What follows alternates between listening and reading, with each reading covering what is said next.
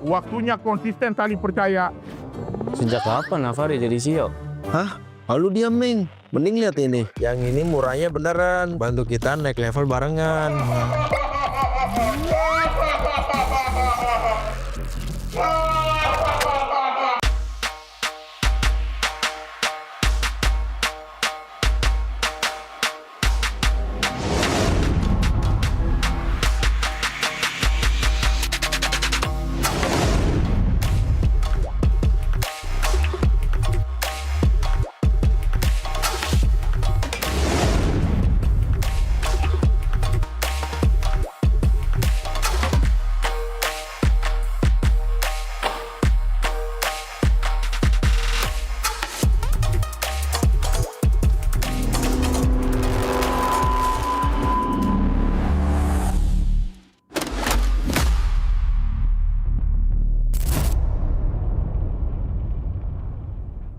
Tak ada hari tanpa mabar.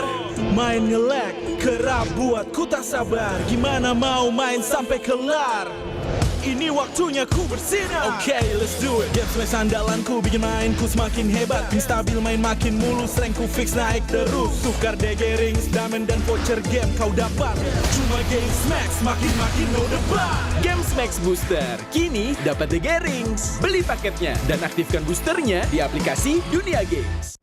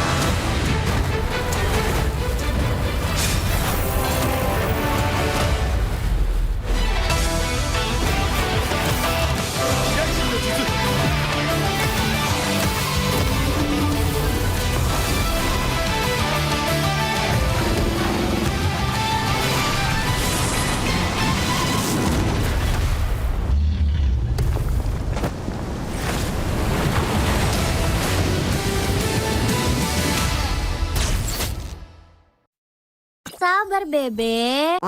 Sabar bebe. Mau skin gratis dan battle emote dari Shiva Haju? Gampang banget. Sabar bebe. Lihat nih, emote gemas dari Shiva Haju yang wajib kamu punya. Sini Mimin jelasin cara dapetinnya. Cukup selesai misi harian ini buat kamu kumpulin itemnya, terus tinggal kamu tukerin buat dapetin border eksklusif, battle emote, sampai skin gratis pilihan kamu. Jangan sampai ketinggalan. Yuk login MLBB sekarang, selesain misinya, dapetin hadiahnya. Welcome to Mobile Legends!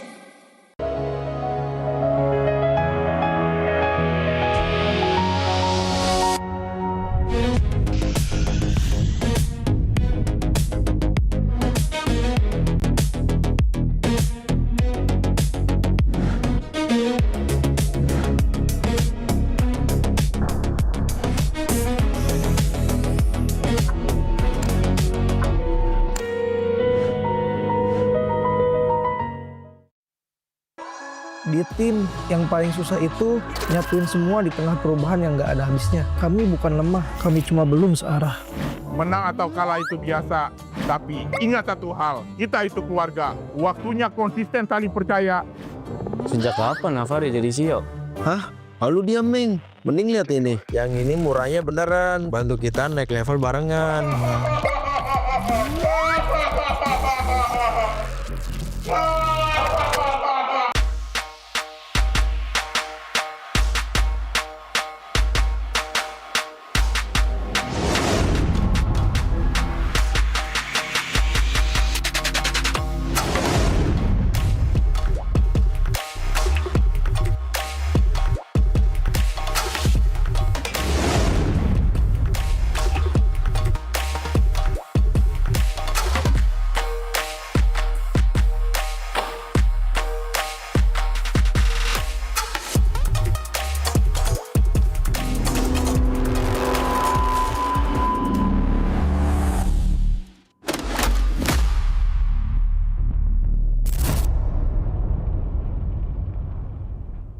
Tak ada hari tanpa mabar, main nge-lag, kerap buat ku tak sabar. Gimana mau main sampai kelar?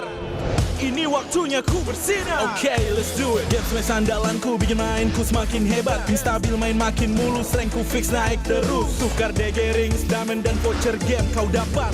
Cuma game smash makin no debat. Game Max Booster, kini dapat DG Rings. Beli paketnya dan aktifkan boosternya di aplikasi Dunia Games.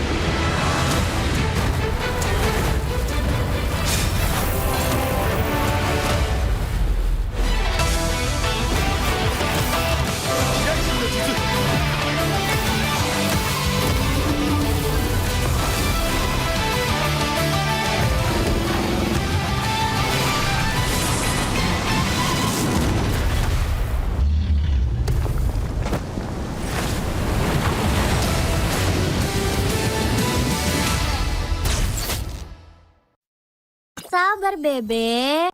Sabar bebek.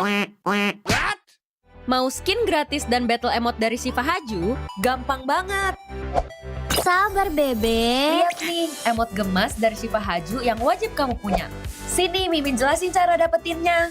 Cukup selesai misi harian ini buat kamu kumpulin itemnya, terus tinggal kamu tukerin buat dapetin border eksklusif, battle emote, sampai skin gratis pilihan kamu.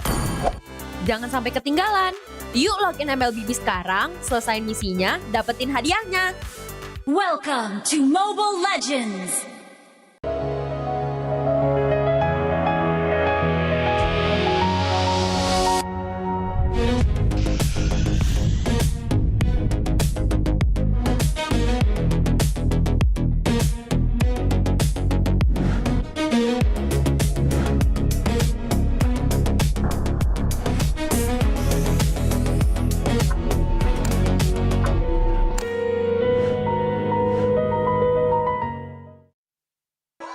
Di tim yang paling susah itu nyatuin semua di tengah perubahan yang nggak ada habisnya. Kami bukan lemah, kami cuma belum searah.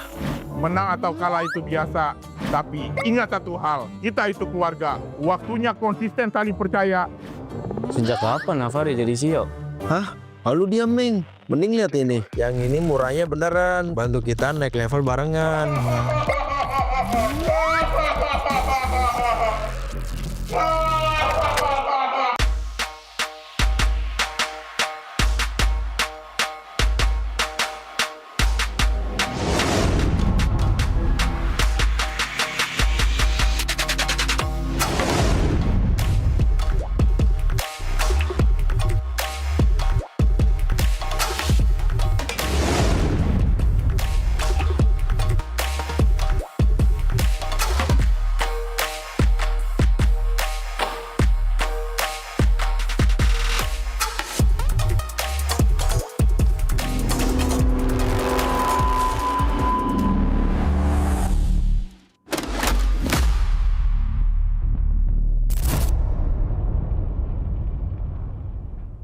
Tak ada hari tanpa mabar, main nge-lag, kerap buat ku tak sabar. Gimana mau main sampai kelar? Ini waktunya ku bersinar. Okay, let's do it. Game smash andalanku bikin mainku semakin hebat. Pin stabil main makin mulus, rankku fix naik terus. Tukar DG rings, diamond dan voucher game kau dapat. Cuma game smash makin no debat. Game Max Booster, kini dapat DG Rings. Beli paketnya dan aktifkan boosternya di aplikasi Dunia Games.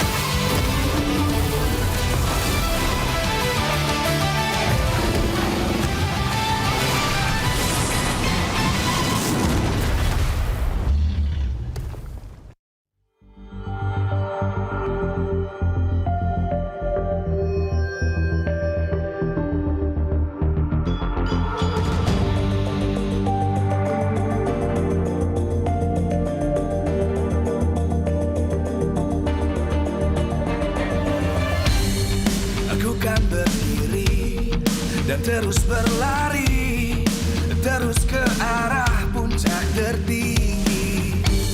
Ku takkan berhenti, hanya sampai di sini.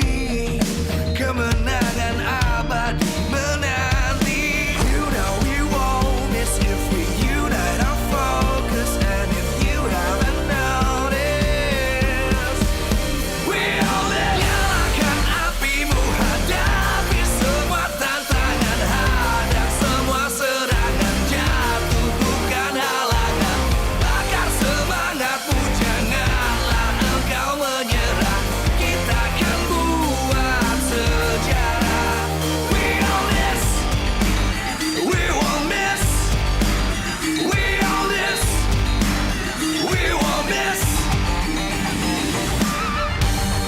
Saatnya beraksi, jalani ambisi, aku kan menyawakan hari ini. You know we won't miss if we unite our focus. And if you haven't noticed, we all nyalakan apimu, hadapi semua tantangan, hadang semua serangan, jatuh bukan halangan, bakar semangatmu, janganlah engkau menyerah, kita akan buat sejarah. We all this, we won't miss, we all this, we won't miss, we all this.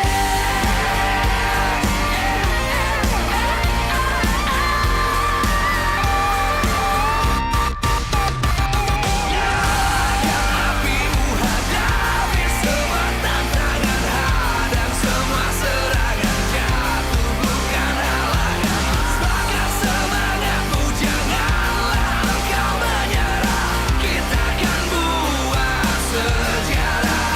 We all this.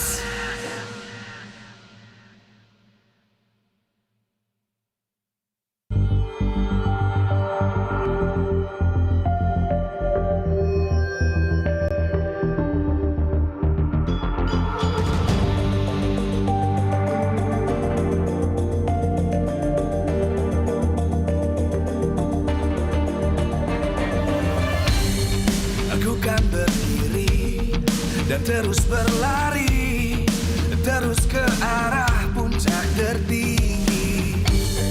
Ku takkan berhenti, hanya sampai di sini. Kemenangan abadi menanti. You know we won't miss if we unite our focus. And if you haven't noticed, we all nyalakan apimu, hadapi semua tantangan, hadang semua serangan, jatuh bukan halangan, bakar semangatmu, janganlah engkau menyerah, kita akan buat sejarah. We all this, we won't miss, we all this, we won't miss. Saatnya beraksi, jalani ambisi, aku kan menyawakan hari ini. You know we won't miss if we unite our focus. And if you haven't noticed, we all nyalakan apimu, hadapi semua tantangan, hadang semua serangan, jatuh bukan halangan, bakar semangatmu, janganlah engkau menyerah, kita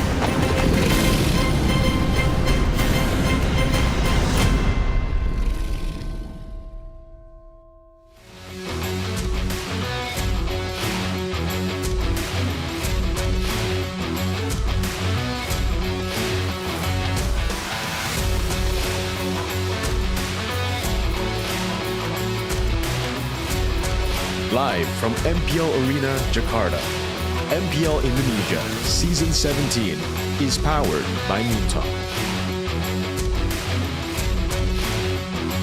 Supported by Esports Federation of Indonesia. Presented by official gaming phone, Infinix. Official e-wallet, GoPay. Official gaming chair, Toda. We own this.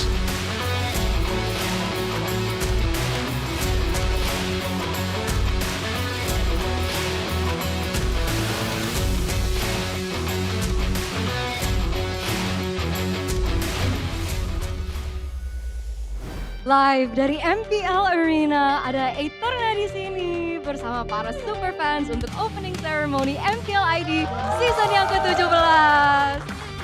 Begitu meriah sekali dan kita pengen ngecek dan tes ombak para hype ya dari para super fans. Tapi sebelum itu aku pengen tanya, ini dari mana nih super fans? Kalau saya dari Ciamis. Dari Ciamis, Jawa Barat. Itu udah jauh, itu jauh banget. Kalian berarti semua datang dari jauh banget ya? Iya, enggak. Oh, ada yang jauh, ada yang enggak, ada yang jauh. Tapi kita anggap jauh aja ya guys ya. Oke, kita mau ngetes suara dari kalian. Kita pengen ngetes hype dari kalian untuk opening season baru season 17 ini, oke? Udah pada siap? Oke. Para super fans, mana suaranya?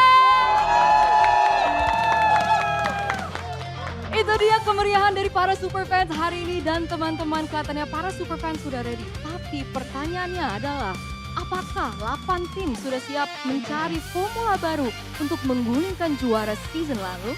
Dan siapakah yang akan menjadi juara baru dengan gelar baru yaitu sebagai New King Phoenix? Itulah dia, tanpa berlama-lama lagi kita langsung melemparkan kepada opening ceremony MPL ID season yang ke-17 by Infinix.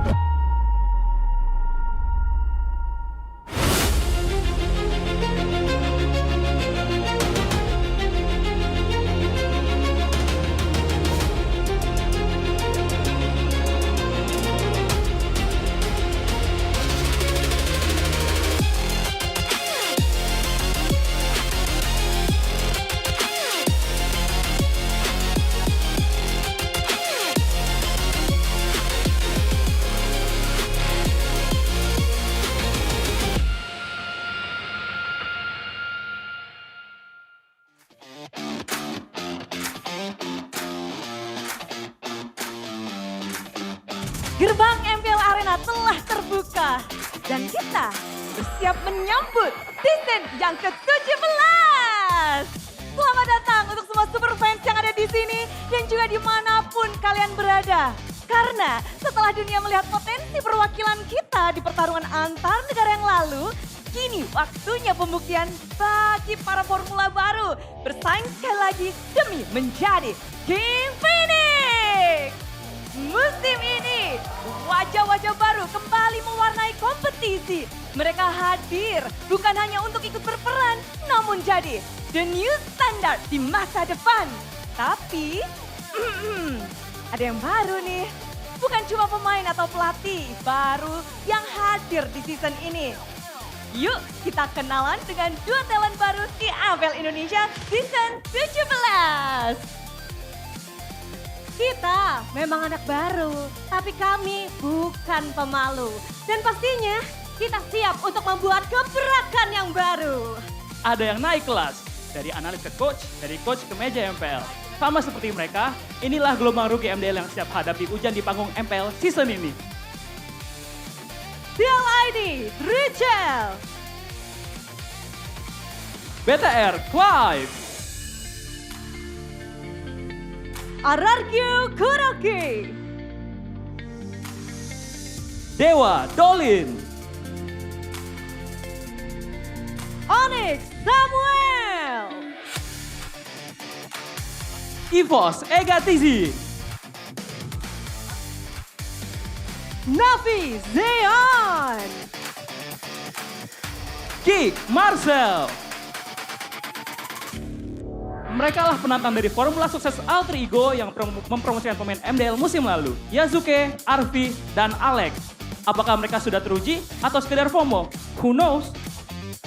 Yes, pastinya tidak berhenti di formula baru karena kita masih ada yang seru-seru spesial untuk di musim ini. Karena legenda kelas dunia sampai pemain yang berguru di negeri nan jauh di sana siap untuk meramaikan persaingan di MPL Indonesia Season 17.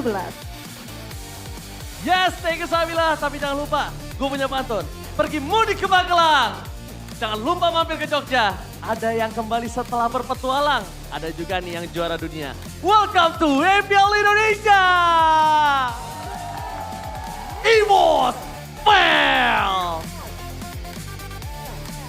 RRQ Supercan. Oni Kelra. Nabi Waina. Ada rookie, ada veteran, ada legend, ada world class coach. Ada apa lagi? Tentunya masih banyak. Dan banyak banget momen yang bisa kalian nantikan di MPL Indonesia Season 17. Setiap momen bisa kalian saksikan bersama dengan para streamer favorit kalian. Benar banget, gak cuma di MPL Arena, tapi ada ratusan ribu pasang mata yang bakal nemenin para streamer kita juga. Di season baru, gebrakannya bukan cuma buat tim, bukan cuma buat coach, tapi juga buat para streamer. MPL selalu memberikan ekosistem yang mendukung untuk para streamer kita biar makin cair dan makin semangat. Tentunya kontennya buat komunitas juga, buat kalian yang nikmatinya. Kalau gitu kita say hi dulu nih sama semua streamer Season 17. Halo. Nah itu. Dan yang paling terpenting, jangan lupa membership ya guys ya.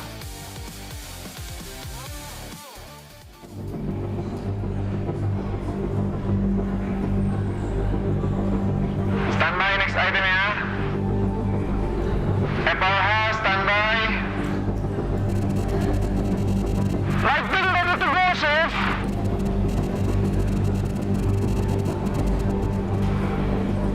Audio standby. FH siap mengudara. Tampes, Marshal, comms, status.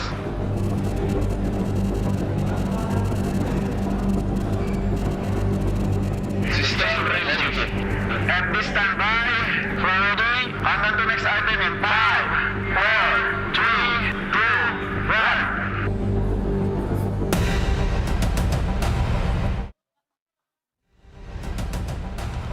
Sekarang MPL Immortal Cup kembali ke tempatnya. Dibopong oleh Sun sebagai perwakilan juara sekaligus penantang terdepan untuk merebut kembali sang piala. 17 musim, ribuan momen bersejarah menuju ribuan lain yang akan kita saksikan. Berat Sun pialanya? Memang perjuangan menjadi juara di MPL ID itu berat. Gak semuanya bisa menang dan gak semuanya bisa menangin ini 8 kali. Meski begitu, proses ini akan kita ulangi kembali untuk menentukan formula juara sejati. Namun, Sun dan Onyx, akankah mereka bisa menjadi juara dan mendapatkan gelar terbaru yaitu King Phoenix? Karena semuanya telah bersiap, kontender pun mereka sudah mantap. New formula dan juga new mastermind telah disiapkan. Namun, apakah semuanya di sini siap? Mari, everyone ready? Stand by, MPL Indonesia Season 17. We own this! Pemain kunci dari region Filipina siap untuk membawakan permainan Filipina untuk mengguncang meta. Ancaman buat season ini ya, sesuai dengan tracknya juga, sama ada tambahan player-player baru yang berkualitas ini. Seperti waktu di season 13 aku pernah bilang, setiap orang ada eranya, tapi setiap era ada Onyx-nya. Dan masih sampai dengan sekarang. Going by the title of, King Phoenix, ever since, I was in PA, we all know. In Indonesia, it's been, Onyx. Dan apalagi kita melihat banyaknya veteran juga yang sudah mulai berpindah tim. Dan pasti kalau misalkan ada orang yang datang ke sini jauh-jauh dari negara mereka, harusnya mereka bakal bawa semangat baru buat timnya sih. Ini dia dari tim yang gagal di musim kemarin tanpa kemenangan, kembali dengan bergudang jawaban. Bakal jadi salah satu dark horse juga sih kayak season kemarin. Soalnya mereka ngambil player yang bagus sama coach-coach yang berpengalaman juga kan. Jadi pasti ada improve dari mereka. It's really something that, these players, these coaches really have to move past because it can't be, just on it. Somebody has to, challenge them for real this time. Sempat bongkar pasang roll Navi. Mereka kembali ke posisi asal, stabil, solid, percaya diri. Kalau dilihat dari track recordnya Yenot, ya kita lihat dia udah pernah juara dunia, terus udah bawa banyak piala buat Onyx PHC. Banyak mungkin kultur atau enggak habit yang bagus buat Navi. Seperti sebuah peribahasa, tuntutlah ilmu sampai ke negeri China. Kalau soal Super Ken, dia tuh salah satu jungle yang bagus lah di Indo. Terus kan dia ngebuktiin juga kan, gak cuma di Cina, terus di internasionalnya juga lumayan oke tim dia. Korban Super Ken berhasil mundur, namun untuk sekarang blazing 2 yang begitu baik dari Long. Double kill berhasil diambil. Super Ken bisa imbangin RQ. Selama ada Rescue di situ, dia pasti bisa nyatu anak-anaknya. Kebakar sih, kayak gue ngeliat kompetitif di Indonesia selama setahun ini kayak seru banget, jadi gue memutuskan buat balik ke Indonesia lagi. Masuknya player-player asing membuat kita makin punya daya saing. Di panggung internasional, kita sebanding. Regional mix bagus sih, jadi bakal bisa dapat POB dari region lainnya, tim lainnya, dan itu pun bagus buat ke depan Indo. Jadi kayak ada dua insight gitulah. Kalau strategi justru menurut gue malah makin kompleks. Justru kita bisa ngambil ilmu dari mereka, jadi kita bisa makin improve lagi ke depan. Region membuktikan dominasi total dan masih menjadi region yang terkuat. Again, if you go back to all the international tournaments, it's been Filipinos. If you're gonna be some meta, you're gonna be looking to for now. But, someone needs to try to challenge and change that. Balik lagi ini team game, dan meskipun sekuat-kuat apapun tim apapun itu, bisa imbangin lah. Bahkan bisa kalahin juga. I do understand that, Indonesia, it has the biggest fan base, but, with the experience of Onyx, this is most important.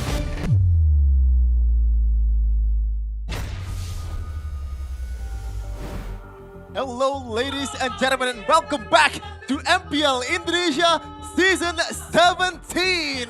Oh my goodness, I really missed this, man. Back again with me, Sheffin, Arashi, and Mirko, the Macatches combo here to entertain you guys throughout all the matches today in this beautiful Friday.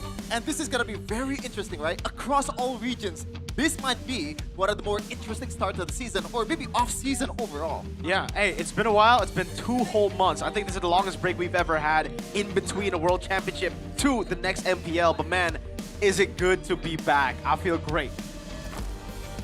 How about you, man? How about you?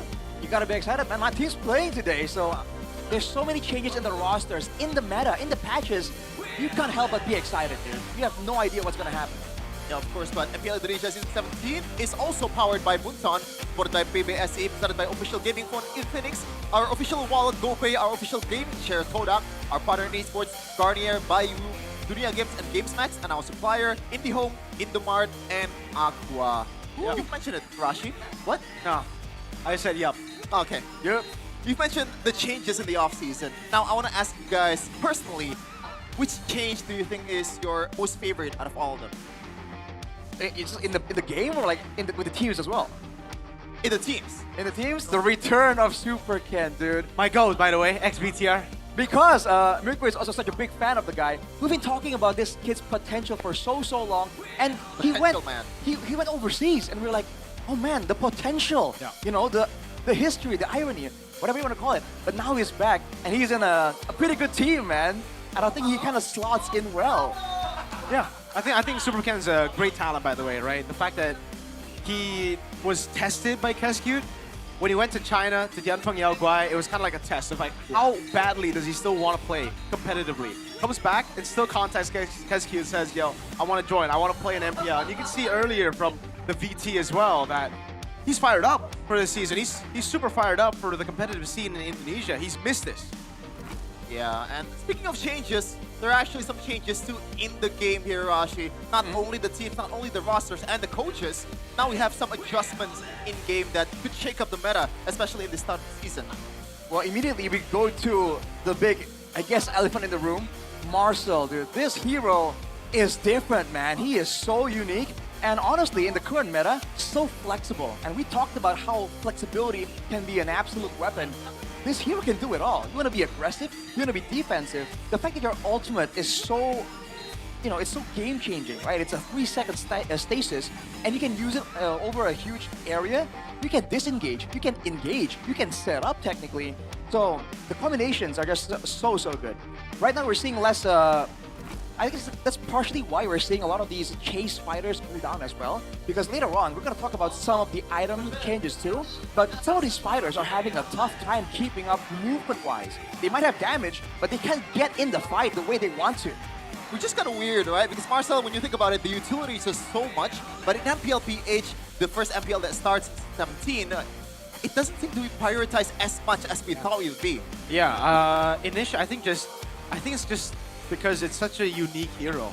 We've never seen up to this day a hero like Marcel. So when a hero like this comes out, you need that, I think, a couple of weeks for these pro players to finally understand it, for them to utilize it with the team. And I think, shout outs to AP Brent, they were able to utilize the Marcel really, really well. I think the best Marcel performance so far. And again, it's a hero that's very friendly towards the current state of things. Taking pictures is something that everyone is very familiar with. But along with that, you can see that the nerfed heroes there includes the Yi, right? Includes the Freya as well. But these two heroes are still very much present in the meta. It's all about movement. It's all about positioning in a team fight. And right there, the Ice Queen's Wand. That's an item that everyone's talking about. Now, the internal cooldown on getting an extra stack, from 1 second, it's down to 0.4. You can get really, really slow. With the heroes in the meta, like the Tsushin, like the Yves, right? They can apply those stacks so much, which is why mobility is going to be a big deal to try and contest in the drafting phase for all these teams right now. Yeah, which is kind of a bit sad for all the burst mages like Lunox or maybe Eudora that got revamped. Ice Queen 1 doesn't really move the needle for them, per se. Yeah. The fact that Going One got buffed as well, we've seen a lot of people just pick it up very, very early, man. And hey, this has helped Harith in a way as well. We're seeing a lot more Hariths in MPL Philippines as well. Got to see it last week. Starlim Side Feather of Heaven buffed up means that Harith gets a lot more value in the team fights and just overall. Yeah. And a lot of, I guess, flexible picks in MPL PH that we've seen. The Suyo, the Yusun Shin. Ooh, yeah. That, weirdly enough, is more of a gold laner than a jungler. More of a gold right laner, now. yes. And they're putting more emphasis towards laning and dominating each lane individually so they can play around it. That is the interesting part here. There are strategies where you can dominate in a lane, but you have to calculate that, right? Sometimes if you focus too much on the lane and you ignore the trio mid, that becomes an issue in itself. So I think that's why the meta right now is so volatile, because depending on what picks you get, it kind of forces you, or what picks your opponents get, it forces you to adjust more towards picking what you want to prio, and there's no free handouts here. If you want to get more side prio, you're going to have to give up some mid prio. And I think that's where a bit of the mind games come through, especially for some of these really experienced coaches. Yeah. And speaking about the experience, there's a lot of experience also in these players, right? Especially maybe the gold laner of BTR versus Alter Ego. But we're going to hop onto that later. We can see some of the statistics that's been provided by MPL PH from the heroes that's getting buffed or nerfed or adjusted. Any hero that you want to point out here, Rashi, that kind of makes you think, oh, maybe this is more viable than we thought? Well, I'm very interested in seeing the Harley, because I myself, I wasn't really familiar. I didn't really think I see a lot of Harleys. But then Professor KB was telling me, yo, depending on the circumstances, if you have too much tankiness and not enough damage, the Harley can be a surprising option that has good burst damage, good output, good burst, good continuous output, but also some safety, which again, we've talked about being so important.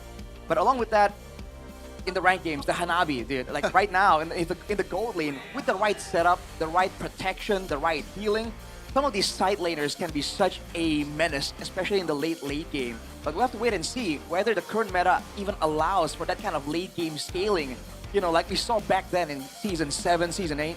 Yeah, late game scaling also goes along with Leslie, right? Now, you're the one that's tuned into MPL PH the most, Mirko. And you've seen Domain Kite on Leslie. He is one of the, I guess, like, weird players that have Leslie as a signature hero, right? What do you think of this hero overall in this meta? Yeah. No, it's still bad, man. The reason they picked it up was because they were up against a carry. They just wanted to win the lane, and Yeah, he did win the lane with the Leslie. Unfortunately, that's about it though. Once you leave the lane, you get cooked by Sanford's Lapu, etc. Man, same with the Hanabi one.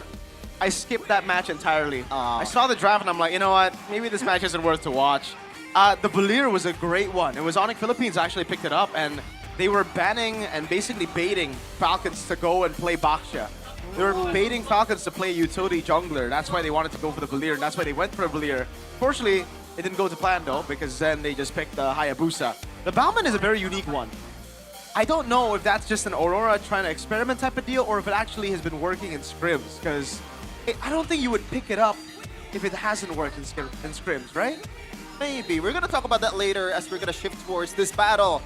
Chasing the new gold standard. Now, Eman has, in a way, more rivalries in MPL ID. He's been the, consensus best gold laner in ID for the longest time. Now, Elra comes in, and Arfi is also chasing to the gold standard. Now, Arashi, you can see some of the heroes here. Obviously, the elephant in the room is the Freya. Do you think he's gonna be playing Freya today, or is BTR even gonna let him? I don't think Vacation wants the smoke, man. And not to mention, even if you do ban out the Freya, he has a reputation now of being a Freya merchant. But let's not forget, this was the guy who brought out the Uranus gold. This was the guy who was bringing in the Lapu gold, right? This guy has flexibility. And again, you have to wonder what the whole picture is. Even though we're focusing on the gold lane right here, it depends on what the rest of the team has right now. The bigger picture is almost a bit more important than the single lane. And by the way, Arfi hasn't shown a lot of the heroes that is keeping under the table, because I spoke with Coach Bam and he knows Arfi back then when he's in, I forgot the team, but it was a semi-pro team. He actually played heroes like Argus really well. Argus? Khalid gold lane really well also. Yeah, Arfi is just that guy, man. He's weird with it, even from his rookie days and MDL days. Well, it actually worked for him in MDL because they play with a global ban system. So, the weirder you are in picks, the more heroes you have, the better you're going to perform. And that's why he's an MDL, was going to be an MDL champ before he got promoted. Highs then became the MDL champ. It's fine. But yeah, Arfi's hero pool, it's weird that people call him just a Freya merchant when he has the widest hero pool in the gold lane in MPL ID. Like Arashi mentioned, Uranus Gold, he was the guy to debut that. Honestly though, there are heroes that he just stands out more with, right? Freya makes it in that list, but the Granger and the Harith as well. Yeah, but on the other side of the court, it's Eman. Now, coming into Season 16, I believe we have had this conversation of, is Eman just a better version of Bronze? Does he only play the long-range marksman? Oh, hell no! I don't think so, man. He actually proved them wrong. The Bane, the Cho, he played that really well until the passive hits, Mirko. Until the Chokatron comes around in the playoffs. Yeah, the passive. It always seems to be a problem for Bigatron. I don't know if it's still going to be a problem this season. If we're looking at patterns, it will always be a problem. But yeah, this is the guy who doesn't believe in patterns. This is the guy who doesn't believe in patterns. You gotta prove it again. I don't care. Bigatron is not chokers. That's okay. Yeah. Is this reverse psychology? No, I don't think so. Kind of mind gaming? No, I genuinely believe that BTR is just bad luck, and bad luck over and over again. Wow. You're saying they're just unlucky? Yes. Is that better than them just choking? They're just an unlucky team? That's a strong sentiment, Kevin. Arguable. Are they more unlucky than GeekFam last season? Oh yeah. That was very unlucky. It's all bad luck for GeekFam, man. What about this season? What about this season? Do you believe? I'm trying to be optimistic, but it is what it is. I hope that Beloski can turn the season around. What about, he was supposed to join BTR, by the way. I have to talk to him about that. Would you have shifted though? Would you have just jumped you became a fan of Geek Fam because of Beloski. If Beloski joined another team, would you support that other team? Just like you said, I guess we never know. I guess we'll never know. And by the way, this is gonna be the 37 Chaos Derby. That'll be STM, whatever you want to call it. Who will win the opening match? We're starting it off with a bang for Season 17. BTR versus Alter Ego. It's always been this brawly kind of matchup right, over the course of history. And especially this season, I think it's gonna be the most brawly out of all of them. Actually, you know what? I don't think so. I think I think this season in particular, we're not gonna see too many brawls. There will be brawls for sure. MPLPH? I think that was just TLPH. When TLPH plays, they have this high tempo type of deal, and it actually gets really confusing to go up against when you're a Filipino team, because the Filipino teams are like, what, bro? We were supposed to play it this way. We're supposed to be disciplined, and then you have TLPH just going in randomly. looking for fights, but they can do it because they're mechanically ridiculous. We got the fans going crazy. But again, Alter Ego versus Bigatron. The second best team in the world versus Alter Ego. Whatever you want to say, bro. Whatever you want to say. It's, yeah. That's the kind of optimism you need. You know, especially when you're supporting a team like Bigatron. Sure, I'll say it in a different way. The second best team in the world, Alter Ego, versus the best team in the world, Bigatron. Sure, buddy. Sure, buddy. But we're gonna see the matchup after this. We also have some interesting matchups on the lanes, Hirashi, but we're gonna, you know, delay that later because we're gonna reveal the roster for both teams. The Alter Ego first, the second best team in the world, Nino, Yasuke, Hijume, Alec, and Arfi in the gold lane. As always, for Coach Delvin Sukamto, I almost forgot, Coach Sever.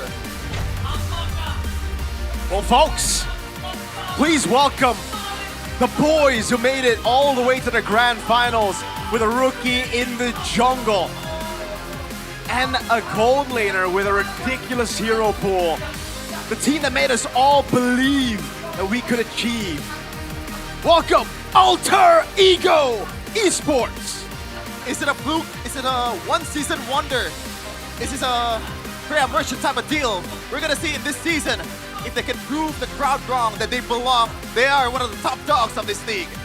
Well, if it is a fluke, then Zephyr definitely wants a say in the matter. But today, they're up against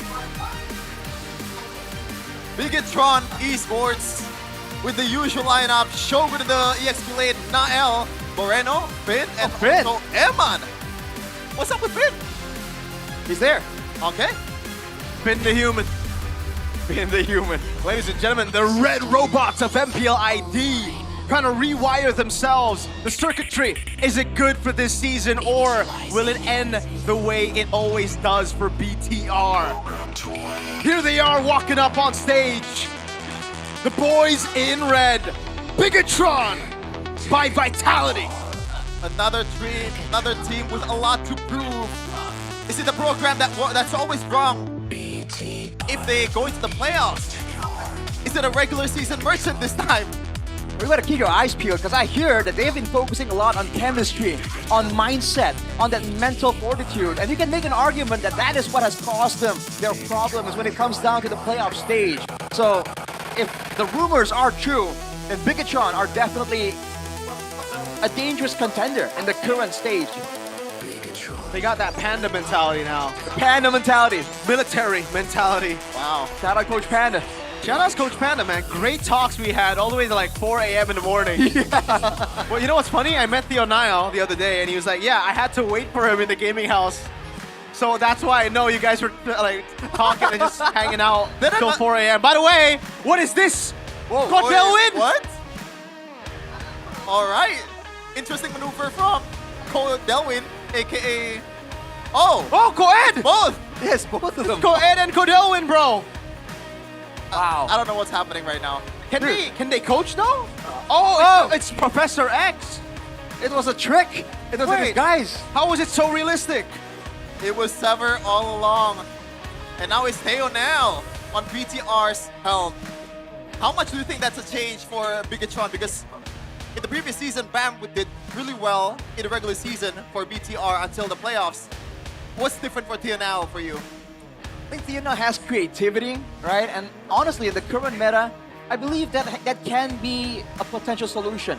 But the problem is when you're too creative against a team, or a coach rather, that knows how to problem solve, like Zephyr, that could be a problem, right? Creativity gets destroyed when the team knows the formula. So let's see how this goes, man. Theo Nile has to bring out some really unexpected things if he wants to outsmart and surprise Zephyr. Yeah. As you see in the screen right now, top 5 Maniac in MPL Indonesia. Brance, the king of marksmen back then, still leading the charge with Eman tying it up at 8. Skyler not playing this season, or maybe he's gonna go back to Onyx in the middle of the season. Is there any chance of that happening? CW? CW and Skyler. I don't know, maybe. Maybe both of them just join back. Hey, if Kelra doesn't perform, maybe. But that would be a surprise. That would never happen. Kelra always performs. Is that the assumption? He is not going to perform? Exactly, I mean, dude. That's the god in the gold lane you're talking about, man. Put some respect in his name. He'll probably get to the top 5 Maniacs just with Season 17. Dang, Wow, that is that's a- possible. That is possible. That's a bad win rate, by the way. Wow. Yeah. I mean, we haven't started the season. Unfortunately, I don't think they can be 100%. Stats can be deceiving. Stats can be deceiving. Professor X, then, what a run. Uranus Jungle pickup to beat TLPH in lower brackets. That has to be the most ridiculous one. Yeah, unfortunately, Aurora PH decided to change their entire mindset, entire principle of the game right before the grand finals, and Alter Ego was not able to retaliate 4-0. How much do you think that affect their mentality, Rashi? Getting absolutely swept in the grand finals? Is that a bad thing, or? The way I see it, right? Whatever happens, you are the ones who decide how it affects you. You can either say like, dang, we suck, we got wrecked at 4-0, we don't deserve to play, or you can use it as motivation to try and prove to everyone like we are not bad. We were put in a tough situation, we rose to the occasion, and we just barely didn't make it to be on top, you know? If that's the case and they're hungry for more, this is the season to prove it, man. There's a lot of eyes looking at Indonesia right now. Yeah. It was also their first season together, you know, with Yasuke, with Arfi, with this lineup. With Professor X finally being fully at the helm with Coach Sticks, promotion from MPL. So I'd say it was just a great season for them. I think this is going to be a very different story to TLID, because when TLID made it to the grand finals and lost against Onyx Philippines, they completely shattered. Next season, they had a revamp in the lineup. They didn't do too well, but Alter Ego, they're the type of team that will be consistent after losing in that final, after performing that well in the World Championship. Coming to this season, everybody still have them at top 2, in their top 2. Yeah, at the end of the day, they're overachieving last season, very much so. Especially with the expectations that we put, but we're gonna see the random map draw for the first time in Season 17. Which map are we going to visit? We're gonna expand the thing. Expand the rivers with this one. Expanding rivers. You know, mobility is a big problem, and now with the expanding rivers, you can expect to have a lot of attention in the EXP lane. Shogun up against Nino here. Maybe both coaches will go for a fast clear roam type of EXP. Hold on a second. Hold on a second. Now we see the bans. It's kind of a baseline ban compared to the MPL PH. It's kind of similar, but we haven't seen the Freya getting banned here for Coach Sever. Do they want to propose this gambit of, can you actually play the Freya well enough for Eman? But apparently, Sever is not afraid of the Freya at all, and they're not trading for Chushin. Wait for the Leo Mord. We just talked a long while about laning presence, laning priority, but Pikachu just showed the jungler first. Coach KB and Coach Do were talking about the fact that if you have a Chushin and the Freya both open, you want to trade it. They're just so good to pass up right now. Now Altrigo can go for the Freya, but is it a trap? Is it exactly what Pikachu are looking for? Get Altrigo on that comfort Freya and have a counter in mind. I don't know, but whoa, never mind. That is a bold gambit from Sever. Valentina and Sora at the same time, and Theonel responds to it really quickly with his Phobius and also an Eve. So Freya is being completely left wide open here unless Sever wants to use this opportunity to give the Freya to Arfi, which wrecked pretty much the whole international stage. But no, Yi Sun-shin. But remember, this is still a flex for the Yi Sun-shin and for the Sora. Right. Right now, the Yi Sun-shin can go to the gold lane as well. And technically, Altrigo, yes, they missed out on getting the Freya, quote-unquote, but now, right, because they haven't shown it, now it puts some pressure on Bigatron. They're thinking like, okay, is that Yi Sun-shin gonna go gold lane? Is it gonna be the Freya pickup later, right? The mind games have begun right here, and you're seeing it start off so fast. Altrigo with the decisive, playmaking kind of composition, but Bigatron with the front to back. And right now, front to back seems to be a very hot strategy that a lot of teams have been using. Yeah, especially for Bigatron, right? They're a more calculative team, I think, in the hands of Theo now, but a Sever with that Khalid ban. So I'm guessing they want to play it slow in the in the river area, considering that they're banning all this, or at least one of them so far. What are these heroes that can secure the mid lane, secure the river for you in the hands of the Khalid? Dude, I'm just super surprised that I don't think we'll be getting no Freya ban all the way to the end, right? There's no way Freya gets left open all the way to the end. Like, first phase, even that, it was already kind of weird. Like, even in the Philippines, Freya's always banned first phase. Against Alter Ego, they don't do it all the way to the end? That's kind of crazy. Yeah. Maybe, just maybe, they already cracked the code in scrims, and Freya is not really that prioritized anymore in MPL ID. Well, maybe, but again, what other options do you have that are better than Freya? Especially again with the Ice Queen's wand buffed, on a hero like a Tushin, for instance, right? You can outrun a CC, right? Fighters get kited so easily, and Freya is one of those fighters that can chase, that can stick on you. Seems to be such an expensive pick to ignore. And now if Bigatron don't ban it out, Altrigo will get it anyways, right? They've pressured the... Altrigo has forced the hand of Bigatron almost. Dude, BT are banning out the Lapu Lapu, so they're thinking the Sora is not gonna go XP. I mean, it is possible, but... Oh, there you go. That's the Freya ban for BTR. So they still respect the Freya, but not that much to the extent of, you know, letting it go in the first phase. I think this might be a Yisen Shin in the gold lane, dude. I think it is. That's how it's looking. And now they have a high loss, good front line to set things up. Go for the chase. But again, are they gonna try and go for a frontal collision against a Fulvius Leomord? Not quite seeing the vision that well right now. Not sure. Honestly though, what are BTR gonna pick for Robe now that the Khalid's been taken out, the Kalea as well? The big ultimate is gonna bite you in the back too. So Grok, Florin is what? Would a Florin work? There's really good front line I think with the Grok. Leomord Fulvius. Grok seems to make sense the most, but the you give out- Valentina, yeah. That's what I said earlier. Maybe something like a Gato Kacha? Oh, that could work. I think the Gata Gacha is the safest choice to go for sure here. The Hylos Deny was great as well. The glue gets picked up first though, together with... Oh, it's a glue roam and a Claude in gold. So that makes it great for the Yisen Shin matchup.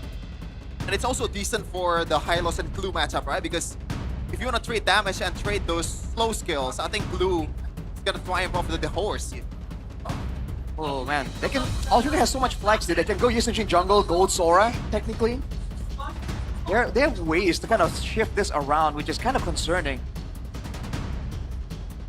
What do you want to pick here? But what jungle are they going to go for here? They can't go for the Suyo, right? Just because there's a Eve and a glue. So much magic damage. I think a fighter will work here, a bit more frontline to combo up with the Sora, with the Hylos. What fighter? But I think they would lack damage if they do that. There's so many beefy heroes on the side of Bigatron. Yeah, I don't think there's any like clear-cut good answer here. Oh, it's gonna be the Uranus once again. Uranus jungle? Nah. Yes, it is. Oh my lord. Against a glue, against an Eve? Coach Zephyr. Uranus jungle in game number 1 of MPL Indonesia. I mean, to be fair, the Uranus jungle was also played against an Eve com, right? It was also played against a Leomord, if I'm not mistaken, right? Yeah.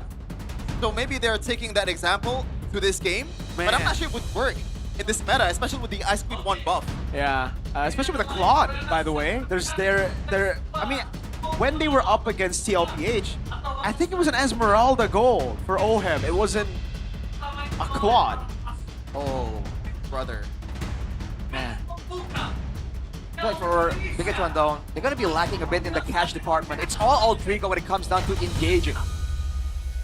As we're gonna see in the Land of Dawn here, the first opening match of Season 17 of MPL Indonesia. Welcome to the Land of Dawn. Here we go, folks. Into the Land of Dawn we go. It is Uranus jungle confirmed here with a Retribution. Impure Rage choice as well. Niall's debut on Leomord in MPL Indonesia. Oh man, how is this gonna go? Later on, it's gonna be very difficult for Bigatron. If they get behind just a little bit, Yasuke is gonna be so oppressive walking up forward.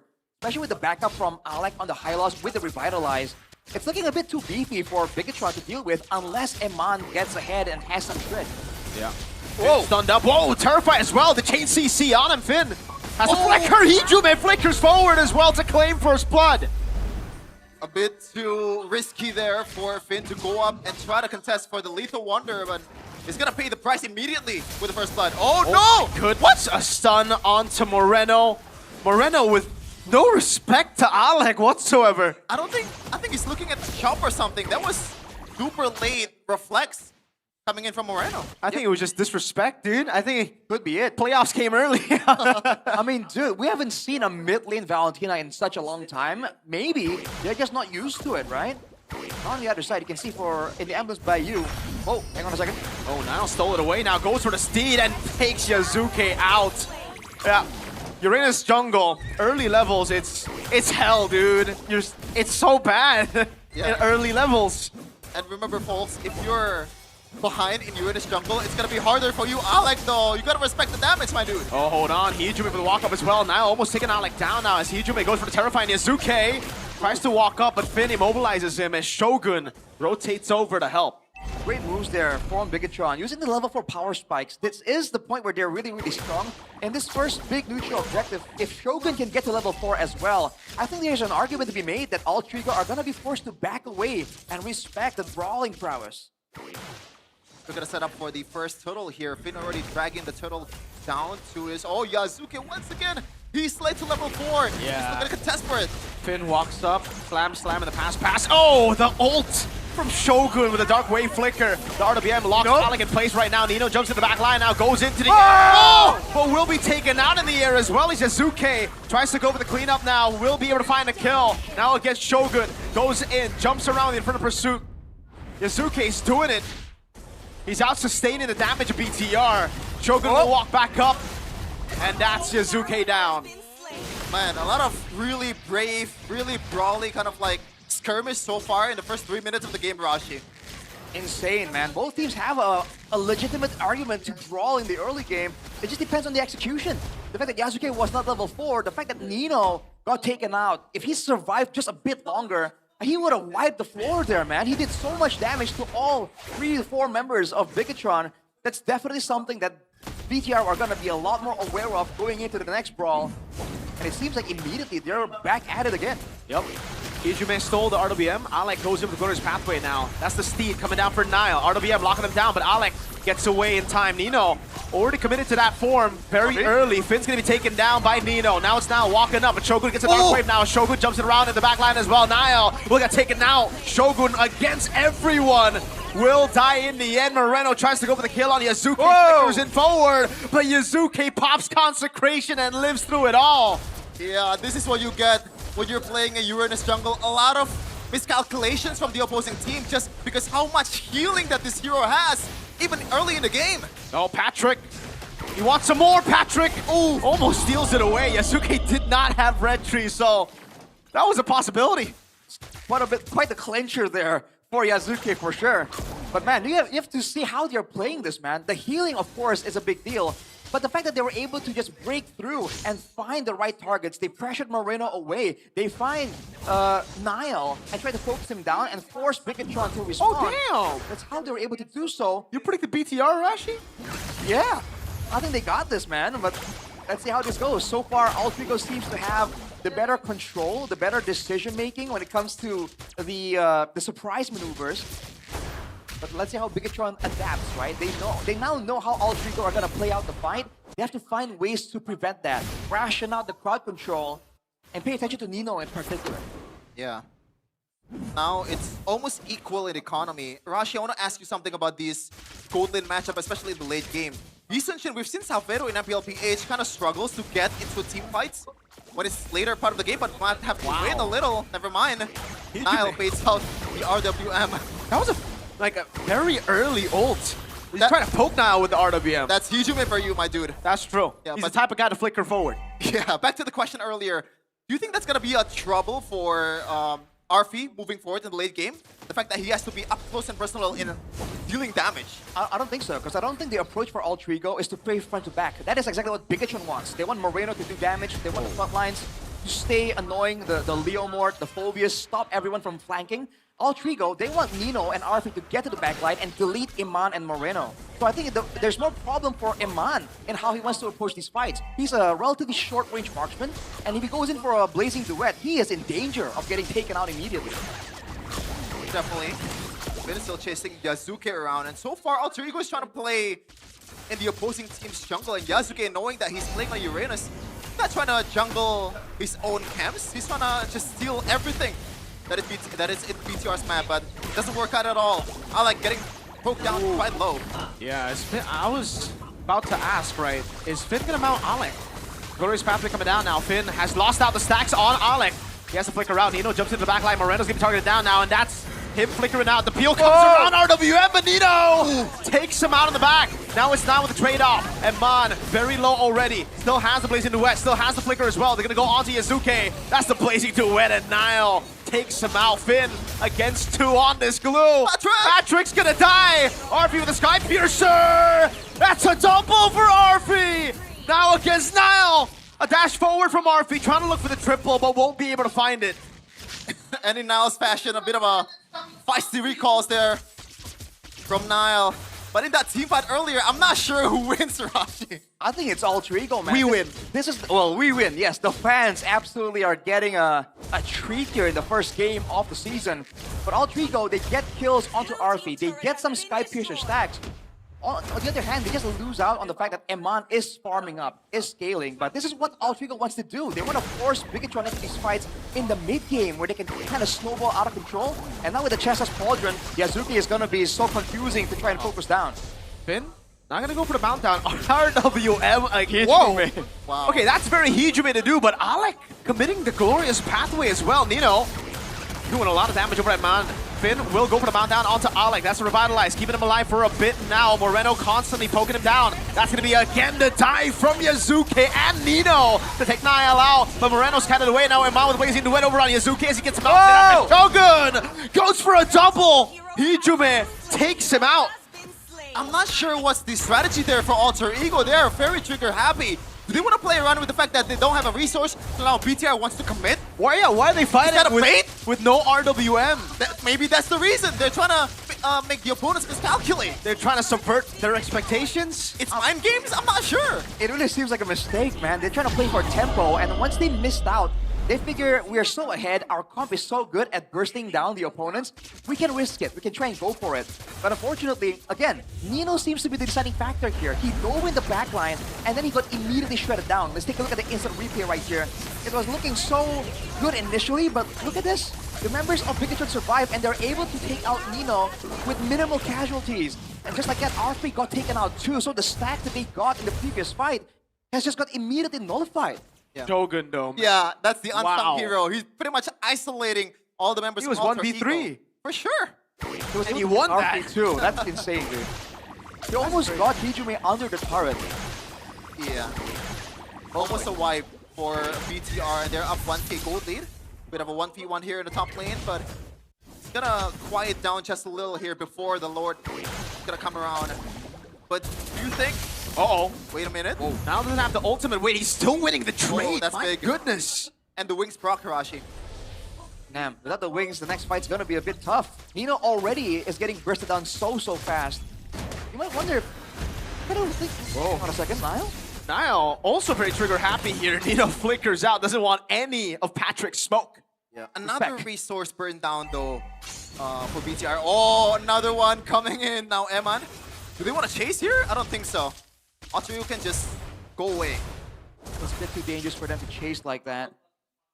But man, I don't know, Alter Ego, they have to kind of be a bit more tactical with how Nino is going to enter the fight. Because he's been responded to by Bigatron so well in the past 2 fights already. You know, they have to try and use him in a more surprise fashion. Maybe even go for the Cloud, right? If they can get a good combo with the Cloud, form into the Mountain Shocker, that could be a good combo for Alter Ego to win. Oh, dude, Niall's always just calling out the steed. Barbiel not getting any rest. Shogun flickers out the safety out of the real world manipulation. That is the Mountain Shocker used up on Niall. Good disengage once again for VTR. Alter Ego are trying to make sure that they get the value before the objective is up, but that's where Bigatron are aware, and they're just kiting back. Now without the ultimates, Alter Ego really aren't as threatening as they're supposed to be, and Nino isn't in the area. Yep. Shogun, Dark Wave finding 2 again.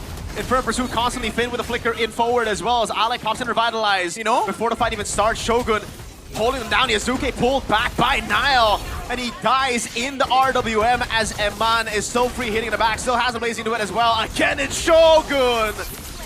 My goodness, with Finn constantly jumping around. Eman with the Blazing Duet. Nino's gonna be taken out by Shogun who gets a double. This guy's class still stays the same after season 16. Niall isn't even bothered to catch Barbiel. Calls him for fun. Damn, Shogun after the display that is shown in Season 16, he's still keeping the same level of gameplay here, Rashi. As strong as ever. And now this seems like the beginning of the end. The late game really shows, look at the amount of damage they're onto Yasuke. That is what all Trico have to deal with. They no longer have the snowball potential. In fact, they're behind. And look at the itemization from Moreno, man. Glowing Wand, Ice Creams, the slow, the chase, the kite back, but also the Wishing Lantern. The Yasuke, Nino, and Alec are all gonna be so squishy in the face of the damage output of Bigatron. Yeah, not only they are so squishy, I think Yasuke's utility, or the lack thereof, is pretty much gonna hurt them. Right? Hey, by the way, Nino catches 3, brings him on back. That might just be the throw that gets them back up. Right as Codelwin gets shown on screen as well. CEO buff. Remember when I say I don't believe in patterns? I might be convinced right now. Playoffs came early this time. Yeah. Playoffs came early. By the way, man, fun fact, Codelwin just got Alter Ego like a new place to stay. They got a new gaming house. Yeah, he was showing off the bathroom. Yeah. And very nice bathroom. By the way, Codelwin, he's watching today because he wants to know what the new gaming house gets the team. All right, and right now, well, before that fight, it looked pretty good for BTR. Now, the gaming house is looking pretty good for Alter Ego. Yeah. Right. Gonna be a bit of a slowdown in the tempo. The gold lead from 5K is down to 2K. That's the advantage Alter Ego has, and this is why this roster is so dangerous. They are the ones that can dictate, right? If they use their tools in the right order, in the right moment, as you can see, Emad could not do anything right there.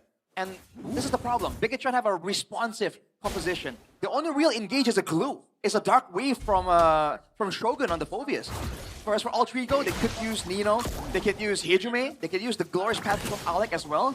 So they have options to confuse Bigatron. So even though Bigatron were winning, they need to be even more careful. But I think weirdly enough, so far BTR, in terms of like trying to start the team fight, they've been the more successful team, especially with Shogun using that Flicker Dark Wave combo. It's so underrated, man. It really catches you off guard, especially if you're a backliner, because the range is just so big, and if the follow-up is immediate, you're toast. I don't feel like Alter Ego can kite back away from that engage though, but they've been trying to brawl. They wanted to get the advantage, the momentum. And now if the pattern continues, Shevin, like you mentioned, Alter Ego are going to be looking for something. And they have flickers readily available, man, and they saw the pattern. If they can get to Eman, they can get the game, and they have so many ways to do that. 17 to 13 and kill count. Oh, Nino. Minutes. Oh, checked by Moreno. Wait, they want to chase? Yeah, they do. They found him. They caught him off guard. And now it's now with the Steed coming down on him. Shogun with a jump in forward as well. The Dark Wave to land on him. RWM coming down to Moreno. He might be caught. No, they take Nino out before he's caught. Yasuke can't get close. And now it's Shogun in the back. Hijume, he's going to be caught by Finn. That's it for the pursuit and the mount for Finn. Hijume taken out, and now it's just Alec and Arfi. Free Lord to BTR. Wow. It starts with the check, the bus check from Moreno. The map recognition from this guy is absolutely phenomenal. The maestro. For sure, and BTR is definitely reaping what they saw. Oh, Arfi, what are you cooking, my dude? Cutting the wave. Yup, but oh my god, they don't care about turrets. Alec, under the turret, cut down through the Revitalize, through the Glorious Pathway. Finn will pay for it with his immortality, but that's it. Look at a turret, base turret up top. Arfi, with a Mountain Shocker, can't find anyone to stun. Actually does. It's Nile, but there's no instant reward for him.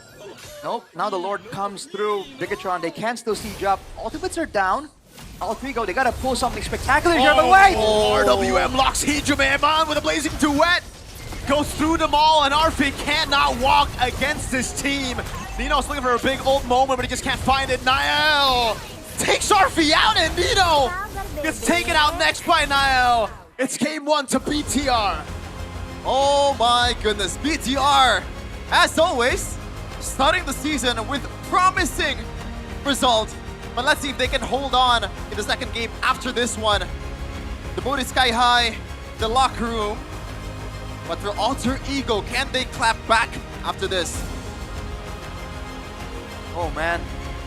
Let's see how this goes, dude. Because like there were throws on both sides right there. It seemed like Alter Ego, with the appearance of Codelwin, they were gonna make something happen. But no, Bigatron, they stay calm, cool, collected. And they're showing again that, man, they're really trying to stave off and deny the passive, dude. The choke. Now, do you want to go back to the winning formula in M7 with Freya? I think at this point, yeah. Like, I think the Yi Sun-shin, it's a good flex. That's why they picked it up so early. But why don't you just go for the hero that almost won your world championship? Yeah. And what I'm afraid of in the mid game, that is RV being, you know, limited in terms of utility, kind of became true in the late game, Rashi, because it's hard for RV to get close at all. Like, Alter Ego has to pour out a lot of resources for RV to be able to safely deal damage as a Yi Sun-shin. I just feel like there's so many fights where they are one step behind, you know? If they can get RP and Nino onto the right targets, it would have been fine, like right here, you know? But they didn't coordinate all that well, and that's why you see overextensions from RP, from Nino, trying desperately to find something, but credit to Bigatron, that's how well they're able to scout out and deny Alter Ego a lot of these surprise maneuvers, these flanks, these flicker engages. Great showing for sure. Yeah. Looks like BTR will have the first say. Will have the first point in MPL Indonesia Season 17. Alter Ego, the second best team in the world, allegedly. Or maybe proven already. The second best team in the world, de facto, versus the best team in the world. Doesn't look like the second best team in the world. Undefeated as of right now. It just proves that BTR are the best team in the world. Sure, man. Sure, man. Undefeated, by the way. Undefeated in M7, bro. But let's be serious for a In second. all M series. What do you see out of Bigatron, at least in the first game? What's the overreaction here? Oh man, Shogun. Shogun's so good. Like last season he was already great, right? Rookie of the season. But man, what a performance by Shogun on the Phobius. The Dark Wave flickers, the constant just jumps around, the 1v3s. I think I'm most impressed by Shogun in that game 1. Makes sense. I think that's exactly why they picked up that Phobius. They know he's comfortable with it. They know that, again, Alter Ego wants to dive in. And against a Phobius, come on, you guys know what happens in a ranked game. When you try to dive in and there's a Phobius, that's the free Dark Waves, all the passives. I feel like it's a great game plan initially. And maybe it's showing again that this more defensive style has a place in the meta where it's always been about the brawls, the dive, the burst I'm damage. also just not a fan of the Uranus jungle in this game particularly, just because there's already so much damage coming out from the Eve, from the Claude, and the fact that there's a glue means that again Uranus in XP you can go for Purify, you can get out of that, right? But once you get stunned up like this, it gets super cooked. Let's talk about the trigger-happy Alec and Hijume though. Do you think it's intentional? Do they want to just waste resource away just to bait out that Uranus potential of miscalculation? Or is that just purely miscalculation from Hijume's part? Do they think they can burst down some of the members with RWM and follow them up quickly? I think that's just them being too improv. You know, they're like, okay, we messed up, but we can save this, and they tried too hard. And as a result, they get punished for it, especially by the MVP right here. By official gaming phone. Man, this guy's so good, man. Yes? He's pointing. He's just so good, dude. Shogun. Dude, I bet he did like one of the highest damage in the game. Yeah. 120k. But he didn't build any damage, by the way. He went Just straight Phobius for things. Just Phobius things, man. Dominance Eyes, Anti-Cuirass, even the Chastised Pauldron. Yeah, that by the way, get used to seeing it, folks, because even if you're not against a lot of attack speed heroes, the passive alone that gives you that burst of healing when you're low has been valued so highly. It's like a free revitalize to a degree, and a lot of people are really trying to abuse it. Yeah, and they also abuse the fact that the Dark Wave combo and Flicker just covers a lot of ground. Multiple times, Alter Ego's backline were caught, and it's all the result of this guy right here. No longer a rookie, he's a sophomore, but he's playing like a vet, Tarashi. The vet? Vet. I thought it was a samurai. What? The Shogun. Well, let's take a look at the highlights here, presented by the official gaming phone Infinix. As you can see, all through the early game, it seems like Alter Ego were getting some steam, especially when they can get to the back and get all that AoE. But man, you can see the damage potential coming in from Bigatron. And I think the coordination that they do when they know they're on the back foot is so good. I bet the communications here, when they're trying to point out, yo, Nino's over there, RP's trying to go for me, I can bet it's quite clean here. And because initially there were throws back and forth, I think there was a moment where it was looking kind of sketchy for Bigatron in the maybe 8th minute mark. But then the throws, man. The throw is always the name of the game. Especially when you have against a team like Alter Ego that likes to go for that high risk, high reward. Even towards the end of the game, if Nina was able to sneak in the back, it could have been a different team fight. But when you get spotted, you can see how devastating it was. Can I just say though that Nile on Leomord is a very, very good combination. If you just think about the Leomord pick, you should think about Nile, you know, the way that he always wants to go in. He's kind of that go in, win, or die type of guy. And that's what Leomord is. And you can't really get punished easily, right? It's probably one of the best in terms of like sustain and damage, the balance, the perfect balance in the jungle. So that's definitely Nile's hero. We got everything this game, dude. We got the Eunice jungle from M7. We got the choke from BTR like in playoffs earlier up top. And then we got BTR winning in regular season. Oh, man. We're speedrunning it. Yeah. Season 17 is a speedrun season. We're just going through the checklist. Like, what makes the whole season? Like, let's have it in day 1. This is a great first game to MPL, dog. I can't lie. Yeah. Compared to PH? Huh? Compared to PH? You know what? Their first game was actually very brawly too. Okay. TLPH Aurora was very brawly. Which brawl do you prefer though? Of course this one, because Bigatron by Vitality are my goats. For sure.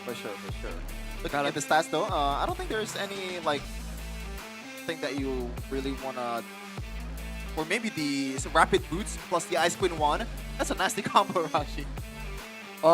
Yeah. I mean, you're just trying to go around fast and you're trying to deal with slows, right? I think that's partially to try and deal with the Glorious Pathway, right? Having a bit more movement speed to get out of there while slowing your opponents. Definitely a huge problem. But Nile on the Leomord, despite the setbacks, he's been relatively fine. He's still snowballing. He's still farming way faster than the Uranus. That's what quote-unquote meta junglers give you. When you're behind, you can still farm up a storm and stay somewhat relevant. Whereas for Yasuke, you can bet that if he was ahead in the game, he would be a lot more impactful. But once he fell behind due to the early game skirmishes, you saw that the Uranus is around. Okay, he wasn't ignored completely, but he really wasn't the focus at all. I mean, I really believe that Yasuke didn't really expect himself to be up in terms of economy to against the Leomord, right? It's just that's not happening. Even in the early game, Bigatron by Vitality were able to pretty much dominate the opposing jungle. Made it so Yasuke was late to level 4, and that made the turtle fight, even though they kind of lose that one, a bit better.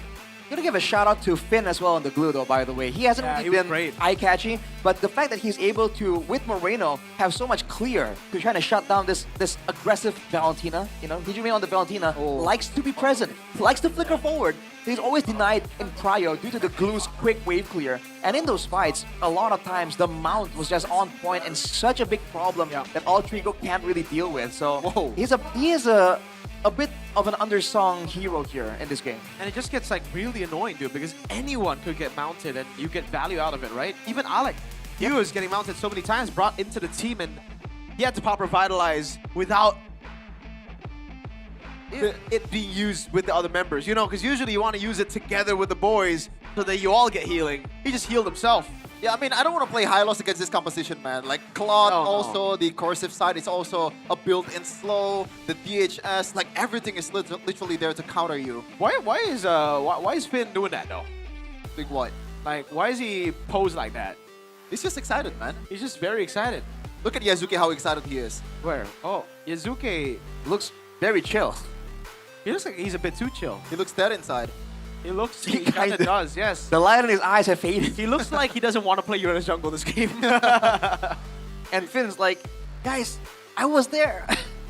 You guys weren't talking about the glue at all, man. I was there, you know. That's the face. We haven't talked at all about Eman. The fact that he's also the carry. What else do you want to say? It's Eman, bro. It's Eman, bro. Yeah, but like, you gotta give props even though he is one of the best in the business. Speaking of one of the best in the business, we also got Infinix. Bro, look at how cool this is. We own this. Wait. We own this. Can you edit it out? Can I type Chefin or something? Yeah, you can type it Chefin, you can type anything there. Yeah. Dominate the Lanadon with a game-changing performance on the Infinix Note 60 Pro. It's more savage. Faster with the Qualcomm Snapdragon 7S Gen 4 5G processor. That's a handful, you know, a mouthful. of specs and get more saw that too. NFTs with the combination of an immersive display and high refresh rate. 144 hertz, by the way. 120, that's so last year, bro. For sure. 144, just like your monitors at home. Yep. If you play competitive games. And of course, the 3D Ice Core Vapor Chamber. Vapor Chamber? Yeah, the VC Chamber. VC? The cooling feature that keeps it anti-heat for all-day rank pushing. All day. Rank up, All smooth day. gameplay, MVP every match. Let's go. Get the Infinix Note 60 Pro now. Now. You can see here in the screen, it's Note what you think. It's not E what you think. Note. No, it's Note what you think. It's not E. It's Note. Note. Not Say it however you like, because you can do whatever you want with the new Infinix. Not E, Note, not I heard Noti. I heard it's super customizable. That's probably why. I mean, you leave it open to interpretation. Yeah, legit, you can type in anything and it can display it like that. Like, we own this. Earlier, we have it at we own this, but we can just type in Miracle, Teflon, Rash. Yeah. After you got your Infinix though, you can also download GoPay. Yeah.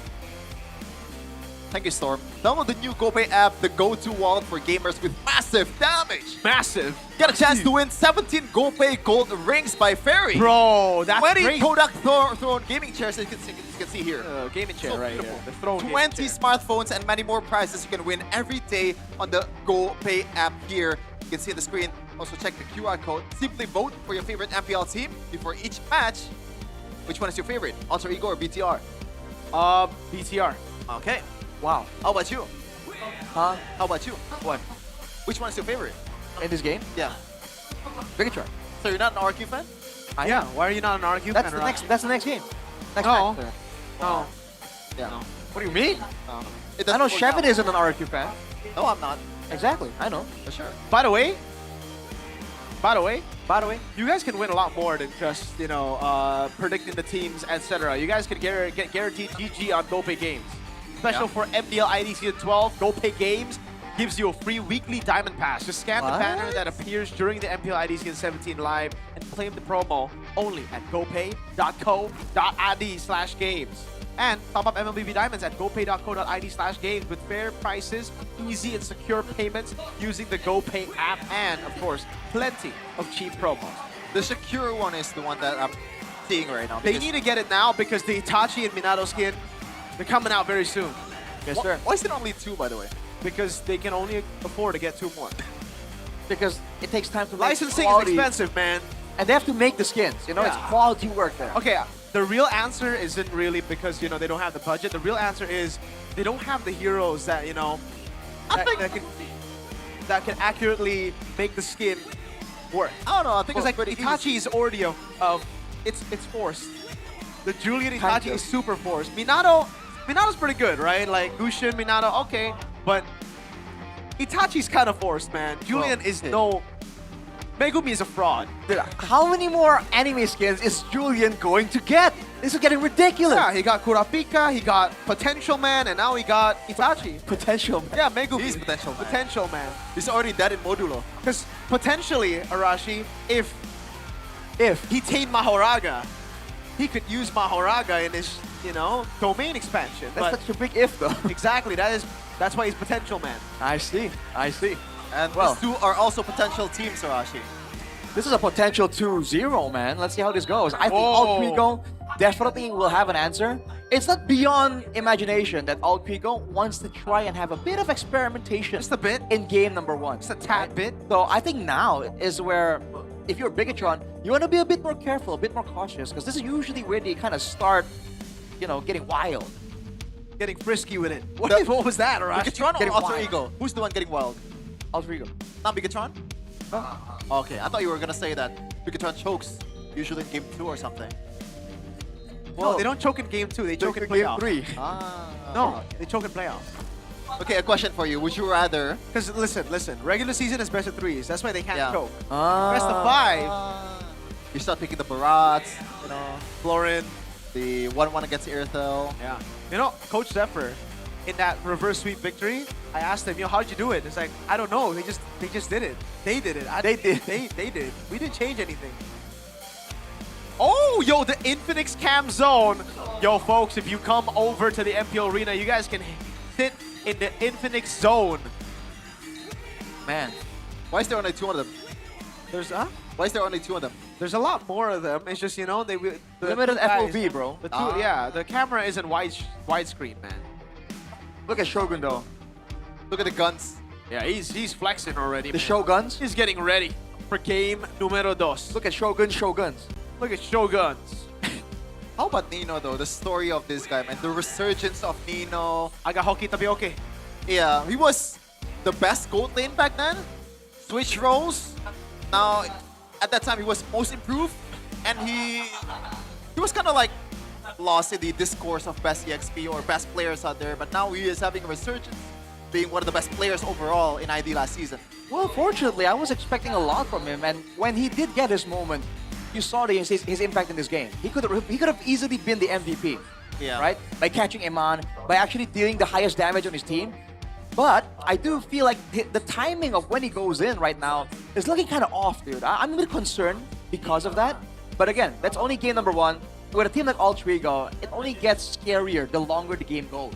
Yeah, and I think the plan right from the get-go for Sever is to rely on Nino, right? The fact that he picked the Valentina for the first phase also, so he didn't get countered, right?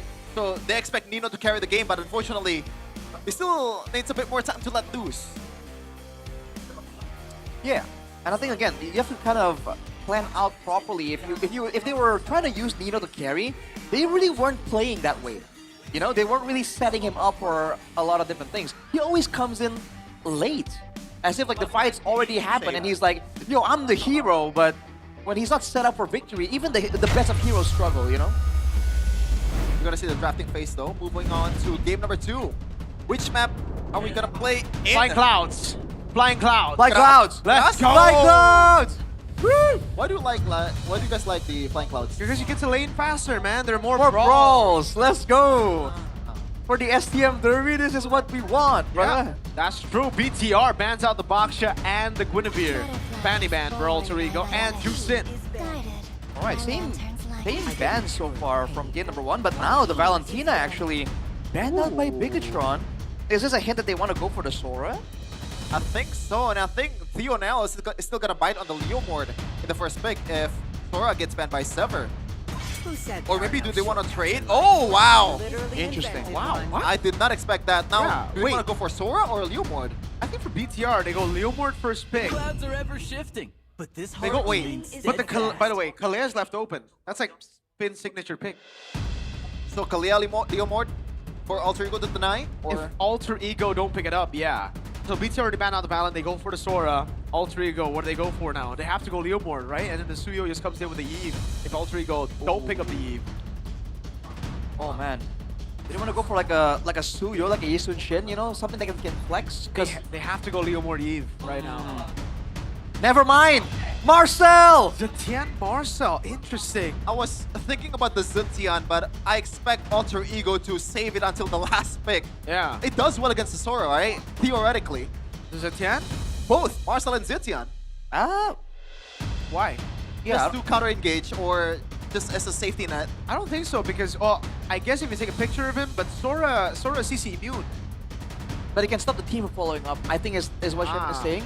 That's a fair point, man. But right now, dude, these 2 heroes, by the way, just to shout out again, Professor KB and Coach Aldo, they were raving about how the Lilia and the Zetian are gonna fly under the radar because of the importance of the Sushin and the Eve. And right now, game number 2, we're seeing both. And the Suyo comes around. This interesting. Oh man, it is the Suyo. Suyo.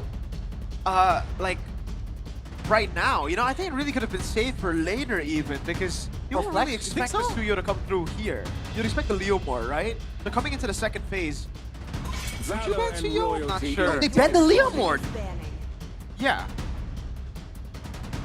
They could have like forced Bigatron to ban it out if they want to pressure with that. I think they just want the most. It's a Lilia, by the way. The Lilia is great, dude, at just dishing out magic damage against the Suyo. Oh, man. Is it? I'll think like Suyo has a bit of an upper hand against a Lilia, or maybe he likes to play against a mage like Lilia because it's hard for Lilia to really nail down the damage on towards the Suyo. I don't think so, man. I think Does it's it not still work like that? I think it's still like just it lands flush Huh. Especially with Lilia Khalid right here, wave clear in mid's gonna be so good for them. So they can rotate all around and just get the Suyo. Well, this depends on like how well the Marcel can kind of swing things in balance of the Zetian, because Zetian's damage output is great. My concern is the survivability just ain't all that. The Lilia is a lot safer, but it depends. The Harley as well here, an underrated, you know, niche pick can work. Banned away by Alter Ego. They're trying to lock Bigatron into a teamfight composition, like a front to back, and I think they're really thinking they're gonna out-damage Bigatron. By the way, so far, Alter Ego does not have kind of like a shreddy kind of like hero. So BTR still wants to, or maybe can fight on the utility junglers like Fredrin, for example. And it doesn't really get punished by the Zetian and Marcel as well. Well, in a way, it kind of does, because that's a lot of crowd control from the Marcel. That's a lot of damage from the Zetian. Any kind of fighter you pick right here needs a get out of jail for free card, because otherwise, if you're stuck there, slowed and stunned, I don't think you want to be around. Especially with the Suyo there available to execute you with the missing HP damage as well, with the Soul Reap. What if the Suyo gets... What if they picked up the Suyo that early because it's flex? What if I said that. Okay. It can go jungle and gold. But like, how likely is it the only one going gold? It's Arfi, man. That's exactly right. Because it's Arfi, you never know. But I don't like it, dude. I don't like it going gold. Why? Okay, it really depends on what Eman picks up. But I really feel like right now for Eman, the Harith would be great. Because if you go Suyo gold and you're up against a Harith, oh man, that's why Phobius gets picked up, I think, for Alter Ego. They're like, okay, if you go Harith, we have a way to deal with it. At least we have someone that gets value from your dashes. Yeah. Well, right now, if they want to go for... I think they're kind of stuck here. If they want to go front to back, they already lost the Phobius pick. So they might just double down on getting some more damage, you know, with the Khalid Sora. A good wombo combo can seal the deal here. And they go for the Granger. Oh! Red. Wow, they played really safe. Yeah. That's a really good pickup, though. The Fredger is actually, I think, the best pick right now. Like, in the Philippines, it's always banned out. Yeah, and there's no way the Suyo going gold right now, right? Absolutely no way. I don't think so. Never say never, man, with Alter Ego. What could solve the problem here for Alter Ego? I think you just go Claude right now in the gold lane. Oh, man, I still don't like it, man. Against a Fredrin. But there's not... I mean, what else do you go for? You can technically go Harith if you want to. Watch them go to Hanabi. Yeah, nah. Crowd control, immune, DPS. Probably not, though. Is it really just Claude? They're thinking about it. They're thinking of flexing the Suyo for sure. That's why they're taking their time. I am sovereign of the abyss. Oh, Obsidia! Of gods. Whoa. Whoa! It's been a while since we've seen Obsidia, Alter Ego, pulling out Uranus Jungle in Game 1 and Obsidia in Game 2. This is a wild card of a draft, man. We've never really seen anything like it before. Zetian, Marcel, and Obsidia at the same game? Yeah, man. There's a lot of experimentation, but it's just... This is how Alter Ego like to play their regular seasons, man. They use it as a limit testing. Oh, boy. A place to limit test. But I guess BTR, they want to play it seriously right from the get-go with the Fredrin and also Greyjoy. They want to close this one in 2-0 fashion, Arashi.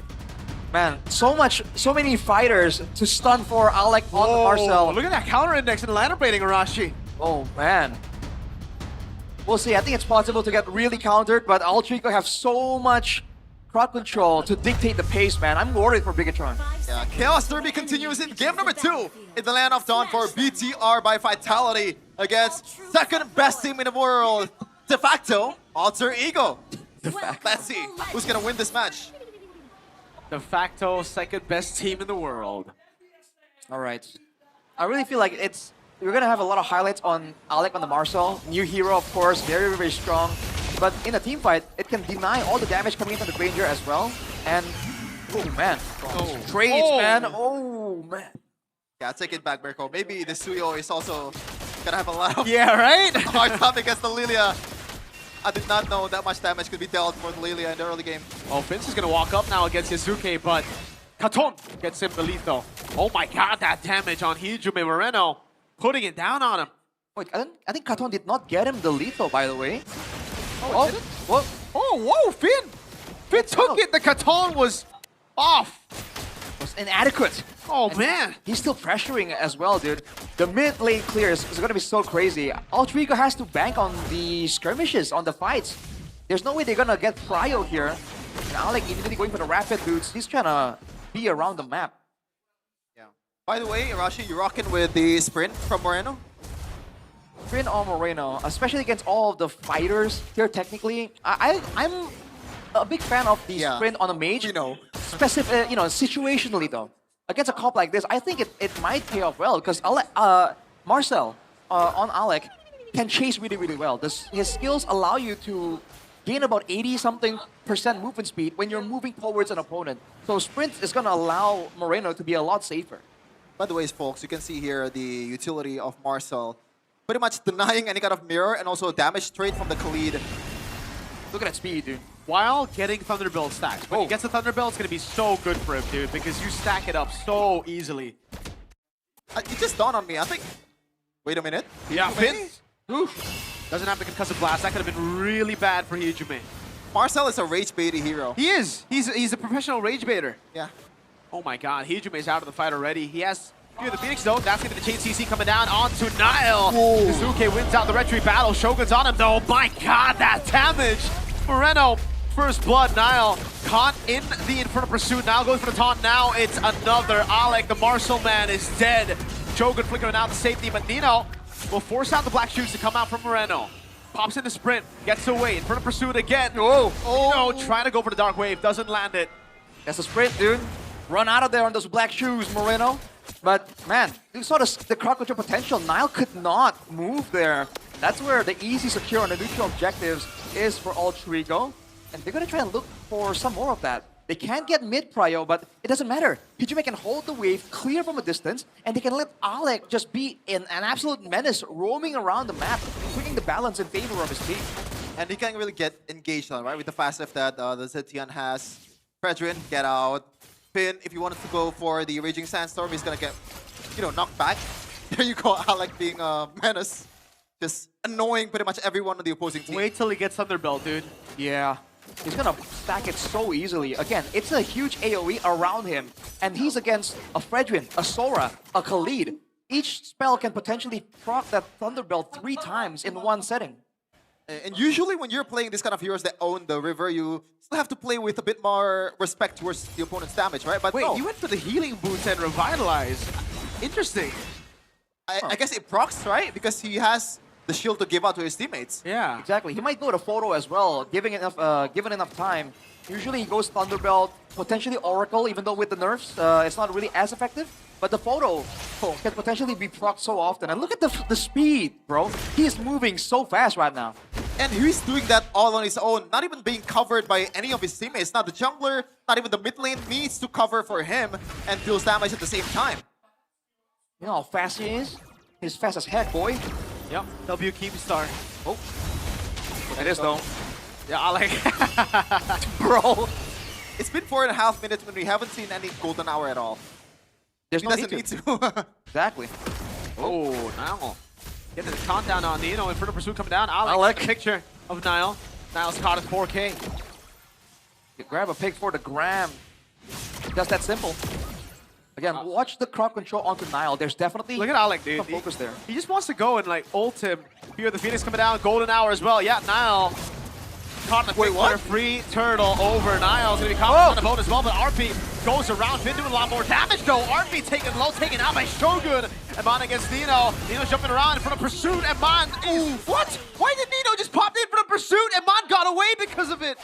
No way. Oh, Yasuke. Yasuke trying to go for the kill. Shogun walks up again. Nino wants to go for the dive. Can't go for it though. Wow. It was Why didn't Nino pop in front of Pursuit, bro? I don't know. You ask him. Reflexes. I don't know, man. Maybe he was just tapping and it comes out. Alter Ego, though, it was looking so good. They got the right idea. They stunned up Nile for a good 4 or 5 seconds, man. Yasuki got the free turret, but then they clumped up for the Sora damage. We talked about how Nino in the previous game almost carried Alter Ego. They're allowing Shogun that opportunity here in game number 2. And this is going to be a slow game after this, right? I don't think so. No, this is going to be a waiting game for... Ty's first item, by the way. Get used to it, man. It's so good right now. I don't think there's going to be any BTR engaged unless Alter Ego wants to take the turtle. That's how bad it is for BTR in terms of like, you know, choosing their targets. There's literally no target at all that they can utilize here, except probably Arfi in the gold lane. But then again, Arfi's gonna play safe. Oh. That's an all-in on Shogun. He's getting away right now. Goes to the air as well. Might be able to get Yazuke down. Yazuke gets a shutdown in the end, and they get a turret off of it. Respectable attempt right there, using the CC immune. Almost turns it around, but the turret will eventually fall. Good moves from Alter Ego, man. They need to try and make moves here because they do have the higher pickoff potential. They might have their eyes on Eman right here, but Finn isn't too far. Prods out the aggression, and it's back to a waiting game. Alter Ego want to find something, but I guess they wouldn't mind waiting for the neutral objective because there is no answer to the setup, to the stuns. Yeah. It's tough for BTR right now. And it's because how brilliant Alec is playing right now. Or maybe just the hero is just superbly broken is the problem. Yazuke some damage on Nino or Shogun. As we're gonna see here, the third total Alter Ego. Surely they can take this one again as long as they have their resources intact. Oh! Jumps in with the Radiant Sandstorm. Able to find 2 on the board now. Finn able to flick around. That's a picture!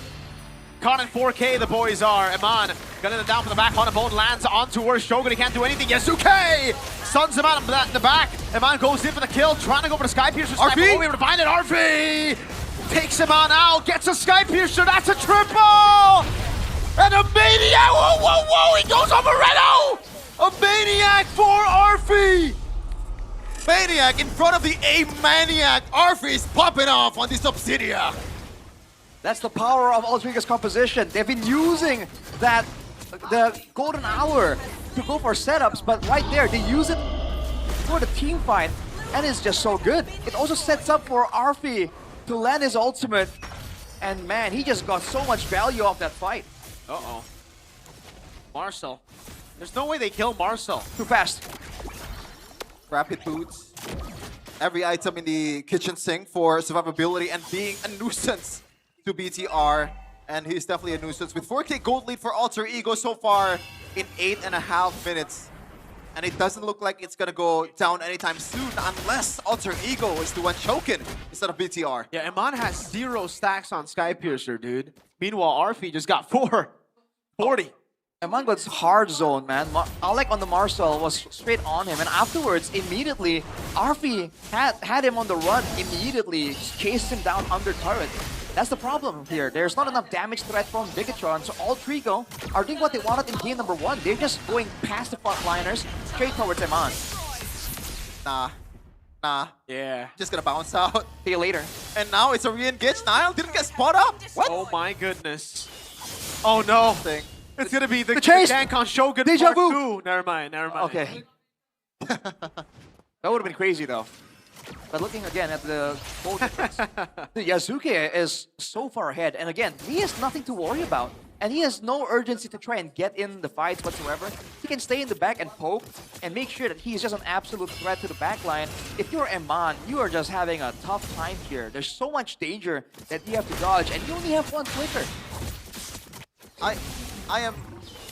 I don't want to play as Finn right now, or maybe just all of the engage mechanics or engage hero from BTR, because how would you engage against this? Zetian has the passive. Yazuke is just slimy as hell. A lot of dashes as well. Nino is super tanky. And they have Alec as a disengage mechanic. How do you deal with this? They need to use the Raging Sandstorm as a follow-up tool. It has to be the Sora, man. Shogun has to do something here to set things up. He's the only guy that can engage reliably. Oh man, now it's gonna be caught in the picture for sure. The golden hour will come through. No, there we go. Lord already taken. Yazuki gonna go for the shot as well with the Queller. That's a Hanabone lock Shogun down, but Nile is actually doing a good job in the back. Oh! All dive towards him. But look at Arfi doing so much damage through the shifting skies of Shogun. Arfi is a menace on this Obsidia. Picks up a double. 7 kills and counting. The Sky Piercers are Sky Piercing. Alter Ego is definitely Alter Egoing. Oh man, now with the lore, with a 6K gold lead, they have what it takes to snowball and really go for some base turrets, even though it's so early on. Bigatron, with the limited amount of crowd control that they have, they need to use it perfectly. If they even use a single ultimate out of place, you saw what happened. A single hero, whether that's Arfi or Yazuke, just takes Eman out of the fight completely. 7k gold lead already for Alter Ego. What it was 4k in the 8 minutes. Pretty much balloon right now, out of control, as almost all the Holy Shield are gonna get taken down before the Lord crashes in the bottom. Well, Reno has the Glowing One and Ice Queen's One combo. Not a lot of damage just yet, but by stacking some of those the dark energies, he can clear quite well. And Alter Ego might take a risk here. Whoa! Man, Ollie in the back. That's a stun from Shogun. Pulls Yazuke back. That might be a throw from Yazuke. Moreno gets a shutdown now. He's able to survive from Arfi's damage, and they can clear this Lord. Wow. They got away with... Wait a minute. Finn is...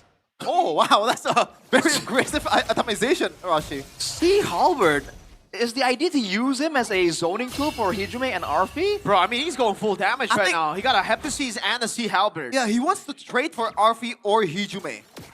Not that simple, man.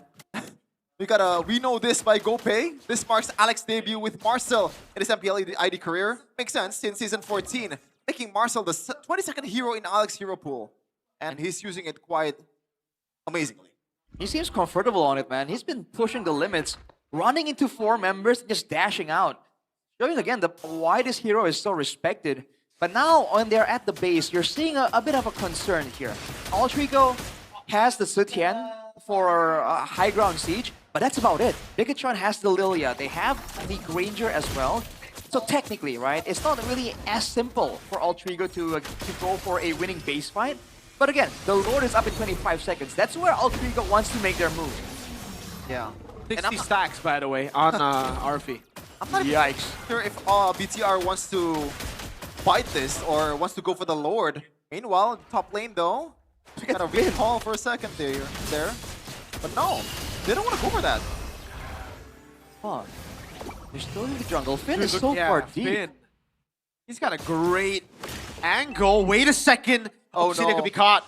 Yeah, Finn. Oh, right! Storm! What a play by Finn, but Arfi gets away! Oh my goodness, Arfi, what does it take to get you down? Yazuke, though, goes back in! Oh! Yazuke! And now it's Arfi on Nile. That's a wipeout for sure, a triple for Arfi. We're going to a game 3. And it's all over. It is unfair. That Finn got that position and it's not rewarded by the game. The cover, the disengage, and also the damage, the sustain from Arfi is insane already. It's equal 1-1 for Alter Ego. Damn. Oh boy. That is a respectable try from Bigatron, but unfortunately, with the kind of heroes that Alter Ego have at their disposal, with the gold difference being so huge, they just could not make it happen. It's unfortunate, but now, in game number 3, we're gonna see the conclusion. Wow. Safe to say that we're not gonna see Marcel again in game number 3. Unless they have something to prepare against it. Man, that Marcel was so annoying. And they used it in a way where, again, we haven't really been able to see it. In MPL Philippines, only Nova played it that way. But constantly just taking pictures of the Fredrin. I think right now for BTR, if they're up against the Marcel, he shouldn't distance himself from the enemy jungle. He should be right on together with Yazuke, no? He should just stick to Yazuke so that when the golden hour comes up, at least both of them get spot. There's so many what ifs here, but honestly, it's played so well by Alter Ego. Again, they know exactly how to abuse the tools that they were given, that was allowed to pass by Bigatron. Even the golden matchup, the fact that Arfi is on the Obsidia, the mobile Obsidia, you saw Eman try so hard to punish him and Yazuke, and it's a losing case. No one could back up Eman there against Arfi and Yazuke. And even in the last fight, Yazuke seemed, too low to make a difference, and he just got 2 kills out of nowhere. This is the studio just back. Yeah. And shout out to Hijime, by the way, with that Fury of the Phoenix, very clutch to cover for all of his teammates. It's just, I feel so bad for Finn, man. He's already gambling on a damage build, because he wants to shred. He wants to pretty much burst down the backliner. but he's not rewarded. You Yeah. can't really make up a better scenario than that. He got that was so beautiful. That Rage Enhancer flicker was beautiful. He did it sideways to make sure that it doesn't get spotted mid animation. They did everything right there. I mean, that was what you wanted to do. When you have your back against the wall and you don't have the gold advantage, you don't have the positional advantage. You have to go for something surprising like that. And if it doesn't work out, it's better than just slowly but surely losing the game anyway. Yeah. Dude, I don't know how Arfi survived that. It was the photo. Yeah, photo. It was the photo revitalized. I mean, he's up. Got many. I don't know how much gold he's up against M1, man. And the Haskell, presumably, that he 10, built. 1 and 1, bro. Obsidia's sustain is very underrated.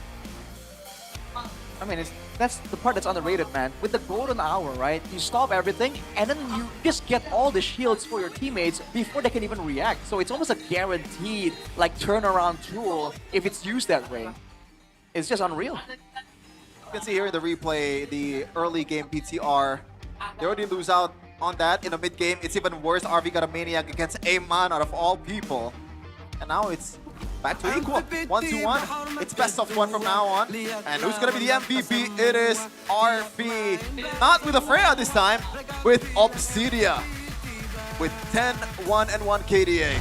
So he ain't a Freya merchant. Immediately, like, disapproving the rumors that he is a Freya merchant. Comes out swinging with the Obsidia. And again, it's so underrated how he's able to perform at such a high level on so many heroes. He played it mechanically sound. Fighter emblem. Yeah, blood. that's why. No Haskell's needed, by the way. Yeah. Amazing. As we're going to see the highlight here, set by official gaming phone Infinix. Right from the get-go, Alex being a big nuisance, winning on all the team fights. Nino is just doing his job, especially in the turtle fight, just jumping around. It seems like Phobius is here to stay in this meta. For sure, man. Front to back is looking so popular.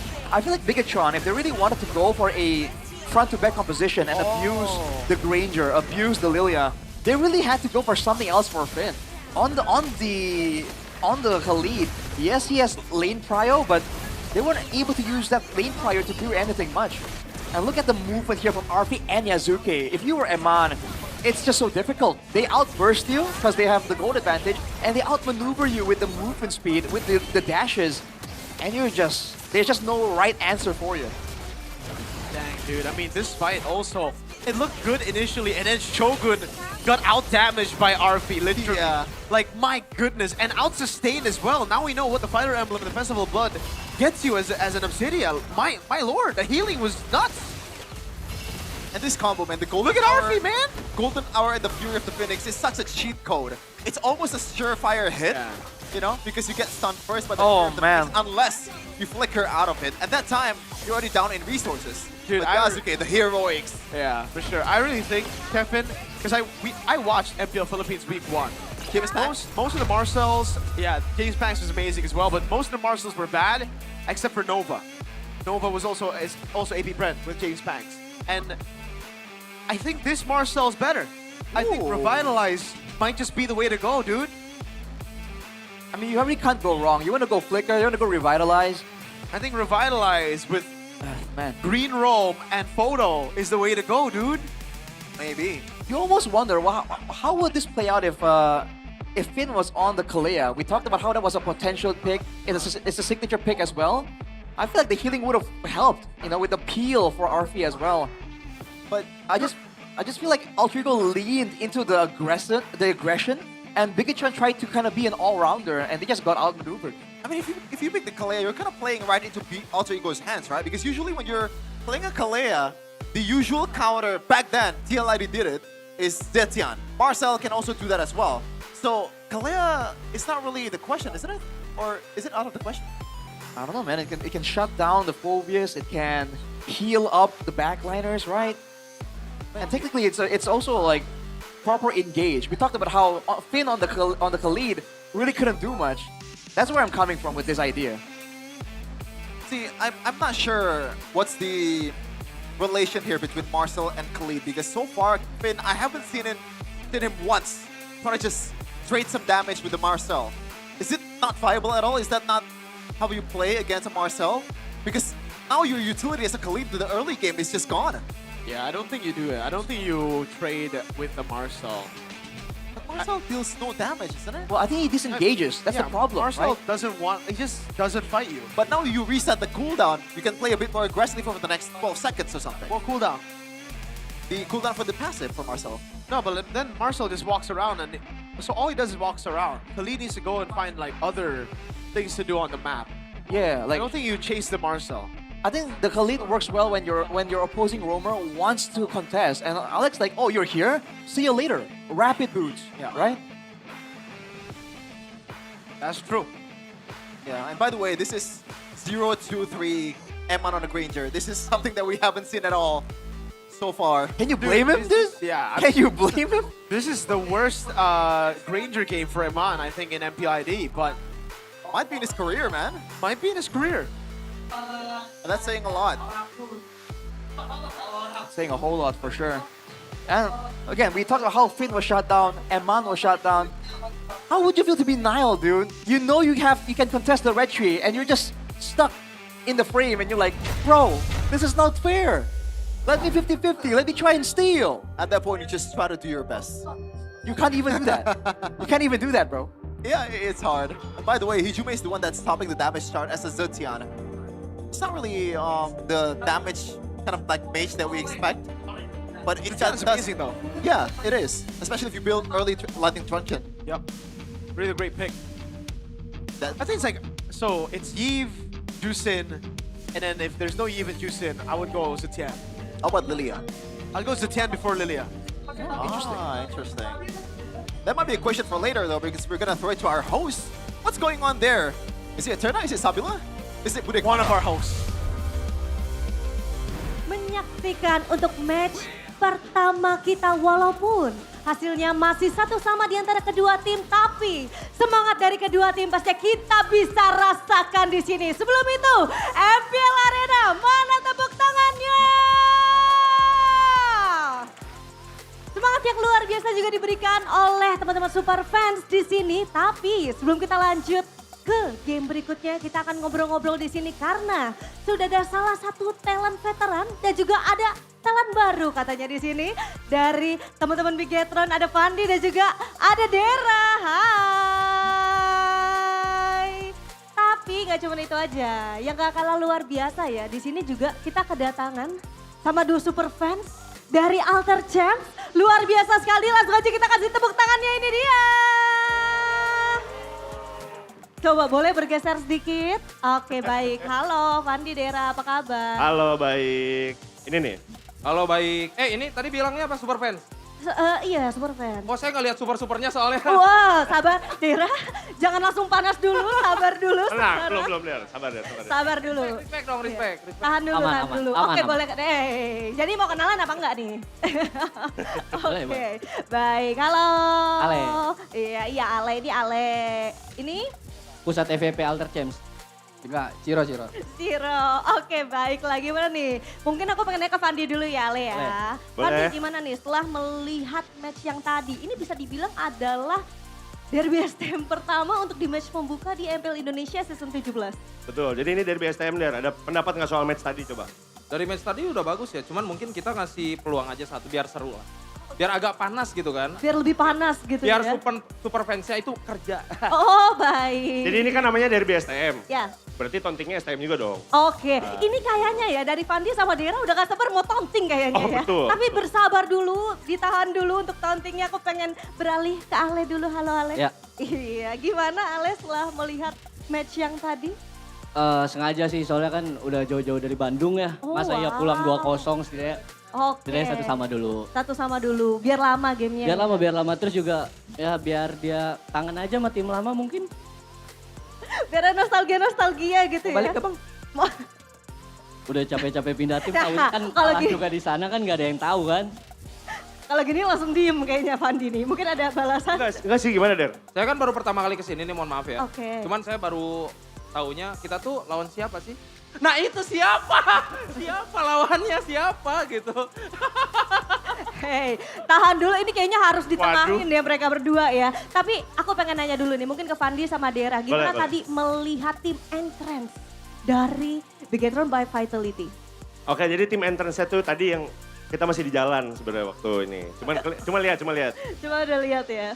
Mungkin harus lebih aura farming sih, next. Harus lebih, Nael tuh mukanya baik kan, harus lebih. Oh, bikin lebih fierce lagi, lebih garang lagi. Bener. Gitu ya.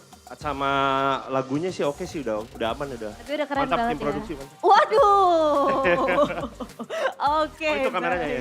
Baiklah. Mungkin kalau misalnya dari Ale, gimana nih Ale? Kira-kira ada nggak nih? Oh gantian katanya, boleh nggak apa-apa. Boleh. Emang dia nggak ada jawaban katanya. Oh nggak ada jawaban, jadi minta kamu yang carry gitu ya. Gimana setelah melihat gameplay dari tim Alter Ego sendiri, di game yang kedua bakal langsung kita mendapatkan maniak pertama nih untuk di season ini, gimana? Tadi aja kata dia tadi. Emang gitu AE. Apa? Emang AE seperti itu? Tadi hargain ini aja. Ini siapa sih ini? Ini Oh. tadi. Kasih tahu Der. Gimana Dera? Sorry. Sesama tim aja berantem. Super fans kok berantem sama super fans yang lain. Ya, nggak berantem. Tadinya tuh aku udah emosi banget pengen mukul. Cuman karena aku pria yang dewasa, jadi aku pakai tangan kiri. Oh baik, Dera nih, ini adalah saatnya. Tadi kamu udah tahan-tahan untuk taunting, apa yang ingin disampaikan nih? Jadi sebelum kita menang 2-1, mau ngomong apa Der? Dia katanya mau mukul saya ya. Saya nggak usah mukul, orang nanti juga tim saya yang mukul tim dia. Oh, parah sekali di sini ya. Oke, gantian. Alter Champs, jangan mau kalah. Cuma mau bilang aja, mimpi yang tinggi nggak apa-apa. Cuma kalau misalkan jatuh, berarti tidurnya kurang ke tengah. Oh, sama boleh nambahin nggak? Boleh. Kita mau minta maaf dulu ya, karena kalian kan kalah mau dipulangin ya, sorry. Sebelumnya minta maaf dulu ya Der ya. Sebelumnya juga minta maaf, ngayalnya jangan jauh-jauh. Oke. Takutnya kan capek-capek dari Bandung ya, nyampe Jakarta. Masih ketinggalan pikirannya di Bandung, jadi ngayal menang. Oke, baiklah itu dia. Kita sudah melihat ya semangat dari kedua teman-teman kita ini, dari kedua super fans. Ada Fandi, ada Dera, ada teman-teman super fans juga dari Alter Champs. Tapi kita akan melihat nih bagaimana hasil dari match pertama kita hari ini. Pertandingan antara Alter Ego melawan Bigatron by Vitality. So langsung saja kita kembalikan kepada caster yang bertugas di sana. Take it away. W Fandi. That's Fandi. Right You met there. him? You met him? Yeah, I met him. You talked to him? Yeah, he's a Liverpool fan too. That I sucks. see. And a Ferrari fan too. That actually sucks. That actually sucks. I know nothing but F1 by the way. Yeah, and he's a Bigatron fan too. Oh, that's the You guys worst just combo. like red. Oh yeah, you're right. Yeah, you guys just like red, bro. Yeah. It's just that simple. Yeah. Why aren't you wearing red then? No, because like it's the first day. You don't wear red on the first day. Why? That's who? That's me. But why? Because you don't. Red is a color you wear on the second day. Oh, how about black though? Just like this one. Third day. Todak gaming chair. Talking about performance is not just about what happens in game. Having a comfortable setup plays a huge role in how you perform, and that's where Todak Throne. It's called Todak Throne, by the way. This is actually It's really pretty nice cool. because of the lumbar support. Yeah, I'm feeling it, man. Lumbar support is You great. have lumbargo, Rashi? What? You have lumbargo? Lumbargo? Yeah. What is that? Isn't that the disease? I don't think Well, you so. have problems with your lumbar? Well, as gamers, right? You sit for quite a while, man. But this lumbar support is, I think it's very intuitive. Usually you have to kind of like lean a certain way. But with this chair, I just sat on it and it just works. So I'm very impressed. And this is a special MPL edition featuring everything from gaming chairs to exclusive apparel that you can check out directly at the Todak booth here in MPL Arena. If you're curious to explore the full collection, head over to their website at todak.id to browse the catalog and see the latest promotions. Because here, it's not just about the performance, it's about style coming together as one identity. Cultured by Todak. Culture. What's in your wallet? Look at this. What's this called? Todak. Swordfish, right? Swordfish. Yeah, they're the swordfishes, yes. Yes. They're no longer in MPL though, I believe. Yeah. They're in MPL. Technically. One way or another, they will be in the MPL. Interesting that they went for MPL Indonesia. I think they're sponsoring MPL ID and MPL MY. Oh, really? Yeah. Ah, nice. I thought they only sponsor MPL ID. That would be kind of crazy, right? But this Yeah. is where it's at though, for sure, you know? Because even buy.u is here. It's by you. Buy.u.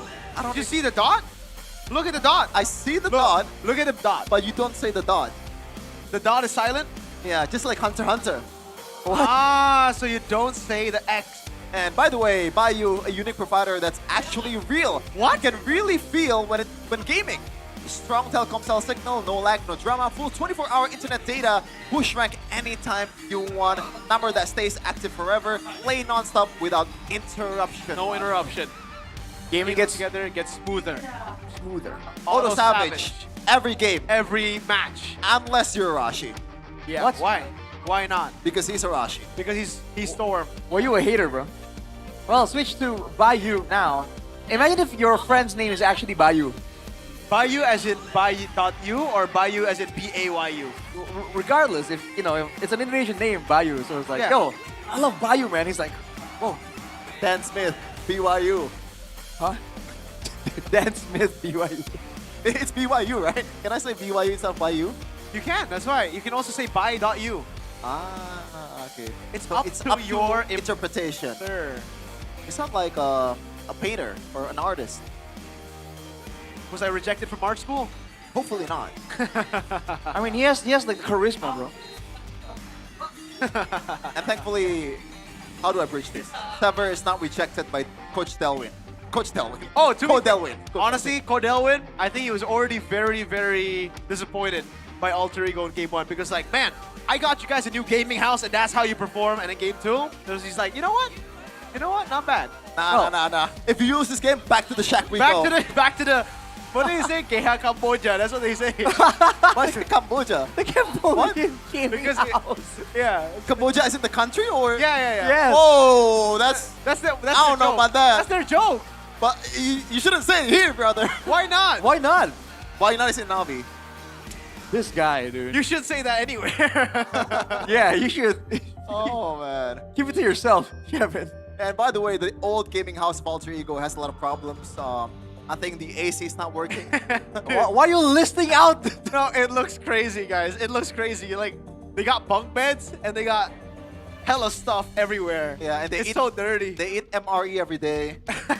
They eat MREs every day. The toilet's not clean. Yeah, there's like they did a collab with a perfume, and the perfume guy came to the gaming house. He's like, guys, I wanna sit, but there's just no chairs. The chairs that they have are all like that? broken. I thought he was gonna say, oh, never mind. I'm not gonna sponsor No, this gaming house. Hell nah, bro. Get a better house. You know what? Now their drip matches the place that they stay in. It looks good in both, you know? Because back then their drip would be crazy, but the gaming houses. Yeah, I like this jacket from Alter Ego, by the way. What do you think about the M7 jacket, though? Oh, I think it's nice. The gray one, right? I like it. What do you think, Rashi? I think it's good. Ah, Why would you don't like it? Maybe I'm the minority here. I'm not really rocking with it. Wow, I like it. I like it a lot. I mean, it's different. Yeah, I think you are. I guess you are a minority on this desk. At least I'm not a minority in Indonesia. Interesting. Technically, everyone who's into esports is a minority. Because not a lot of people are into esports, dude. Yeah, we're a new thing. Okay, let's tone it down a little. I don't want to get in trouble, but we're gonna again flying cloud. Oh, it is? Is it?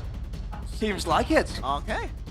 Well, Mirko, how do you feel about Bigatron letting go of the Marcel? Because I feel like a lot of people are definitely looking at that decision and be like, dude, you know it's a new hero. The new heroes never fail, right? They're always so OP.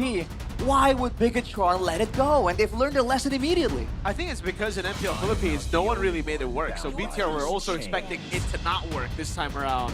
But Alter Ego proved. What's your command? Otherwise, Fanny gets banned out, Juicin and the Marcel, Phobius, Grok, and Kalea, 2 fit bans. Now, if you're Alter Ego, usually you want to go for the Sora. Oh, never mind. Wow. Never mind. Wow. They really like that, huh? Yeah, because if they go first pick Valentina, BTR can't go Sora, so they get a Sora guaranteed. But still, though, is it... Why do they play these gambits very often, the Sora? Why are they stuck up with it?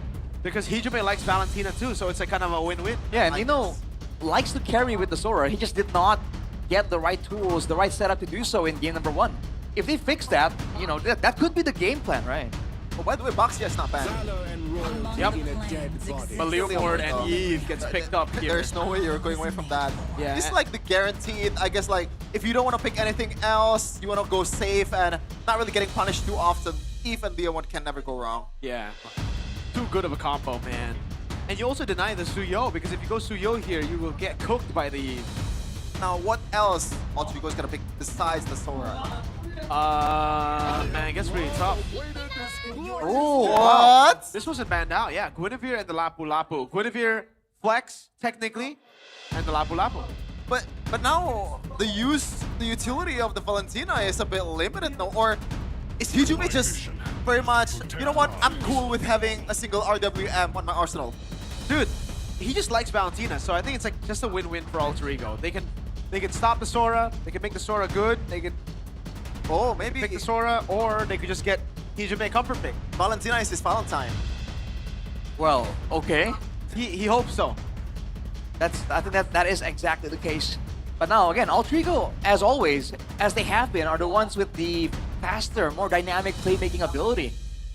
Bigatron, they're just trying to run them down, right? So if Bigatron can get the ball rolling, I think Alter Ego might be in a bit of trouble.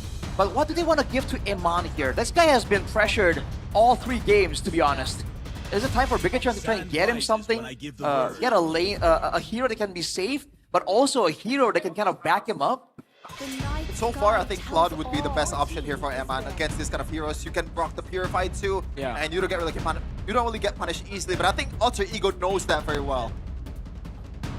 Or maybe they want to pick it for themselves. No, there's no way they can, right? Because BTR are red. I mean, their first pick, second phase. Unless. There's always an unless. Unless BTR don't pick it? Yeah. The Cloud will actually be very good for Alter Ego because it's up against the Eve as well. You want to bypass the RWM with the Blink. I think for Bigatron, don't they want to have more damage, technically? Because they need ways to kind of make sure that they can finish the job after the Leomord initially collides, you know, along with the Hylos. You can go for a full front to back. Glue. Interesting. Okay. So it's a Glue, Khalid, and Alter Ego. Where are they going to ban last? Esmeralda's a great ban. They want Nino to have a good time in the XP lane. Do they double down and ban the Uranus, or is this a Claude ban? Oh, Uranus ban is actually... Oh, wait, never mind. But it's still a pretty bad matchup against these 3 heroes from Alter Ego, though. I think Uranus still has a lot of value. Yeah. For BTR. I think it's a great pick right now. If they go for the Uranus, that it's gonna lock them into a macro style game, which again they can perform in. It's just like, you know, you're responding instead of aggressing. It's gonna be a Harith ban for the final one from Alter Ego. Yep. Again, they're trying to deny all the safe picks away from Eman, dude. Whoa! Whoa, boy! Oh, the Freya, was it picked up or was it banned? Arfi scratching his head. Wait. It's like, wait a second, that was supposed to be mine. So, have we seen Freya on the XP lane? Theoretically, we have not. Theoretically, it can go to the XP lane, Yes. right? But I think gold would be better because of the scalage. Huh. So now, you want to respond with a Claude, right, Shirley? Or, I mean, it's the best option against a Freya. No, the Claude gets cooked by the Freya. That's the whole point, right? Like, Claude was the most broken pick in M7. Isn't it the until it beats safest? the Freya. The safest out of all the marksmen? No, I don't think so. Against the Freya, because you need to get close on Claude. And you never want to get close. Hold on a second. That's a Cho. Might not be... Oh, Wow. Wait a minute. Yisun Shin It's Gold. still flex. It technically is still flex, but I'm pretty sure it's Guinevere Jungle, Cho Rome, and Yisun Shin Gold. Yeah. Okay, that makes sense. Unless they want to pull a crazy Cho Gold, Guinevere Rome, Yisun Shin Jungle, which is unlikely. That is not enough, like, benefit to try and go for that. But now they're relying on Yisun Shin to try and shred through a Leomord. Go Uranus! Go Uranus, no? Look at the Uranus, it's amazing. Yeah, I agree. And they're gonna be so dang tanky, dude. Who gonna stop him? And it doesn't give out a lot of big ultimates towards the Valentina, so that's probably the best option here. Don't really see any other way for BTR. Yep. Wow. That's a great pick. BTR, I think they've won the draft. Yeah. Alter Ego, I think, kind of has the higher ceiling if they do everything right, but chances are they're not gonna do it right. Because how safe the BTR's composition are. Oh boy. It's looking tough for Altrigo, man. They have the aggression, but unless they really snowball, like they get 10, 15 kills in the mid game, I don't think it's gonna go well for them at all. Yeah, there's a lot of caveat for Alter Ego's composition. You have to connect with the spatial migration, you have to kick the right person, you have to do this, do that. But meanwhile, for BTR, they can play even with, you know, limited resource, and I think they can win. They're not playing by resource. I don't know what Altrigo are cooking, but usually when we, oh my god, that Dang. is, I mean, accurate. I think it's very valid. Double the trouble. BTR with a convincing draft in this game number 3. Who's gonna win it all in the first match of MPL ID Season 17? Is it BTR or Alter Ego? Oh man, immediately you see 2 Purifies and the Revitalize available. I feel like in a weird way, Finn is the guy that has to step up right here. If he is good with the spotting, if he is able to stop the engages coming in from Altrigo, he can shut down the whole game plan. But if he gets focused down, he keeps losing his life, he might be the liability that can allow Altrigo to really start snowballing. So he has a lot of pressure on his shoulders right now. Oh no. And he's only human. Yep. How the turntables. Oh, beautiful. Great spatial migration. Revitalize coming down though. Oh, now actually doesn't land that. Eman goes in. Yasuke's cooked. First blood to Eman on the Freya. You see that? Even if they do everything right, it's not always going to benefit them. Yeah, it gets spatial migration and it's them who gets cooked.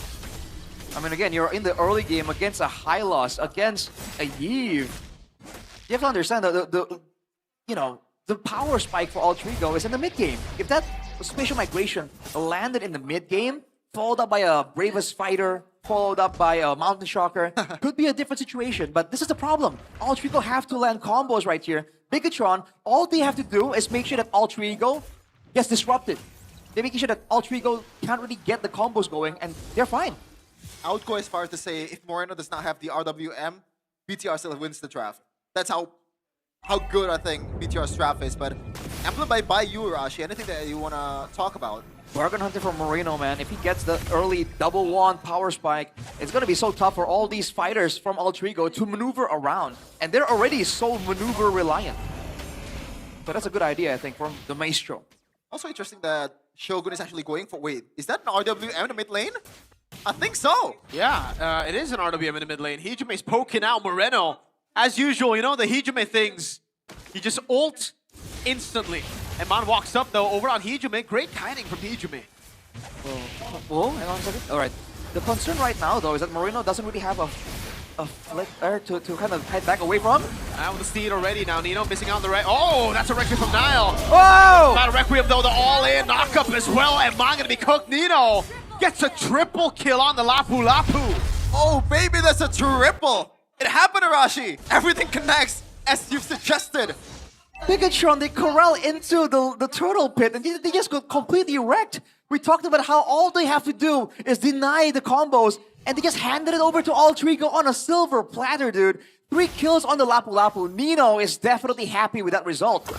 The Lapu is just a lot different compared to the Sora. It's a bit more flexible, even. I think that's a really bad turn of events for Bigatron, to say the least. At least Nile got the turtle. That's the only saving grace that BTR has. But now, oh Yasuke, that was just a clone. BTR, apparently they're also trigger happy, Mirko. They are very trigger happy. Let's see here, only 400 gold lead for Alter Ego after that big win in the turtle pit. Eman is still playing a bit safe here, knowing that he's gonna be one of the targets for Alter Ego if Alter Ego wants to win the fight. Hijume now wants to be as aggressive as possible, and Finn on the Hylos can't really punish that kind of aggression.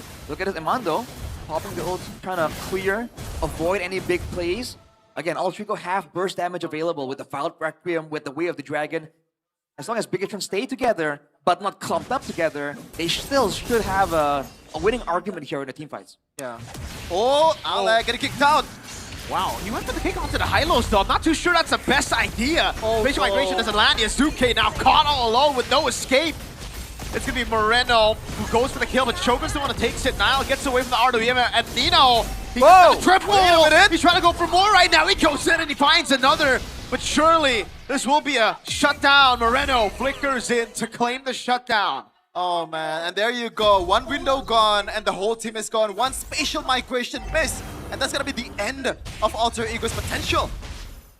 You saw the carry potential from Nino right there, but unfortunately now, given the shutdown to Moreno, the guy who's known to deal damage and carry from the mid lane, that's really not ideal at all. The turtle is still available, but you can see Bigatron are trying to space away and avoid giving away that combo again. Okay.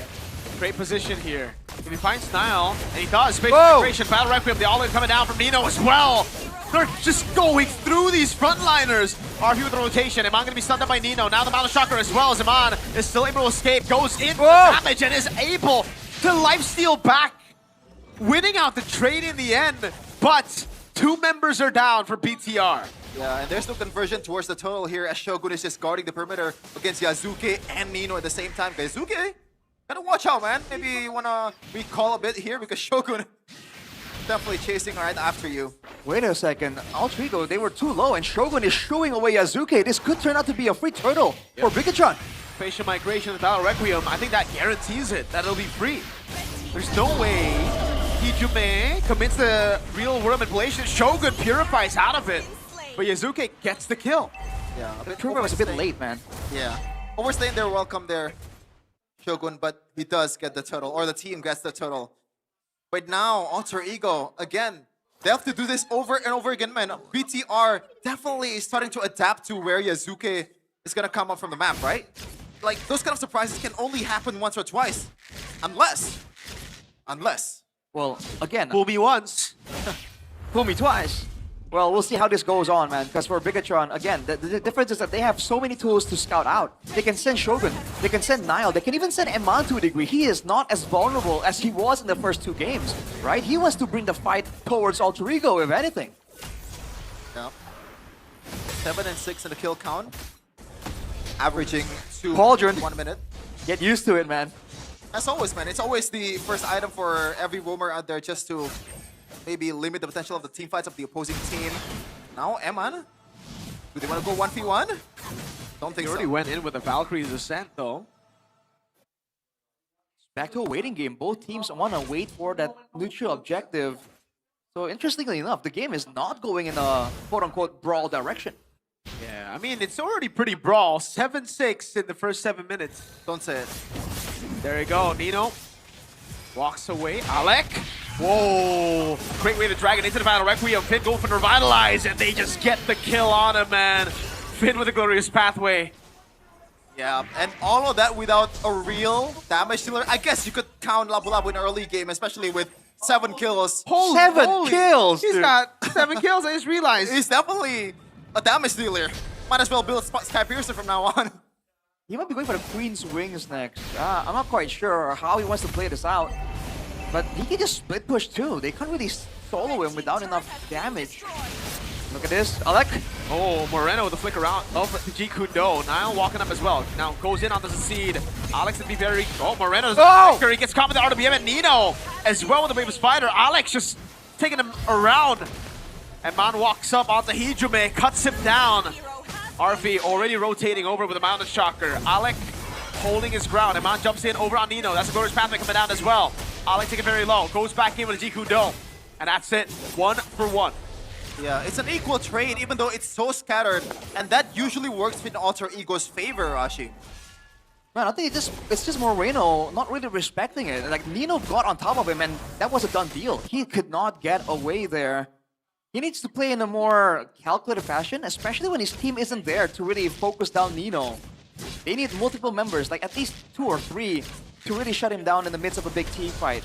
So that's how they want to play this out, man. They have to keep Moreno, the real backline here, safe. Because Eman wants to be in the front. Eman? I don't think there's going to be any real danger here. But looking at Nile right now, we talked about how Leomort is Nile's hero, but so far he's not having a good time, man. 0-4. 0-4 and 5. 0 kills so far, 9 minutes. As a hero that can actually pop off once you get your ultimate, that's pretty bad. And that's all thanks to Alec and also Yazuke just being a nuisance and punishing him every time he shows up on the map. They got to charge on Yazuke before Yazuke can get the spatial migration. That's the thing, right? Yeah. And right now, that's just not happening. Alex sold his boots? Whoa. Wait, really? I think trying to so. trade? I didn't see any shoes. Oh yeah, he did. Conceal. He has conceal. I mean, but he has he doesn't finish the boots. All right, well, the wave was set up by Ultrigo earlier, but it just now bounced back. But they're already sending Arfi far side to try and clear Bigatron. Because they have to stick together, they can't deal with a split. Uh-oh. Yazuki is taken low, and that's exactly what they need to do, right? They either need to poke the Guinevere out so that he can't look for those big spatial migrations, or you go in, all in, right away. And Mon's catching Alec now, jumps around, goes in for damage. Glorious Pathway placed down as well. Wait a second. Oh, bottom lane though, it looks like the turret is gonna be gone in the hands of the minions, but Niall wants to bite on the Lord. Alec. Oh, the RWM Moreno still able to flicker out now. Goes in for damage onto Alec. The way the dragon used up by Alec defensively. Niall finally gets a chance to run the man. Oh, what a real world manipulation by Moreno. He's going to be cooked in the end, but it's A.O.A. Nino is doing so much damage. Goes in for the stun as well onto Finn. At the end of the day, though, without the ultimate, Eman's just going to make quick work out of him here. Goes in on him. Nino still trying to survive. Wait a minute. For so long he survived. But it's a big, big shutdown for Iman. And there you go, the winning condition for Alter Ego is just so limited. Meanwhile, BTR can just go in and go back out from the fight as many times as they want with the healing that they have. Man, there was no reason for it to get that close. Nino was just so far ahead, he was able to do that. But now with the Lord in place, the split is no longer an option for Alter Ego. Bigatron, if they play this correctly, if they set up the waves right, this could be a huge moment. No Purify. Oh, Valkyrie's descent, well played, Eman. He still wants some smoke. He walks up on him. Alec's gonna be caught again. Eman wants all the smoke on their turret now. It's gonna be Arfi next, cut off by the Glorious Pathway under the turret. Taken out by Niall. 0, 4, and 9. His first kill of the game now, 1, 4, and 9. BTR just chasing Alter Ego's members to the ends of the earth. Meanwhile, Yazuki can only split because that's the only utility they can provide right now. They're gonna play with only 2 waves here, but I think BTR, that's more than enough to get a lot of value out of this Lord. Guys, I'm not gonna lie. I'm pretty happy that BTR is winning, but I'm very sad that Alter Ego, if they do lose, they're gonna be sent back to their old gaming house. Oh no. And it's looking tough for them because the death timers were cycled, so now they did get the Lord collision, but with the Yeve, they have so many more ways. Oh, hang on a second. Oh my god, Arfi got poked down by the Steed. Nino in the back, looking for the Raven Spider. Shogun to be caught in the Violet Requiem, but has the Purify to escape. Wow, Bigatron played it so carefully. They didn't even go and finish off that mid turret there. Just in case Alter Ego tried to use that momentum, use that opportunity to try and get a comeback team fight, like they did in game number 1. So good adaptations right here. It's only a 3.5k gold lead though. So they still have to be very careful. It's tough for Alter Ego, especially for Alec, man. He's a single target hero, man. Yep. So, like, what do you choose at this point? Do they just want to, you know, spread out all the heroes for maybe Nino can take care of Moreno, maybe Alec can go for another one. But at the same time, there's still a lot of damage that can be provided from a lot of members, different members from BTR. Shogun can even be a damage stealer kinda in the back line if he gets the right targets. Eman and Niall is just a walking disaster as well. Oh no, wait, Nino's caught all alone. Raven Spider out of there. Niall. Oh man, Valkyrie's descent. Eman. Stat padding this game. 8-1 and 2. He was angry about the Granger game. Yeah. It's tough. It's time for retribution. And it's a good thing for Bigatron to catch the Lapu Lapu and put him further behind. Now look at this, man. They're playing it calm, collected. They really don't have to do anything, and that's the benefit of playing a more reactive composition. All Trigo are the ones now desperately finding some kind of bush play, some kind of flank that can allow them to win. Wait, don't check Arfi. Oh no, Arfi, Kumar. No way! He's not dying. He doesn't Kumar. Oh my, he's dead. No? Is he not dead? Wait! It's a set? Well, Alec's gonna die for his sins, that's for sure. Arfi gets away. Oh, maybe he doesn't. Migration Battle Requiem, the Mountain Chakra coming down as well. Niall will die, but Eman's going at it on Hijume. Dodges away from the spatial migration, now jumps on towards Nino as he gets stunned, and Moreno puts the Void Blast on him. Niall 1-5 and 11 now. You know what? That's not that bad. Now, BTR, do they want to go for the Lord? No, I don't think so because they don't have the retribution. The question is, Alter Ego, do they want to use this window to do anything? Ameliorate the situation? I don't think they can do anything. I think Alter Ego are going to try and find some kind of play, some kind of pick-off attempt, because they have to, right? Or they can just play the macro game. They've set up the wave on top to push. They can wait for the decisive moment to really force No, and- Kumar! Oh, No! It happened twice! Arfi! Wait, Way to set to the side. Iman with the Purify now gets stunned up. Iman is dead! Nino shuts him down. That's the main damage dealer in PTR out. Moreno trying to cut away. Yazuki doesn't land the spatial migration. Moreno's spacing out. Yazuki's clone is low, but he's also very low. Moreno's chasing. Alec gonna be slowed down. Way the Dragon as well. Nile will surely take him out here. And they're gonna go straight to the Lord. Yeah, Yazuki, this is the chance for a miracle. I don't think that's gonna happen though, because BTR, there is no way they're not gonna check the perimeter, as Hijume is actually trying to clear out the top lane wave, trying to get some value out of that minion, but no conversion at all. Nino and Yazuki going for it. Wait, I'm not sure going for the Uranus is the best idea. They already used Spatial Migration and Violet Requiem. Well, the Lord semi-reset it though, so there's a chance right here, Nile. Yasuke, Spatial Migration, Retribution from Nile on point though. Shogun zoning 3 members in the back now. Has the Consecration? No, it's on cooldown. Nino goes in for the stun, but it only lands on Finn. Eman, I thought he would go for that, honestly. Whoa. Yeah, I think BTR just want to play it safe because the Lord is coming out immediately after they killed it. Now Moreno is up at the right time. BTR, it's time to actually end this one right now. Wait. Look at this. You Kumar'd me and now I will Kumar you now. Eman is not a Kumar, man. Come on. No way he's falling for it. And again, Arfi doesn't really do enough damage to really one-shot him immediately either. But look at the segmented positioning of both teams. The Lord is actually getting chunked a lot in the mid lane. Now pops into Steed, and it will get a charge. That's a turret in the mid lane falling down. Another wave in the bottom lane, another wave up top that they're going to have to slowly build up. Eman clears out the bottom lane. It's a waiting game for both. Alter Ego waiting for the right opportunity to actually strike with the spatial migration if there is ever an opportunity to do so. But BTR, surely, they're not going to let them do that. Spatial migration. Oh, it doesn't land. Moreno's spacing has been phenomenal, by the way. He's the maestro. I mean, he has to be if you're in a game like this, because he is literally one of the main targets for Alter Ego, and he's trying to dodge away from a Cho, a Yi Sun-shin, a Valentina. Like, the whole team can just jump on him, so he's hyper-aware. And look at this, man, with the wave, teams like Alter Ego are still able to defend. Even with the high ground advantage, quote-unquote, all available, all the battle spells available for Bigatron still, they were not hasty to push for something in the base of Alter Ego. Yeah, I think they're being super, super careful knowing what Alter Ego is capable of. And Alter Ego, gotta say, with how much we rant about how good BTR's draft in this game, they're not doing that bad in that defense. You know, they still have a lot of life here for the 3-face mask. Yeah, I think it depends on how they want to play this out right now. The fact that Hijume can take the real-world manipulation as well, you saw that in the previous fight, it forced Moreno to flicker out. So that is the hidden DPS tool available to Alter Ego. And they have ways to kind of keep Bigatron in place when they go for it. Their main issue is just Shogun being so unkillable, walking around. He is pushing away Arfi, pushing away Hijume.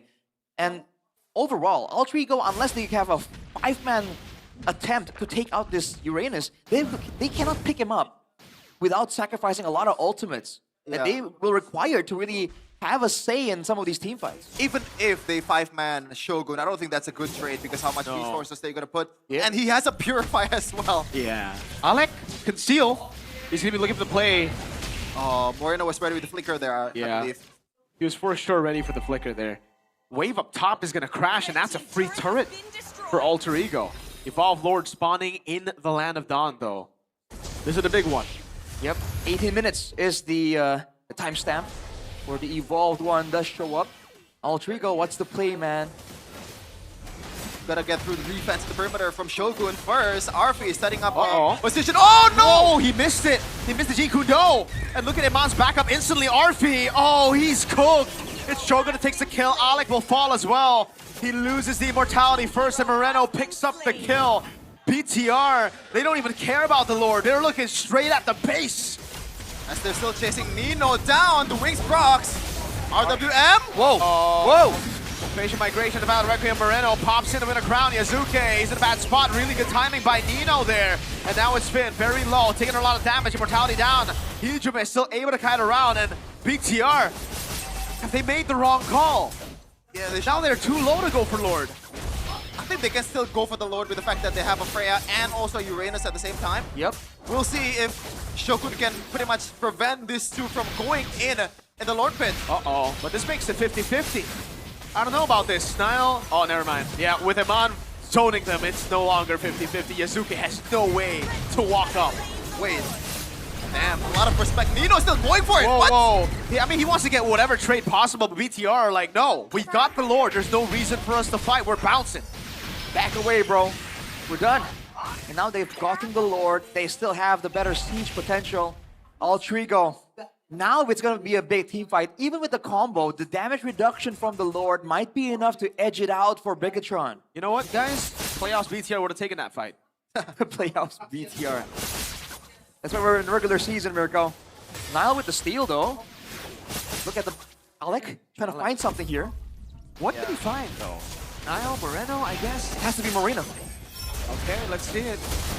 Moreno in the back. Oh, he flickers out. Beautifully done by Moreno. Hijume pops into RWM, but Moreno just walks out of it as RP finds himself in the midst of it all now. It's Yazuki with the spatial migration. Battle Requiem coming down with a winner crown as well. But look at Eman and Shogun. They're tearing everybody apart. A triple for Eman, the Red Raider. And BTR claims their first win in Season 17. Beautifully done. Perfectly executed, especially from the draft. Leo now proving his worth here in the first match of MPL Indonesia Season 17. BTR by Fatality, 2-1 against Alter Ego. Man, the draft there, it was so close in game number 1 and 2, but game number 3, Bigatron just found something, and Alter Ego, they made a valiant effort, but you can see the pressure got to them there towards the end, and that was a solid showing from Bigatron. Wow. Yeah, it doesn't help the fact that Alter Ego's high ground is pretty bad. Maybe like in terms of engage and set-wise, it's not that bad. They have a Cho, they have a Guinevere, but damage-wise, you can't really clear the Lord at that point, man, with Valentina itself. And it's a done deal, 2-1. BTR starting the season strong, as always, Miracle. As always. BTR, a.k.a. my goats. A.k.a. regular season version. A.k.a. the best team in the world. The best team combo in the world was ridiculous, though. Giving a 4-man combo. As we called it, we said that was the one thing they have to avoid. And they're like, nah, I'm gonna do my own thing. I'm gonna do my own thing. And it's so sad, man. It's so sad for Alter Ego. Back it up. We're back to the shack. To the shack. No. Alter Ego. No. You gaming house no more. I really don't like the Eason shit pick though, man. Yeah. But I just really don't like the Eason shit pick. Alec, man, that's such an unfortunate move. But even if he landed Jikundo, I don't think it would have worked. RP just doesn't have enough of a one-shot potential. It doesn't have enough damage to do all that. Yeah, it turns out Freya is always the winning ways to go. But now, winners interview. MPL Arena berkeburu untuk kemenangan pertama di regular season MPL Season 17. Sabila, gimana kamu melihat match pembukaan ini? Benar-benar luar biasa banget ya. Tadi kita sudah melihat It's amazing, isn't it, bersama-sama, Sabila? bahkan di match yang ketiga tuh Bigatron. tegang banget di game yang ketiga ya. Di game game three was Derby intense. STM menjadi match pembukaan ini kali pertama loh.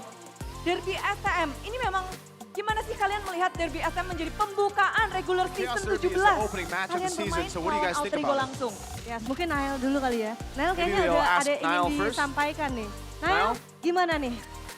Kamu setelah melihat bahwa Derby STM menjadi match What do you think pembuka? about the Chaos Derby Di hari being the ini? first match in MPL Seru Season banget 17? sih. Ibaratnya kan Very fun. 10 playernya tuh belum panas kan. Tapi kita baku hantam terus tuh seru banget. It's like all of us aren't really warmed up yet, but we just keep on fighting. We just keep on brawling, so it's very fun. STM, ngelihat kalian berhasil mengalahkan, tadi sih pas interview bilangnya, wah ini rasanya able to beat mengalahkan runner up M7 The gitu. runners up of M7. Tadi tuh. Iya kata She said, ini, "Man." kata Koed tadi ya. Koed The gitu ya. Co-Ed in the Kalian interview merasakan hal said, yang man, it'd be so good if we could beat the Jujur kita runners nggak up of mandang M7. title musuh lah. Mau dia juara apa, runner Yeah, we don't apa, really kita care nggak peduli honestly if they're like the runners Oke, up, a tapi menarik champion. gimana We don't really Daniel. look at Hari that. ini di game ketiga kalian memainkan So in game 3, kombinasi yang you kita guys played a pretty- tengok pada saat M7. Ada Leo a pretty familiar composition with the Leo Mort and the rencana kalian Freya. tadi? That's something that Alter Ego brought in M7. Plannya mau tabrak belakang. Plannya mau tabrak belakang. Yeah, we just wanted tadi to katanya. get their back line. Oke, baik. Cuman mungkin aku pengen nanya ke Eman kali ya. Eman gimana tadi pada Eman. saat mendapatkan mania pertama berarti ya? Dapatkan mania pertama tadi Eman? Kena, mereka makan, dimaniakin ya. Katanya nggak kedengeran.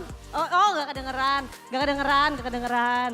Oke, baik gimana pada saat tadi kamu dimaniakin? So what do you think earlier? Gimana You kena got, maniak sama? unfortunately, you weren't the one Enak, getting a enak. maniac. It was your team getting maniac by Arfi. Enak. Jadi enak terkena mania. Iya, enak, terapi. enak. Does it feel good? Yeah, it feels good. Tapi kan aku Apparently, dapat Iman info, likes Bude. getting Ini bener gak sih katanya? being kalau on the aku nggak receiving end salah of a ya, maniac. Katanya Eman itu salah satu preman Goatland. So Iman's Ini the preman gold lane gold gangster. yang biasanya kita lihat juga maniak-maniak. He's the usual gold lane gangster. Hari ini He's a top baku maniac, hantam juga. top holder Dan of maniacs in Kamu mainin MPL Arfi di Indonesia. depan Freya tadi ya? You played Game Arfi in ketiga. front of Freya earlier. So what are your thoughts on that? Apa ya? Iya gitulah katanya. Yeah, I mean, it's just like that. Tapi menangin game yang ketiga, sulit apa sih memenangkan series Winning ini game number melawan 3, Alter Ego? how difficult was it to beat Alter Ego Kesulit apa di this game series? ketiga? Nino sih dapunya keras banget. Nino was Yeah. tough, man. His Nino. Dapu was really Ini good. yang menjadi masalah. Iya. Lalu Yeah, Nino was the jawaban problem kalian for apa? sure. Kita punya Shogun. Oke, We beat mungkin them kita because we langsung have nanya ke Shogun. Shogun ya di sini. Shogun gimana tadi khususnya di game yang ketiga sih? Shogun? Gimana kita ngelihat emang Nino dengan Can you tell lawannya us cukup a mengganggu little bit about banget game number 3? pergerakan dari Nino's having a teman-teman phenomenal Bigetron game, by got a triple Vitality. kill Gimana, early. Shogun? Ya, tugasnya emang kayak gitu. I mean, my Oh, job dari was kamu just sendiri gimana was just nih to be tadi? annoying Ada on the rasa units. kesel kah? Ada rasa kayak aduh. Seru soalnya. It was very fun. Dan mereka juga ngasih game yang terbaik. They're giving us a Terus, very good game. Ya, alhamdulillah kita menang. Thank Senang God ya. that we won. Jadinya gitu. Senang. Tapi ngomong tentang senang, hari ini kalian melawan tim yang bermain dengan sejuta cheese pick. Di mana Alter You played up Ego against a team menggunakan with a hero-hero billion yang cukup cheese unik picks, pin. man. Kamu langsung They're known berhadapan to have dengan cheese Alex. picks. Dengan satu hero anyar yang akhirnya muncul juga di MPL. Berhadapan dengan Alex hari ini dengan hero-hero You're up against Alec. Alec usually comes up with really weird picks. Gimana sih? He played the Marcel in game 2, so Jujur How was Marcel it? tadi jago banget. honestly, his Marcel is really debut good. Marcel di MPL, apakah ini bakal jadi hero populer? Do you think Marcel's going to be a popular pick? Mungkin. Yeah, maybe. Mungkin. Oke. Tapi aku boleh nanya nggak sih? Aku pengen nanya ke Moreno deh. Moreno. Aku pengen nanya ke kamu. Kenapa sekarang O-nya ada 3? Moreno, why do you have 3 Jadi O's now? manggilnya udah nggak boleh Moreno, tapi Moreno gitu ya? Is it not Moreno? Is it Moreno now? Buat ini aja sih, validasi ke teman-teman. It's just for Jadi validation. yang pertama tuh, Niall jago banget. The first O is for, Niall's really good. Yang kedua, The second, O-nya, Eman jago banget. It's Eman's really good. Ketiganya ya, Shogun sama Finn jago banget. Oh And then the third baik, O jadi is, nama baru, formula Shogun and baru, Finn are kemenangan really good. baru juga ya untuk Bigetron by Vitality ya. Morenonya di mana? What about Moreno? You mentioned all your teammates. Moreno. Oh, Iya, the jadi first, penjelasannya di belakang the lah. first validasi Moreno. So the teman-teman extra gitu. 3 O's are for the teammates. Tapi memenangkan match pembukaan kalian ini validasi untuk kalian juga nggak? Untuk season 17? Oh jujur, buat Jujur. saya sendiri jujur, validasi karena kan saya ada saingan. Yeah, Sama saya pembuktian gitu Of course, ke diri I gotta, you know, Oke, I gotta karena step bisa up. I dibilang have gebrakannya competition now in the team. menggebrak Riza, season ini loh. the substitute, is Ngedatengin competing for this Gabriel position, Anyar, for the ya, main kan position. player. Coaching staff juga banyak berubah. Iya.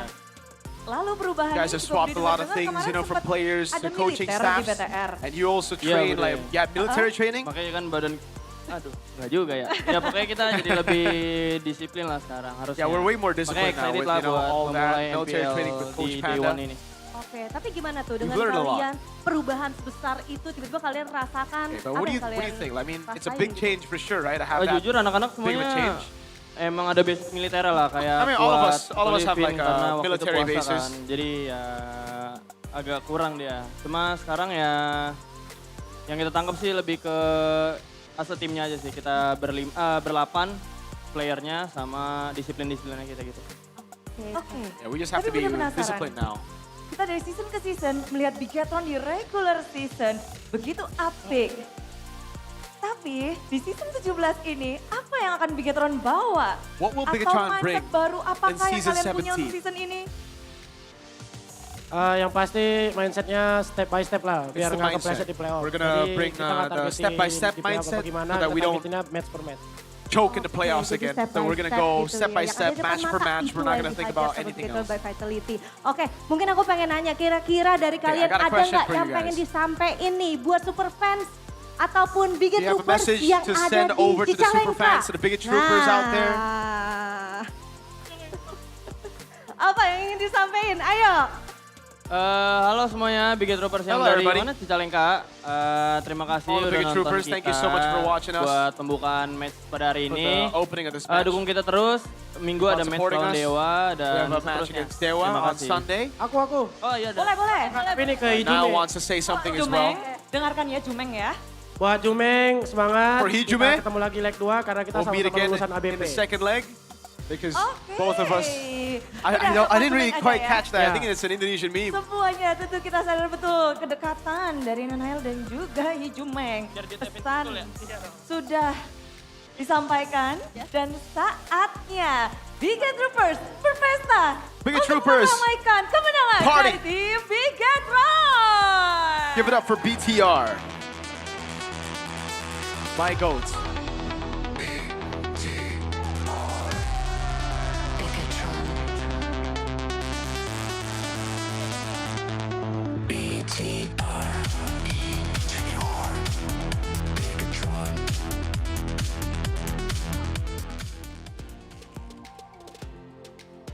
Hey, kesenangan tentunya bukan berakhir di sini saja karena di sini Bude dan juga Sabila akan memberikan kejutan bersama dengan GoPay. Inilah dia GoPay hadiah GG. Wow, pastinya setelah tadi kita udah tegang kan ya melihat match yang pertama betul-betul intens dari kedua tim. Sekarang saatnya kita bagi-bagi GoPay di sini Bude. Caranya gimana sih Bude? Caranya akan kita tunjukkan langsung di layar. Pokoknya caranya pasti kalian udah hafal apalagi tiap seasonnya bersama dengan GoPay. Pastikan kalian sudah mendownload, mengunduh aplikasi GoPay di App Store, di Play Store. Lalu nanti siapkan kamera kalian karena di pojok sana itu putih akan muncul QR code. Lalu nanti kalian bisa klik buka hadiah untuk terima GoPay-nya. Setelah kalian klik, otomatis hadiah akan masuk ke akun kalian. Tapi tahu nggak sih yang bikin makin spesial untuk di season 17 ini hadiah GoPay-nya itu sama kayak season kita. Wih. Betul, tahu dong jadi berapa? Tahu, 17 juta. 17 juta untuk total hadiah kita, luar biasa sekali pastinya ya. Jadi sama gitu loh Bude, sama kayak seasonnya. Aduh, memang GoPay ini baik banget. Tapi di sini udah lagi pada happy. Oh sweet, 17 juta untuk para super fans. Jadi bersiap-siap langsung aja gak sih Sabila? Oke, langsung aja ya. Kita akan hitung dalam 3, 2, 1. Ini dia. Langsung saja di scan. Mungkin nanti kalau ada yang dapat boleh dikasih tunjuk ya. Langsung aja dikasih tunjuk nih. Pamerin langsung. Oh. Weh, congratulations. Banyak banget nih, kayaknya semuanya langsung pada dapet di sini. Langsung ditunjukin semua smartphone-nya ya. Langsung pada dapat semuanya. Aduh, benar-benar luar biasa sekali. Dan pastinya Bude, karena tadi kita sudah kasih hadiah ya, ini spesial dari GoPay. Gak cuman itu aja, kita juga ada nih hadiah menarik lainnya. Salah satunya adalah Perfect Turtle dan juga Difference 10K Gold. Nah, hadiah dari GoPay nambah ya. Nambah lagi Bude hadiah dari GoPay-nya. Caranya gimana? Nanti kalau misalnya kalian melihat nih ada Perfect Turtle ataupun Difference 10K Gold-nya. Nah, kalian langsung cek aja ke sosial media dari MPL Indonesia. Asik, makin happy pastinya di MPL Indonesia Season 17. Namun kita tentu nggak mau kelewatan dan ingin mencari tahu bagaimana caranya Bigatron memenangkan match perdana di MPL Indonesia Season 17. Langsung saja, caster, monggo.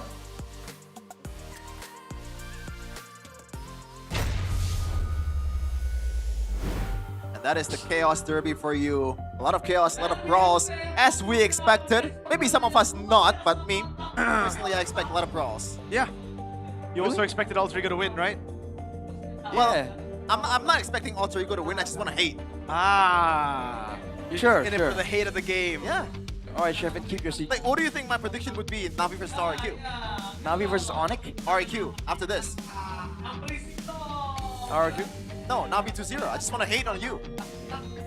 What are you trying to, like, we're you trying to start conflicts on the desk, bro? Sometimes hate fuels you, man. As you can see here, Eman is playing a lot of with a lot of hate too to RP. Well, he certainly did well in this game, though. Despite the fact that he was pressured so much, he still found a way to contribute. That's the boy! The Red Raider, the MVP, Eman.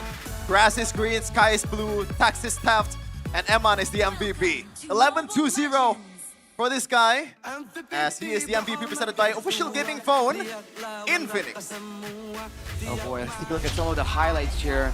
Presented by the Official Gaming Phone in Phoenix. After the huge combo, it was looking kind of sketchy. With the Lapu Lapu getting 3-0 in the early game, you can see that it was a big problem, man.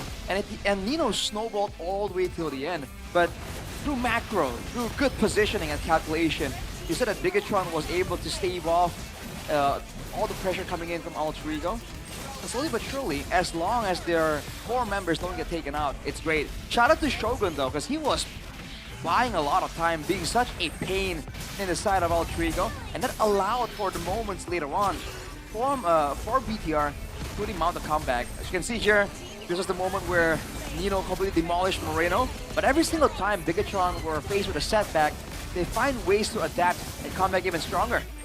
And again, they position themselves, they know their win conditions, they know they want to front to back without Alter Ego finding ways to burst their backline. So when they were able to scout so well and slowly but surely chase down, especially in the later stages of the game, when the map is fully open for them, it's almost like they almost got baited into an over-chase scenario, but they're showing that maturity, man.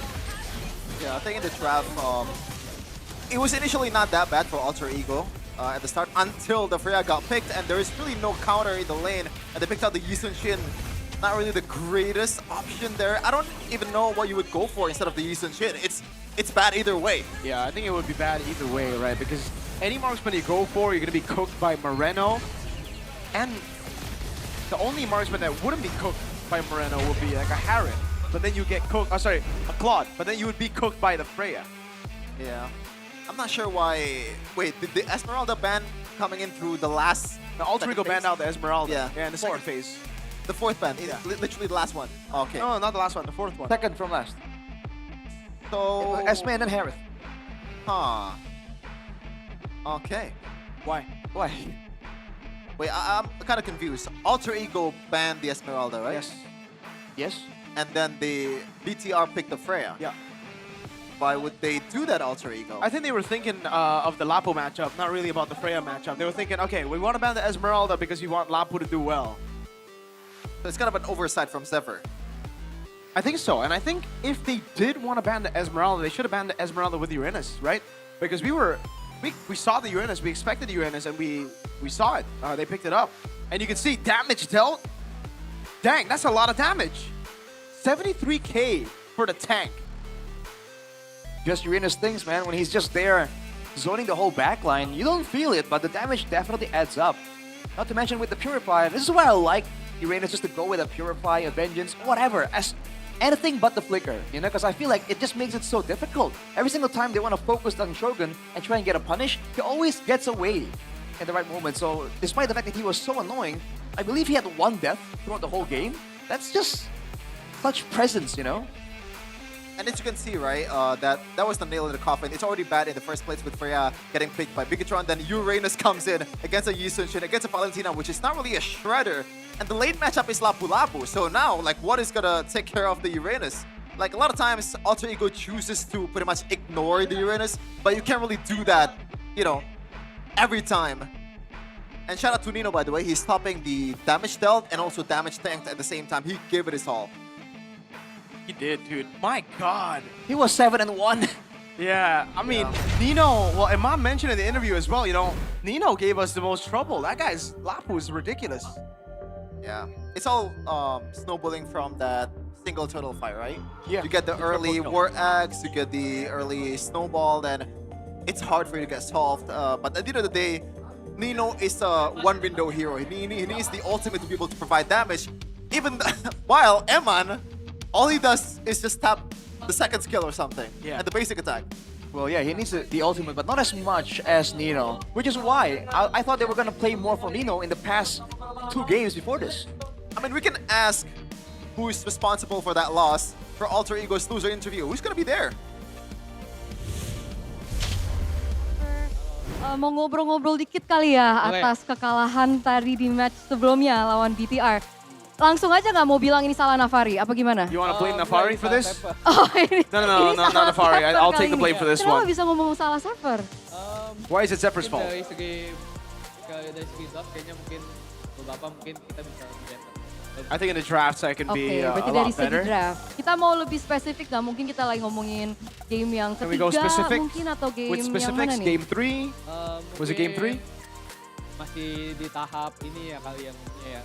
Anak-anak masih tahap adaptasi lagi. Yeah, we're just in a udah lama ya. adaptation phase again. Udah lama nggak turnamen, mungkin jadi view-nya So we're kayak still lupa adapting. gimana It's been a sih while kayak since we've mindsetnya played pas in the lagi tournament. mentalitinya di dalam stage A whole gitu. 2 months of MPL Oke. break. Berarti So adaptasi we're mental di readapting. stage. Benar. Kalau misalkan kita lagi Adapting ngomongin to the adaptasi mental meta, on stage. itu What jadi about the faktor meta? nggak mungkin? Bisa jadi juga. Yeah, Bisa maybe. juga mungkin kita In the meta we need to adapt as well. Gimana ya, terlalu gosong lah cookingnya lah. Terlalu gosong Maybe cookingnya. I overcooked. Soalnya kemarin kan kita sempat ngeliat podcastnya ya bersama KB. Terus We saw kan a Zephyr bilang podcast setiap with kekalahan itu KB, menjadi sesuatu yang with you. positif untuk Alter And, Ego. You said Ini losing is a include positive thing for kekalahan Alter tadi Ego. juga. So what do you think? Bagus banget kan, This loss, jadi kayak is mereka it nggak good ngerasa, for you? oh gua ini M7 Grand Finalist ya kan. Oke. Kita masih jadi Alter Ego yang mau mencari piala menurut gua. Menjadi I Alter think, Ego yang this masih loss mau is mencari amazing piala. for us. That's wise words, Because Coach. That's wise we're words. the M7 Kalau Grand misalkan Finalists, kita but we still have to work hard. Mungkin adaptationnya itu masih ongoing dan apakah mungkin BTR juga udah mulai ngebaca gameplay dari Alter Ego? BTR read your gameplay? Sebenarnya kalau untuk ngomong baca gameplay kan ada susah ya. Soalnya kita Talking about berdua reading sama-sama our nggak ada gameplay, that's a datanya bit kan. difficult. Ya kan? Mungkin BTR lebih ready aja sih. Maybe dibandingin BTR Alter just Ego. more ready. Oke, not BTR that lebih they ready. read us. Ada nggak mungkin pesan untuk para Alter Champs? You have a message to the Ultra Champs? To the Ultra Champs? Kita Sorry. nggak berhasil menang, semoga We couldn't win? Spesifiknya untuk Alter Champs yang mungkin ada di Sentul sekarang. Specifically to the Dari Sentul. Ultra Iya. Champs who are in Sentul. Maaf banget ya, udah datang-datang. Thank you to the Ultra Champs. Very sorry that you came all this way just for us to lose. It is what it is sih. It is what Proses it ya. is, but it is Proses a masih process. positif Every dong. season it's going to be a process for us. Positif. But it's a Tapi positive sebelum aku take for lepas us. Coach Zephyr, aku penasaran sih. Soalnya kan pasti I'm kita curious, lihat winning Coach. momentnya tuh. Terus habis itu kita ngeliat tuh ada beberapa player dari Alter Ego tuh kayak kok kayaknya murung banget. Itu kenapa? Abis dimarahin sama coach? Apa gimana tuh? Were the players, Enggak sih. did you emang scold the beberapa players dia sakit earlier? perut, ada yang matanya lagi kayak kedut-kedut gitu. Kedut-kedut? Iya. Nah, they just, Okay. you know, they're Lamaan closing their lagi, eyes, they're iya. angry, they haven't Oke, eaten. get well soon ya berarti ya Get untuk well soon, player-player yeah. Alter Ego ya. Iya. Semoga kedut-kedutnya cepet beres, pulih. Ya udah kalau begitu, thank you so much Coach Zephyr Okay. sekali lagi dan If kita that's it, akan thank you so lempar much, kembali Coach ke Zephyr. podcast. Silakan.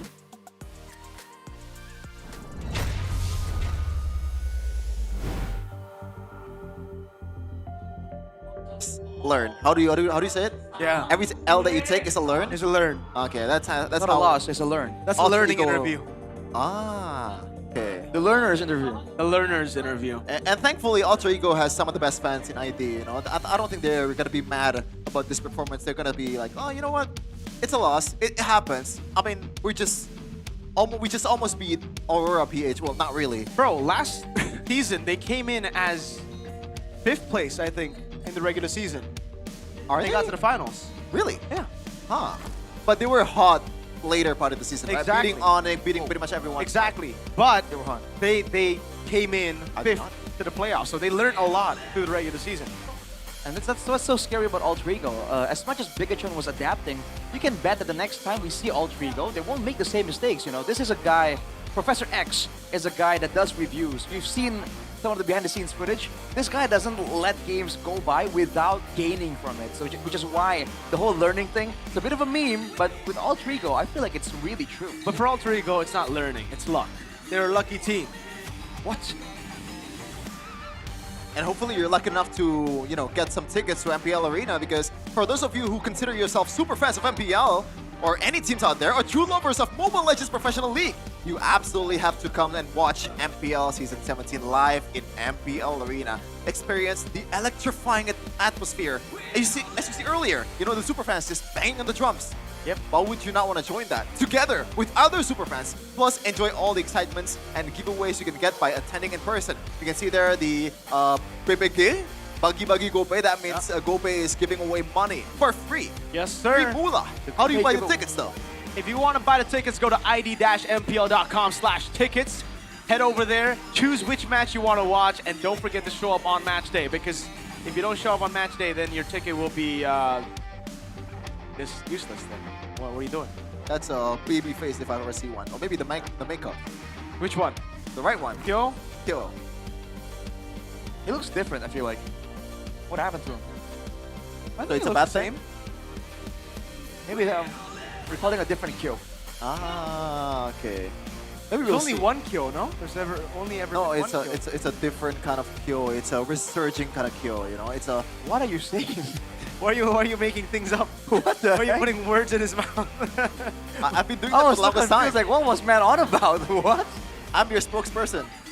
You're not doing a great job. Would you want him as your spokesperson, Rashi? Absolutely not. Rashi hates RQ. Hey, you're gonna see though. RQ Tsunavi after this. That's a good in match. MPL Indonesia Season 17. No, we own this yet. No, we own this. That's Yeah, for later. okay, that's for later.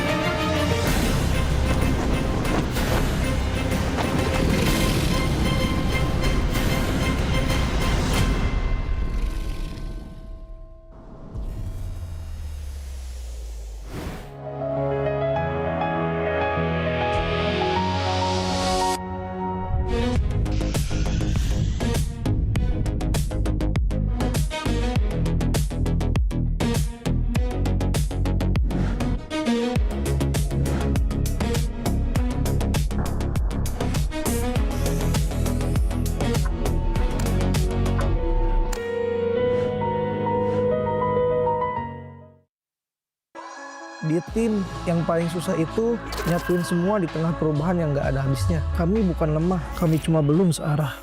Menang atau kalah itu biasa, tapi ingat satu hal, kita itu keluarga. Waktunya konsisten saling percaya. Sejak kapan Navari jadi CEO? Hah? Lalu dia Ming. Mending lihat ini. Yang ini murahnya beneran. Bantu kita naik level barengan.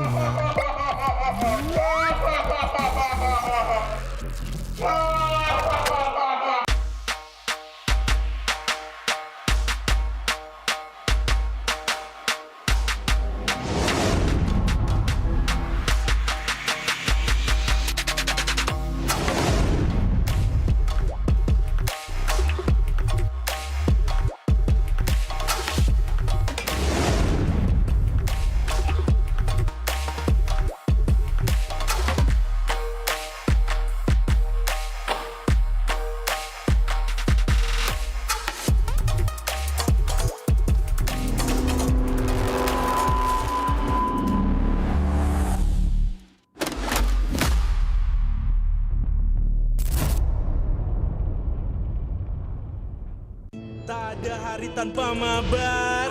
Main nge-lag, kerap buatku tak sabar. Gimana mau main sampai kelar? ini waktunya ku bersinar. Oke, let's do it. Game smash andalanku bikin mainku semakin hebat. Pin stabil main makin mulus, rankku fix naik terus. Tukar DG rings, diamond dan voucher game kau dapat. Cuma Game Smash makin no debat. Game Smash Booster, kini dapat DG Rings. Beli paketnya dan aktifkan boosternya di aplikasi Dunia Games.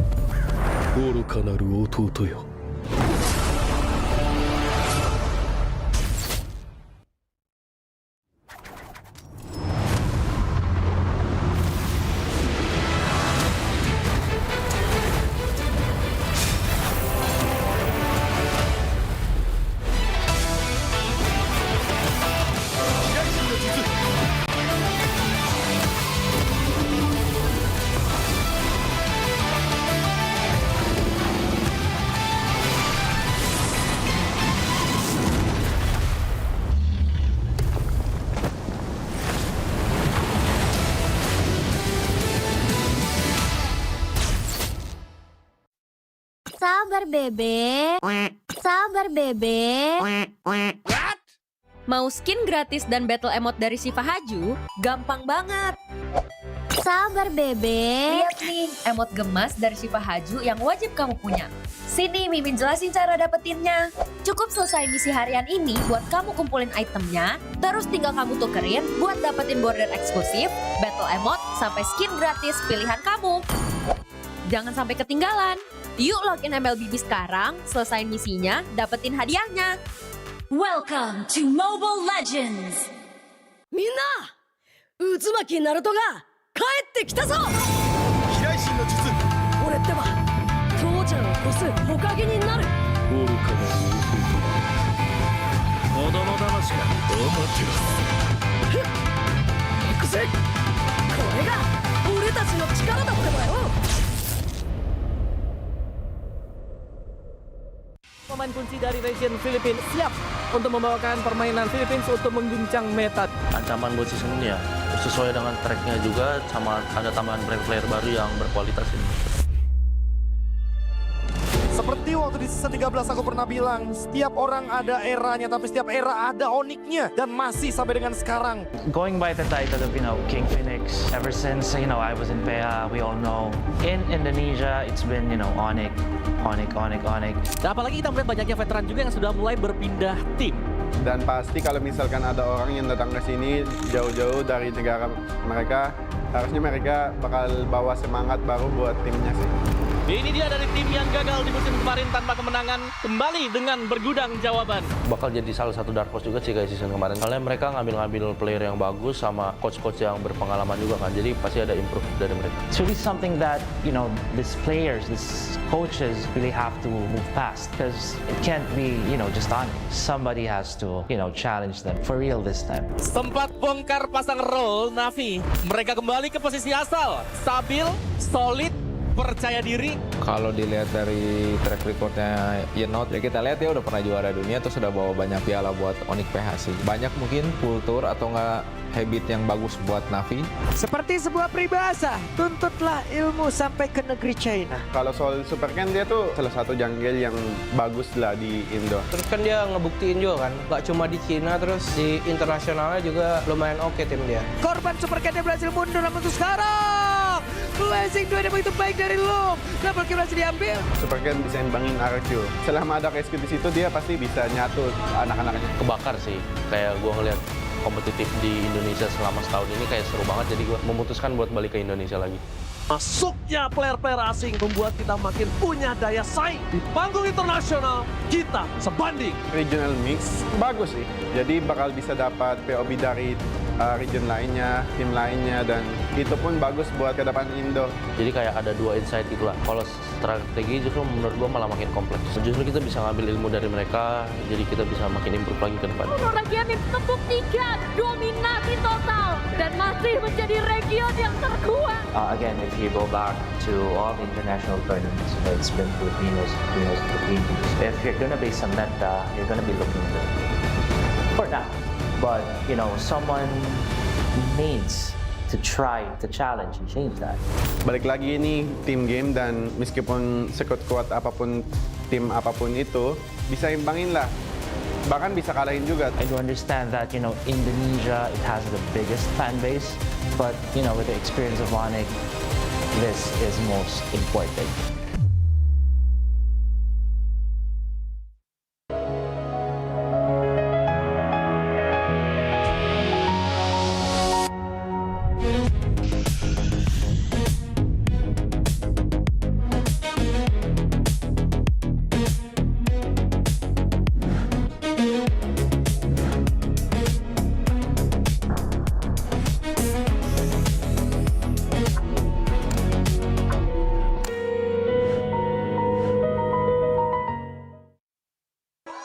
Di tim yang paling susah itu nyatuin semua di tengah perubahan yang nggak ada habisnya. Kami bukan lemah, kami cuma belum searah.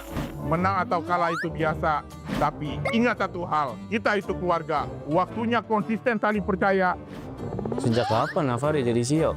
Hah? Lalu dia Ming. Mending lihat ini. Yang ini murahnya beneran. Bantu kita naik level barengan.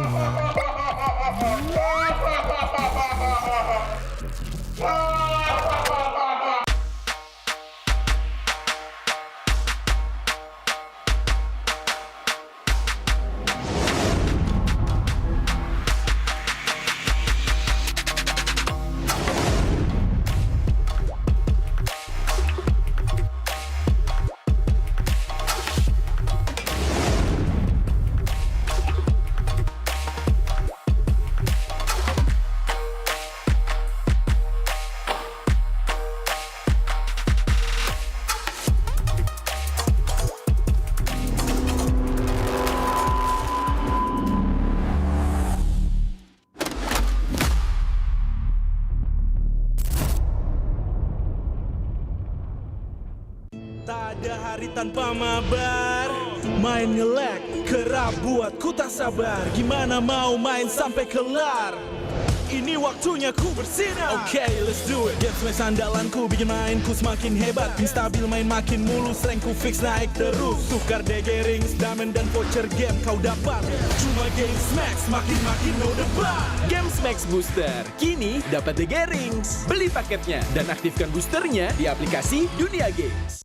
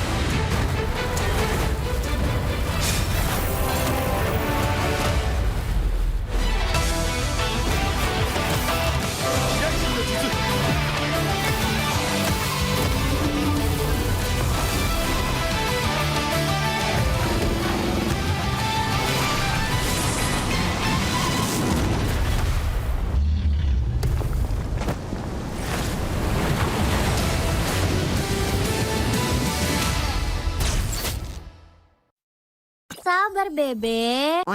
Sabar bebe. Mau skin gratis dan battle emote dari Shiva Haju? Gampang banget. Sabar bebe. Lihat nih, emote gemas dari Shiva Haju yang wajib kamu punya. Sini Mimin jelasin cara dapetinnya. Cukup selesai misi harian ini buat kamu kumpulin itemnya, terus tinggal kamu tukerin buat dapetin border eksklusif, battle emote, sampai skin gratis pilihan kamu. Jangan sampai ketinggalan. Yuk login MLBB sekarang, selesain misinya, dapetin hadiahnya. Welcome to Mobile Legends! みんな渦巻きナルトが帰ってきたぞ飛来神の術俺ってば父ちゃんを越す火影になる愚かな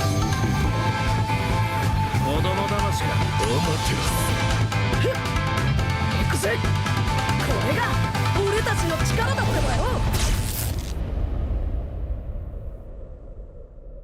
Pemain kunci dari region Filipina siap untuk membawakan permainan Philippines untuk mengguncang meta. Ancaman buat season ini ya sesuai dengan tracknya juga, sama ada tambahan player baru yang berkualitas ini.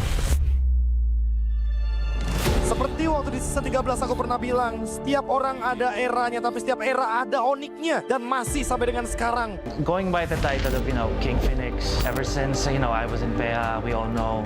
In Indonesia, it's been, Onyx. Dan apalagi kita melihat banyaknya veteran juga yang sudah mulai berpindah tim. Dan pasti kalau misalkan ada orang yang datang ke sini jauh-jauh dari negara mereka, harusnya mereka bakal bawa semangat baru buat timnya sih.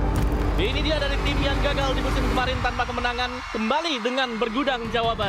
Bakal jadi salah satu dark horse juga sih kayak season kemarin. Soalnya mereka ngambil player yang bagus sama coach-coach yang berpengalaman juga kan. Jadi pasti ada improve dari mereka. It's really something that, these players, these coaches really have to move past. Because it can't be, just on it. Somebody has to, challenge them for real this time. Sempat bongkar pasang role Navi. Mereka kembali ke posisi asal. Stabil, solid, percaya diri. Kalau dilihat dari track recordnya Yenot, ya kita lihat ya udah pernah juara dunia, terus sudah bawa banyak piala buat Onyx PHC. Banyak mungkin kultur atau enggak habit yang bagus buat Navi. Seperti sebuah peribahasa, tuntutlah ilmu sampai ke negeri China. Kalau soal Super Ken, dia tuh salah satu jungle yang bagus lah di Indo. Terus kan dia ngebuktiin juga kan, gak cuma di Cina, terus di internasionalnya juga lumayan oke tim dia. Korban Super Ken berhasil mundur, namun untuk sekarang Blazing 2 yang begitu baik dari Loom. Double kill berhasil diambil. Super Ken bisa imbangin RQ. Selama ada KSQ di situ, dia pasti bisa nyatu anak-anaknya. Kebakar sih, kayak gua ngeliat kompetitif di Indonesia selama setahun ini kayak seru banget, jadi gue memutuskan buat balik ke Indonesia lagi. Masuknya player-player asing membuat kita makin punya daya saing. Di panggung internasional, kita sebanding. Regional mix bagus sih, jadi bakal bisa dapat POB dari region lainnya, tim lainnya, dan itu pun bagus buat ke depan Indo. Jadi kayak ada dua insight gitu lah. Kalau strategi justru menurut gue malah makin kompleks. Justru kita bisa ngambil ilmu dari mereka, jadi kita bisa makin improve lagi ke depan. Region membuktikan dominasi total dan masih menjadi region yang terkuat. Again, if you go back to all the international tournaments, it's been Filipinos. If you're gonna base a meta, you're gonna be looking good for that. But, someone needs to try to challenge and change that. Balik lagi ini team game, dan meskipun sekuat-kuat apapun tim apapun itu, bisa imbangin lah. Bahkan bisa kalahin juga. I do understand that, Indonesia, it has the biggest fan base, but, with the experience of Onyx, this is most important.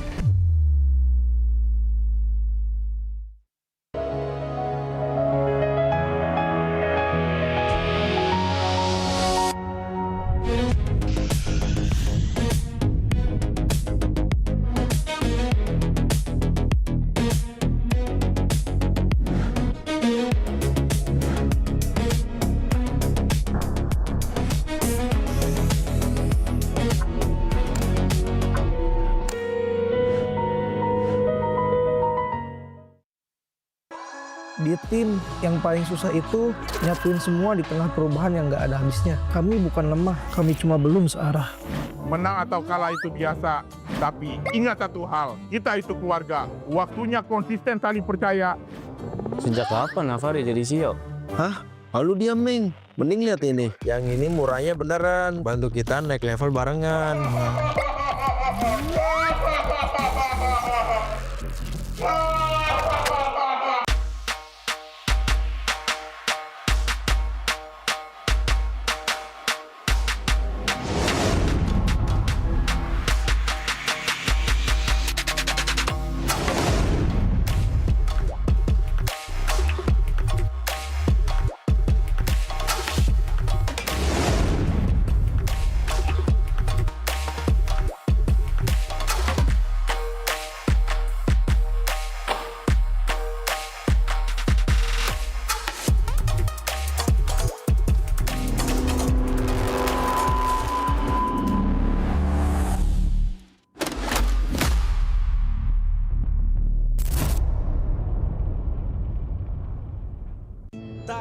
Lari tanpa mabar, main nge-lag, kerap buatku tak sabar. Gimana mau main sampai kelar?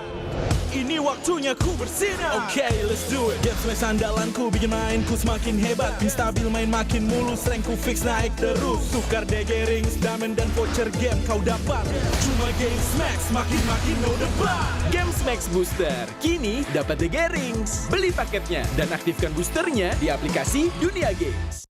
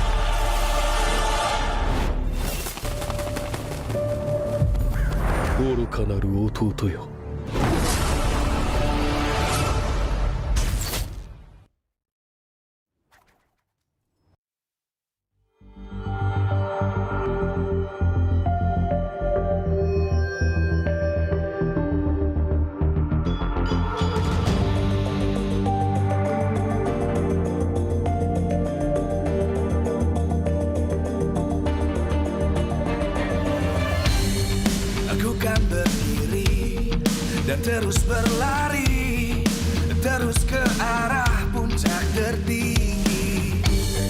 Ku takkan berhenti, hanya sampai di sini. Kemenangan abadi menanti. You know we won't miss if we unite our focus. And if you haven't noticed, we all live. Nyalakan apimu, hadapi semua tantangan, hadang semua serangan, jatuh bukan halangan. Bakar semangatmu, janganlah engkau menyerah. Kita akan buat sejarah. We all this, we won't miss. We all this, we won't miss. Saatnya beraksi, jalani ambisi. Aku kan menyawakan hari ini. You know we won't miss if we unite our focus. And if you haven't noticed, we all live. Nyalakan apimu, hadapi semua tantangan, hadang semua serangan, jatuh bukan halangan. Bakar semangatmu, janganlah engkau menyerah. Kita akan buat sejarah. We all this, we won't miss. We all this, we won't miss. We all this.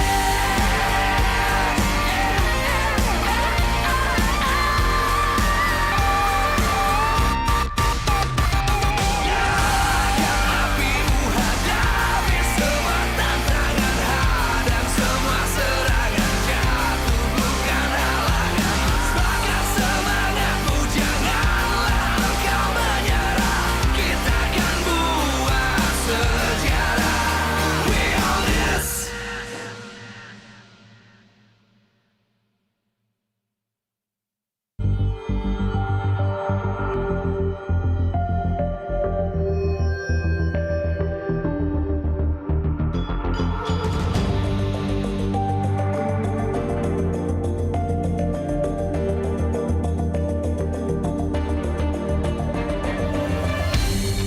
Aku kan berdiri dan terus berlari, terus ke arah puncak tertinggi.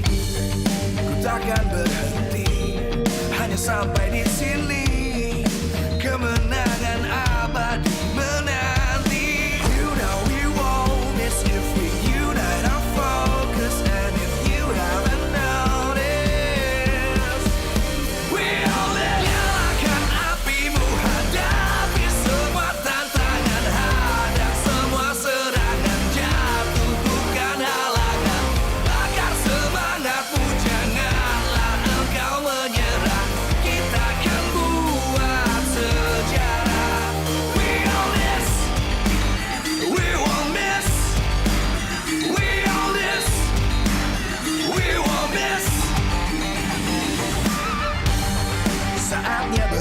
prestasi, jalani ambisi, aku kan menyawakan hari ini. You know we won't miss the free, you that I'm focused. And if you haven't noticed, we'll live. Nyalakan apimu, hadapi semua tantangan, hadang semua serangan, jatuh bukan halangan.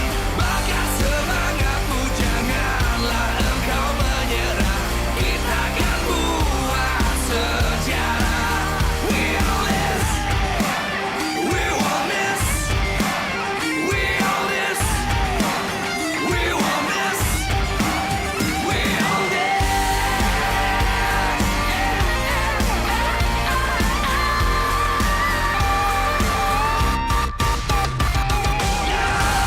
Apimu, hadapi semua tantangan, hadang semua serangan.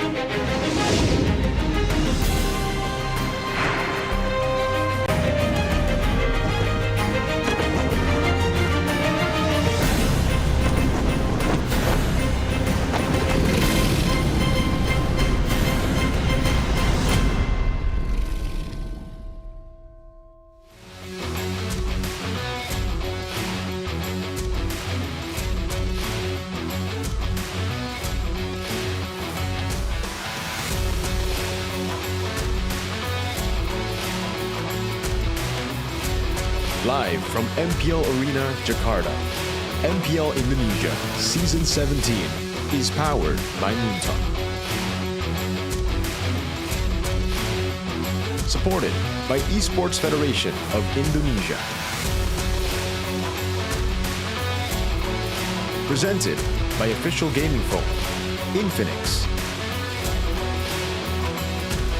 Official e-wallet, GoPay. Official gaming chair, Toda.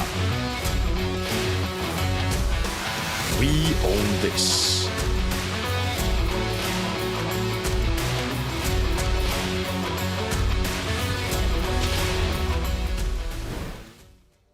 Menantikan match berikutnya antara Navi dan juga RRQ. Sekarang Eternal bersama para coach dari masing-masing tim. Ada Coach Cascute bersama Coach Why Not. Welcome Coach Why Not to Indonesia. Thank you. How are you feeling today? I'm feeling excited actually. Excited. I was jealous of MPL PH. They opened last week. That's true. I just want to see the boys play. Dia nggak sabar ya, pengen cepet-cepet ngeliat anak-anak main katanya. Kalau dari Coach Cascute gimana kabarnya hari ini? Wah, terus sih seru, udah gak sabar juga, apalagi kita kan udah 4 bulan kayaknya nggak main nih, nggak ada di layar.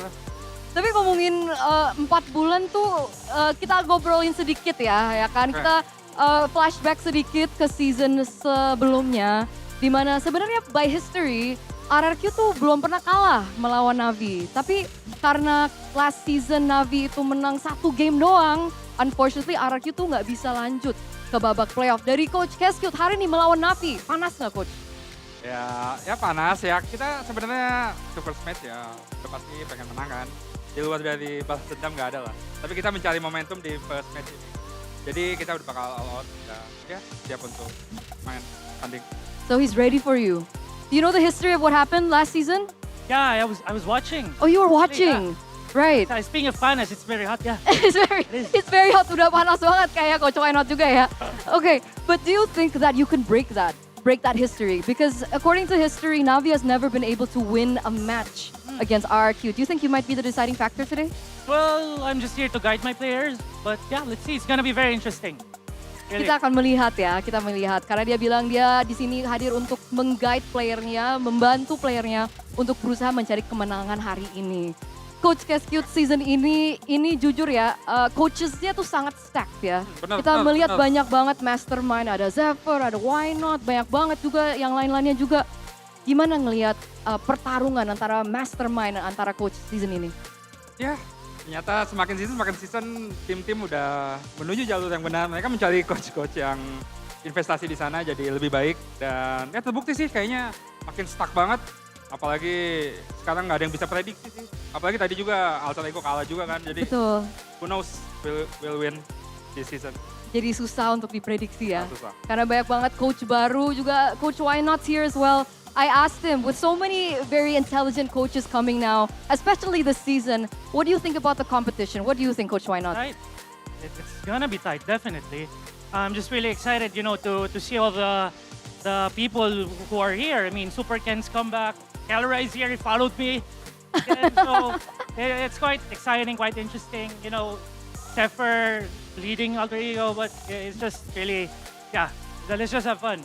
Dia melihat pokoknya kompetisinya tuh makin sengit, nggak cuman karena coach-coach yang pintar, tapi juga kita kedatangan banyak player yang cukup menarik. Dia juga agak membahas Kelra yang katanya ngikutin dia sampai ke MPL Indonesia, guys. So Kelra's here with you, for you. But you're not in the same team. Yeah, not really. He just misses me, I think. Oh, katanya Kelra kesini karena kangen sama Coach Why Not. Oke, untuk kalian berdua, aku penasaran. Menurut kalian, lebih penting tim dengan coach yang biasa aja dan player bagus, atau tim yang sebaliknya, yang coachnya, aku ngomongnya apa tadi? Coachnya bagus, playernya biasa aja. Lebih pentingnya mana? I think both penting sih. Both penting. Iya, Tapi kalau harus milih nggak bisa. Apa? Do you think it's important to have a team with good players but a so-so coach, or a smart coach but so-so players? I think it's just, basically understanding each other. Doesn't matter if, it's not a good coach. As long as, they work together as a team. I think that's most important. Berarti keseimbangan ya. Jadi keseimbangan, Coach Why Not juga merasa keseimbangan itu menjadi hal yang sangat penting. Dua-duanya nggak bisa milih guys, dua-duanya nggak bisa milih.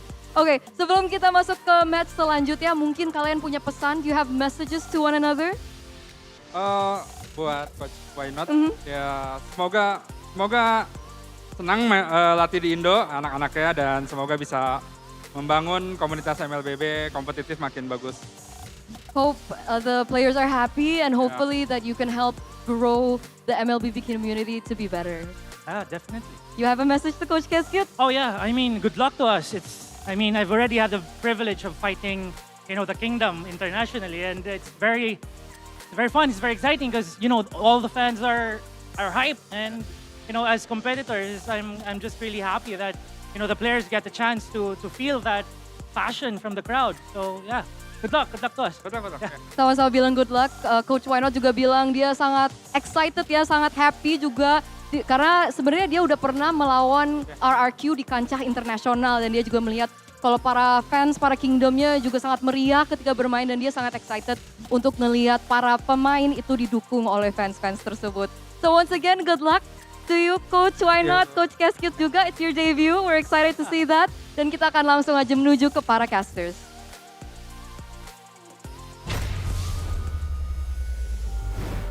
A lot of yellows in this battle. RRQ. RRQ is yellow, they're orange.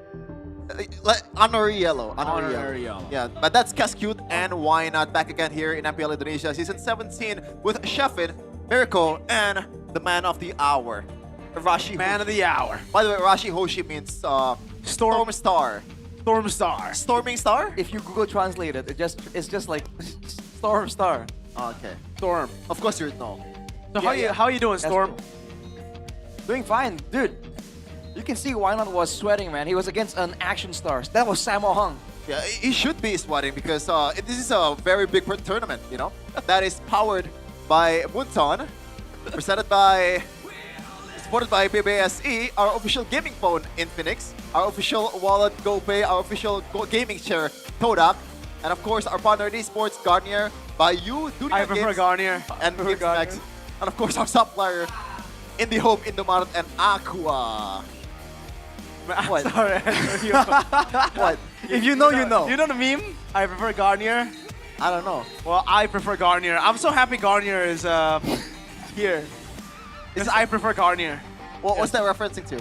Okay, I'll just remind me later. I'll show you. We'll tell you later. But if you know, you know. If you know, you know. Yeah. Then we get an I prefer Garnier in the chat.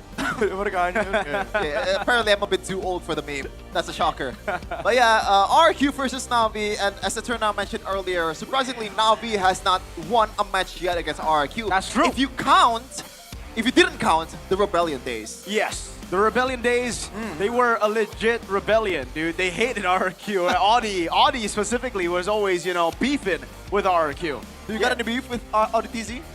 No, I mean, I can appreciate it, Like I said, man, I feel like we shouldn't take ourselves too seriously in esports, man. We're here to have fun, have some banter, Take it easy, man. It's all in good fun. We can also have fun with this audience topic voting by Infinix. Whoa. Who will craft a better formula?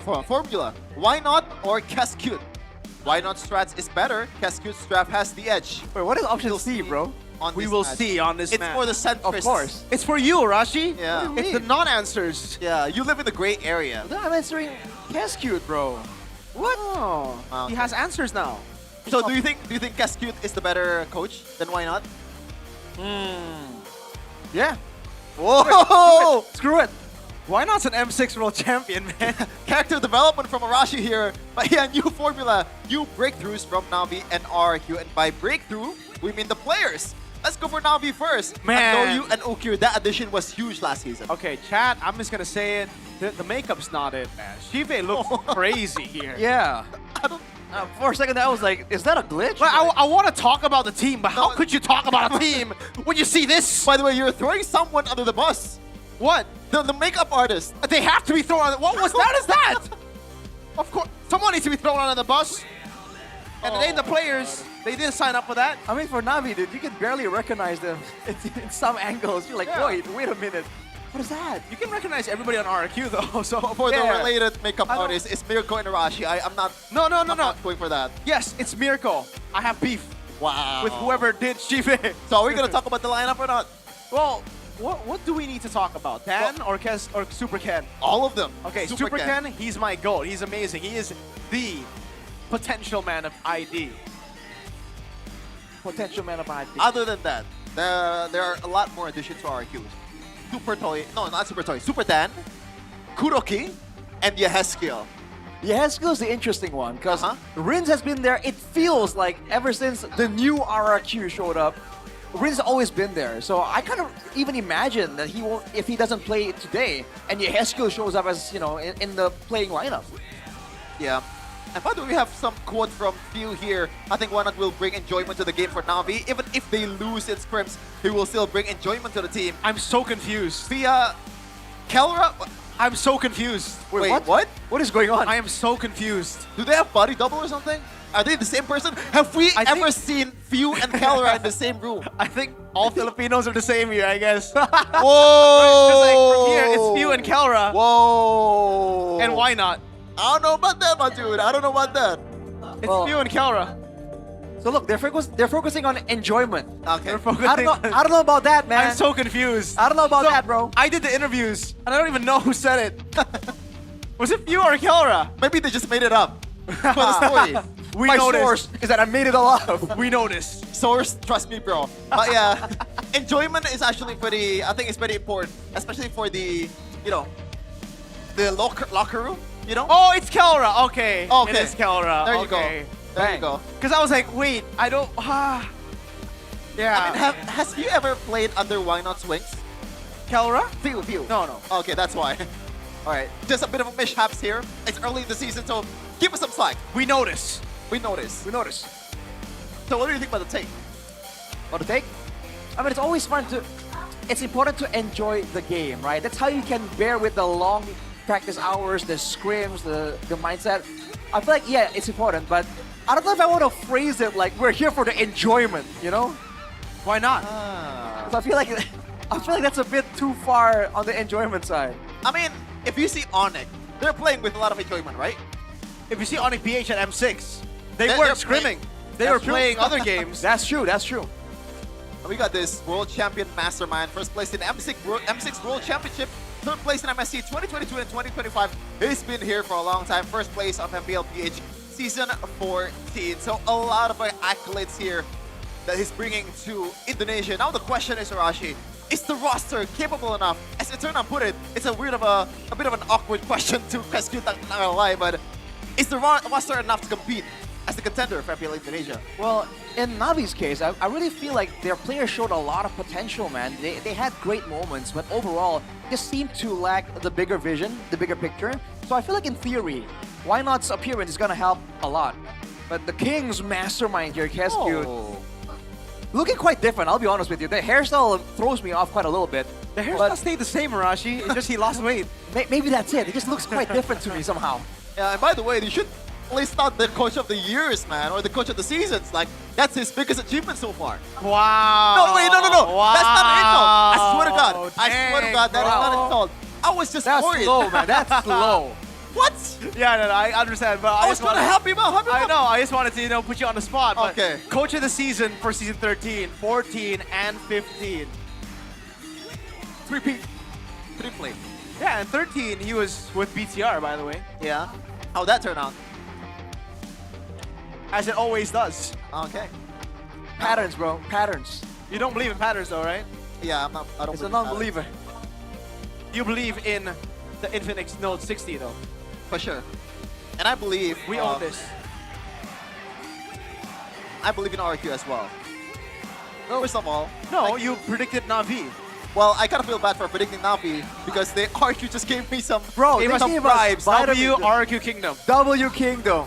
Yeah, they give out vitamins, they give out stickers, but they also give out the roster introduction or the lineup introduction. Who's gonna be starting for RRQ is Super Dan, Super Ken, Rinse in the mid lane, Edok, and Super Toy. 3 supers in the lineup. This really reminds me of the BTR days of the Supers. Ladies and gentlemen, the Kingdom are ready for the 2 new players to walk up on stage to usher in perhaps a new era of RRQ Hoshi. Another rebuild in the making. This time it's 2.0. Will it be happening? Will RRQ go back to the previous class that they've attained? We'll have to wait and see, man. Potential is through the roof. The talent pool is so good. Can they string it all together against a team right now that they have a bit of grievances with? So it's still with Toy and also Rinzi Heskiel and also Kuroki still has to wait to the bench. Meanwhile, for Navi, it's Cars, the Rebellion, the Navi man, Andoryu and Ukir with Jungle and also in the mid lane, Acro and Shibe starring for Navi as well. And why not obviously debuting as a coach? Let's see it. Can they prove to the world that they finally deserve a top 3 finish? We've heard from so many players, so many teams, that this season is theirs, top 3 in a lot of their lists. Welcome to season 17, Nato Spencer! Is it just a bunch of nonsense, a bunch of chatters from other players out there, or are they a real threat to MPL ID, to Onyx dominance? With some new guidance, can the talent pool, the impressive talent pool of Navi finally get something going. Get some momentum all the way from the first day of the season. Born to win. But so far, and they did pretty good last season, man. They're 1 win away, I think, from playoffs, right? Wait, did they make it? No, they made it to playoffs. No, They never lost mind. all That's 3 RRQ. Yeah, They were 1 win away. I'm sorry. I'm Guess, sorry. You know who I said denied? the You know who denied RRQ? Navi. Exactly. Yep. This is a grudge match. Exactly. They have grievances, man. It's time to settle this once and for all. And coming to the stage right now, the aforementioned heads of the teams. I am so Kingdom this season, man. You got XBTR Pao, you got XBTR Kescute, and Super Ken. 2 Filipinos right now in the stage. One is the assistant coach and also the head coach. Why not in Pao debuting for RRQ and Navi? So let's see. The battle extends not only from the Land of Dawn, but in the drafting phase as well. Dude, my mind is just yelling out like, oh, Samahong versus Jack Lee. Jack Lee, the movie man. star. Against Samahong, bro.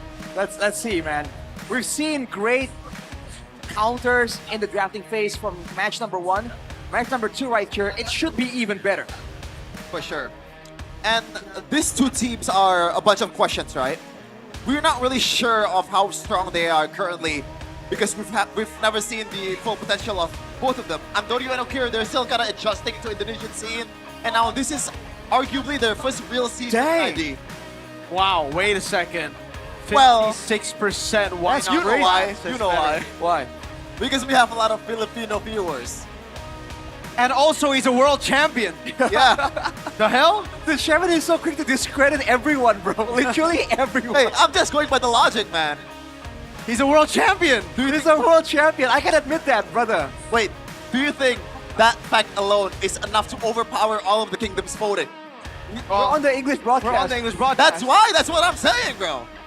Well, but now I wonder what it is in Indo though. I want to see it now. Yeah. Well, keys of victory by Infinix. Real quick, give cars initiation heroes and trust the coach. Why not is the key. Why not have that as an answer? That is. But that's solid, crazy man. because like all this time we've always said Kescute is the key. So is why not the key? Is he a better key? It's a key showdown. But there's no key in the lineup though. Key is in Evos. Yeah. XPTR, by the way. Well, keys of victory by Infinix for RRQ.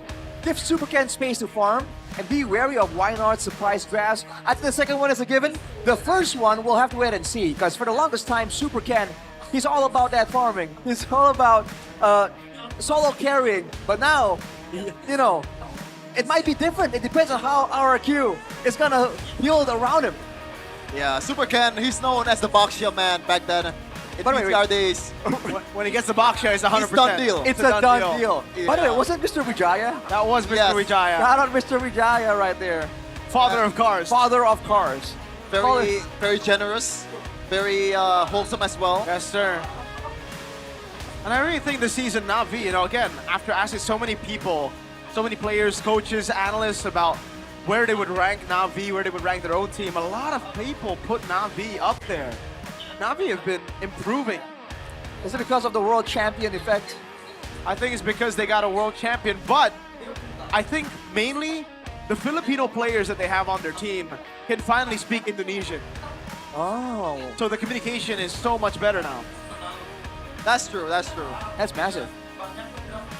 Especially when teams draft and play the same way we saw in match number 1.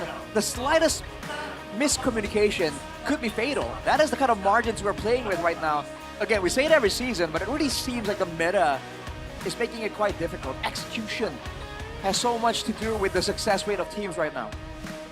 I wonder how much Navi's gonna change in terms of like their identity, because usually Cars is gonna be on those like set heroes, the carry heroes, right?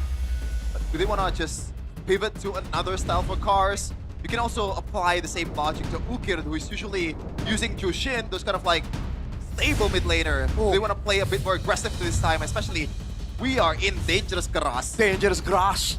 First dangerous grass pull. We've never seen a broken wall so far. In theory, this should favor RRQ with their surprise catch style, but again, that was the previous RRQ. Maybe they've changed. Looking at the ban so far, it's going very quick for Na'Vi. That is new. Eve ban in the first phase, respect to Rinse. And it looks like Na'Vi wants to bite on the Sora if there is a chance here, because the Valentina ban surely is setting up for that. And man, what a pick is, I mean, Sora fits Cars so well. Engager, initiator, whatever, and a carry. That's number 1, I would say. And who knows, maybe Shive is saving something that we don't know about. We're not gonna see it though, because Sora's gonna be banned. Leo mode is still out in the open for Na'Vi. If they want to play it standard, if they want to play it a bit safely, especially for Andoryu, Leo mode should be the choice here. I think so. I think the Leo mode makes the most sense. Different perspective. I think it's interesting that the Freya God. for the longest time, Shive cannot play the fighters, but yes, Marcel has been left open. What does RRQ go for in exchange? A Uranus Khalid. Okay, that is a very early Uranus Khalid. Interesting. Especially with the dangerous grass here, you would expect something a bit more stun heavy, crowd control heavy, but it seems like it's almost like they're drafting for the expanding rivers. And by the way, we have some history here from the new RRQ XP laner, Super Dan, right from RRQ Kaido, runner-up of MPL PH Season 6, 3rd and 4th place in MPL PH Season 3 to 5th, Season 3 to 5. Let's see if he can bring a lot of power here in the XP lane to the table for RRQ. I really like the draft so far for Na'Vi, man. For RRQ, I wonder what the idea is about for the Khalid and Uranus early. Like, I mean, Khalid I get. Uranus, why? They might be trying to use it as flex. They might be trying to hide. They're flexing Uranus? Well, I mean, if they want to take a page out of Alter Ego's books. They're not Alter Ego though. Well, Toy will not play Uranus Gold. I mean, Uranus can be stretched out to jungle or maybe gold lane if there's Nah, a chance. not Super Ken. Okay. In theory, so we'll have to wait and see. Maybe they just want to hide the main carries, right? By showing the frontliners first. That is an approach we've seen before from KSQ.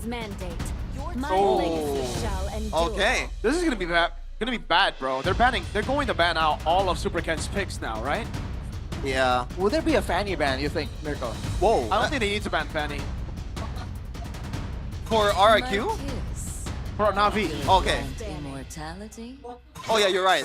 My bad. There you go. Oh, there you go. I think it's Boxer Fredrin. And Fredrin for sure. Yeah. But when you look at the composition though, like, does it kind of like damage in a way? Zetiana, Khalid, and Uranus, this... They might go for a marksman. They might go for a marksman in the gold lane maybe for some damage output. But again, in order to do so, they need some extra front lines because the Khalid isn't exactly a tank. Maybe that's why the Baksha comes through. The Fredrin might as well. Okay. Oh wait, is there... By the way, why are the Kingdom dressed up as doctors this season, Arashi? Well, they give us vitamins too. It's like they're trying to help the Kingdom. They're trying to help the team recover, I think. Oh. It's like a medical center here on the banner. Interesting. They're doctors. I thought they were cooks. Cooks? Chefs. Yeah, What? chefs give you vitamins? Well, like I was seeing the white thing on their ad. So I said to the fans, are you about to cook, guys? Oh, wait a second. Na'Vi ban out the Harley instead. Interesting. So Fredrin's still up for grabs here. We don't want to go for that though. And what can they combo with that Fredrin if they do indeed go for that extra bit of sustainability? I am sovereign of the abyss. Oh, okay. I'm a fan of the Obsidian though. Against the Harith especially, dude. You get hit by the Hunter Bone, good night. And you can really get, you know, engaged on by Leo Mort. You're gonna be kiting freely if you land the Hana Bone. That's but true. Na'Vi, So that's true. okay. Do they want to go for something that threatens the back line here, like a Farsa, or do they want to go for something that stresses the front line and play the front to back better? There are some options like Lilia, as we saw earlier. It does dominate the lane against Zetian as well. Yeah, they need shred or range, right? To try and match up with the Obsidian. Because they have it alone, at least not initially, will be able to fight back. Wow. Whoa. This Lapu Lapu. Yeah, I definitely didn't expect the Paramis though. Wow. I mean, in theory, I think it works, especially with the Harith. Yeah. It's a kind of a fail-safe With for the the Harith, Leomord right? as well. Yeah. But man, they pick up a Lapu Lapu into Uranus. We saw the matchup earlier. It's quite rough. We'll see the final pick right here. Do they want to get more crowd control, more AoE against a team that's going to be so clumped up right here? Whoa. It's interesting. There's so many ways for Na'Vi to make plays here with the Netherrealm and the Golden Hour. Tons of AoE potential. What's it gonna be, Edok? Well, it's not a pick for Edok. We know what Edok is, but he's the last pick. It's a jungle. Fanny here? Fredrin. Okay. There's no way they go Fanny, dude. Why not? What? No, I was just saying why not. Yeah, I'm confused, dude. You see this? An injection of what do you call that? Of hope. Of hope? I guess. Of I don't know. Enthusiasm? Of hopium and copium. It's not copium, come on. Hopium. Hopium and hopium. Hopium Yeah. and copium. So both. Yeah. So both. Either way, they're trying to help out. I don't know which draft I like more. I'm biased to RRQ, bro. Like, I don't really like the Faramis. Especially against the Setien, bro. You're clumping together, you're gonna get stunned. And by the way, Faramis's range is actually pretty bad against It's a a Khalid. Fredrin, Khalid. It's like so much AoE. But I guess we'll see what's gonna be the answer here, or you know, the result. As Carrie welcomes us to the land of Dawn for the first game of Na'Vi versus RRQ. Woo! Let's go for this, man. The interesting part is that mid lane right here. Marcel is so strong. Paramis has decent clear, but against a Khalid Setien, there is no way Na'Vi are gonna get mid prio. What is the plan though for RRQ to do after that? They can get mid prio. Are they gonna try and gank the side lanes? Is Super Ken gonna try and be active and find aggressive maneuvers? Let's wait and see as Ultir gets chunked down, dude. Yeah, Level 1. Oof. The lane is horrible, by the way, for the Faramis. You just get completely cooked And on top of that, it's a Khalid Zetian. It's not just a Zetian, this is ridiculous mid-prio.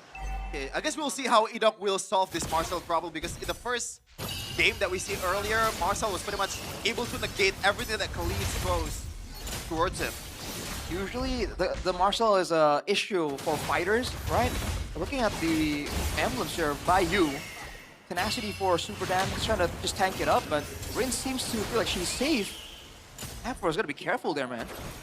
And Ukir has to force this up. Gotta watch out. He's still a bit healthy here, but surely this is gonna build up towards a worse mid lane prio for Na'Vi. As we gotta see the talent prediction. Whoa! Oh, there's a hater. Wait, no. You're the only No. I'm voting for RQ. No, I'm voting for RQ. You're the only Na'Vi. Explain. Because they give out vitamins for me. That's it? They bought you off with the vitamins? Yeah, bribes work well, man. Hey, why not can give you vitamins? Yeah, why not? But he didn't. That's true. Yeah. Supercar was doing a good job in lane, though. He didn't? Why not? Why not? Sorry. Looking back at the game so far, I feel like there's a skirmish coming through before the turtle, man. I feel like both teams want to try and find something. Oh, Ukir's not 4. Ooh, no. Interesting. Yeah. That's bad. I don't think Na'Vi wants to go for this. I think Andrew's gonna be just driving by and try to get the retry steal. Unless. The turtle dance is beautiful right now by RQ, really just chunking them slowly but surely. Super Dan doing a good job as well. Pro walking up, that's gonna be Edok stunned. Oh, he flickers out of the stun. And Doria gets the steed, now jumps on the Super Can. That's a the Phoenix coming down now. Bravest fighter. Second part of it with the Raging Slash on the back, and that's Shive with a rotation from gold lane. Super Dan gets away because of the suppression of the Netherrealm. And then Doria takes the turtle. It's a win for Na'Vi. It seems like RQ's discipline kind of bites them in the back. They should have just gone for it when Ukir does not have the level 4. I agree with you. Oh, you were trying to play it a bit too textbook, a bit too safe. But even there, you saw Cars on the lap where we talked about how he is so good on these dive aggro heroes. This is a hero that really suits him well as per the win conditions we saw earlier. And good job for him to pretty much be aggressive in the front line. And Shivi out of nowhere, man. You wouldn't expect a Harith to rotate at that time. But looks like RQ actually bought him enough time to actually do it. Ooh, Guy Piercer first item for Super Toy. Quite ambitious, I gotta say. At the same time, by the way, the immediate issue for Na'Vi gets shown right there. That was a very early level... oh, hang on a second. You don't... Wow. By the way, this is the classic take on Marcel. It's a flicker and then quantum charge, so it's very different to what we saw earlier from Alec. Yeah, it's equally annoying. Which one's more annoying, though? I think Alec. I think so too, yeah. He's just a bit too tanky. But later on, dude, this 13 is going to do a ton of damage. You saw the damage output from Rins earlier on, and he does not have any items yet. So that problem is there, and it's ticking away as time goes by for Na'Vi. No punish at all towards Apro, man. This is the power of the Marcel. You can just open the map as much as you want to, and you still have that golden hour in the back in case everything goes Ori. Or just go back. Yep. He's going to be so much more annoying once he gets the Thunderbelt, by the way. So it's all about building towards the Thunderbelt. Once he has it, then he'll start doing crazy stuff. Shive in the bottom lane. Ooh, chunking Edok quite low, but man, Toy is so annoying with this wave management. He has kept this lane here, I think from like the second minute. But at least Shiva is actually winning out in the EXP battle, as the second turtle will come up in a second. Cars was able to carry Na'Vi to victory in the first one. Let's see if he can do the same here with more items. The thing is, if the side lanes play passive for RRQ, with the mid lane disappearing so often, it becomes a bit of pressure for the side laners of Na'Vi. Let's see how this turtle fight plays out though. Na'Vi cannot afford to get poked on by Rins. Cars already chunked up. Oh, but now he goes for it. Uh-oh, Rins is caught. Pops in the field. Phoenix gets stunned up by Cars, and he's dead. That's a brilliant golden hour coming down, and he actually baits out. Oh, Edok flickers away! RRQ, what's happening? They're in shambles. Na'Vi are just outplaying them. I think the plan was there for RRQ actually. Supertor was able to rotate fast enough, more than Shive, much more than Shive, and once again, RRQ should have used that man advantage. Not to mention Rins once again trying to poke, trying to be aggressive, yes, but then he was vulnerable to getting jumped on, and this is the issue with Atutian. You just don't have the wings by wings, the black shoes, anything to get out of danger. So Rins has to be aware of his positioning. Yeah, 2K gold lead early in the game so far. Navi's rebuild with Why Not is going very, very smoothly, but result is remain to be seen. Hopefully they can stay as consistent, because that's been the problem for all of these up-and-coming teams. This is not the start you would want for RRQ, man. I mean, they're still scaling with Super Toy and Rins, but Navi, their dive is looking a bit too much to handle. Yeah, this is like the usual textbook kind of like RQ play, right, with Fredwin and all that, but if you're not winning the early game Rashi, it becomes even harder. For sure, man. You're banking on just waiting until the late game where it has to be a 5v5. I think that's really where this composition from RRQ has potential. Before that, all they have is Prio, right? They have Uranus clearing, cutting the wave even, but they haven't been able to find anything because they don't have enough damage. Kind of trigger happy by Andoryu, trying to get some damage towards Rins too as he finishes the War Axe. That is huge, especially before the next turtle fight. Edok! Yeah, he's dead. Shive jumps in, pops into Purify as well, and Doryu's the one who picks up the kill, and they might just go for a turret here.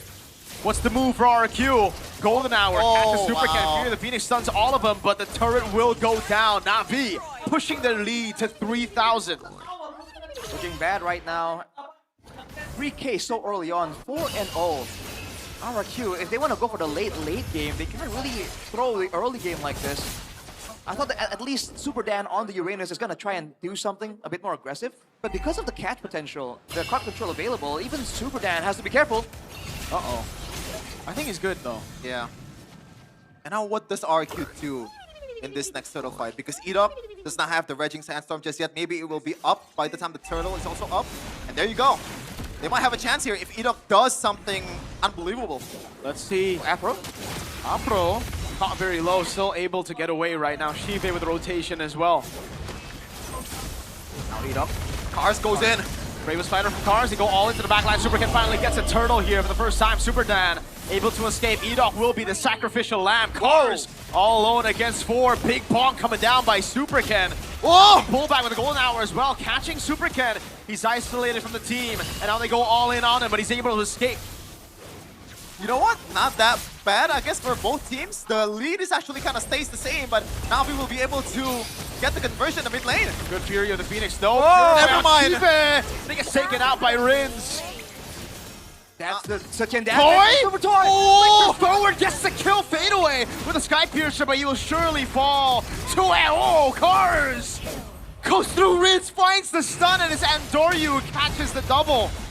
They get the kill towards Stevie, but at what cost? 2 down as RRQ try to defend the mid lane. The gold lead actually shifts back to RRQ a little bit after 3K. Definitely anything that RRQ can get will be beneficial, but dang, you're seeing the immediate aggression coming in from Navi. They don't leave anything uncontested. That's really a good sign as Super Dan tries to keep them busy, but RRQ, scaling really seems to be the only option they have right now. Dude, Cars on a Lapu Lapu, you know, on these kind of picks, it's just so good. Yeah. And he's dropping dimes left and right. 0-0-6, not really the main guy in terms of like the kill pressure, but you want that towards Andoryu. You want the kill towards Shive, so it doesn't really matter. Shive trying to burst down the turret here. Yeah. Super Dan, good job clearing the wave. That's the Uranus potential. There is no shred for Navi, mind you. So later on, the more items Super Dan gets, the more annoying he's going to be for Navi.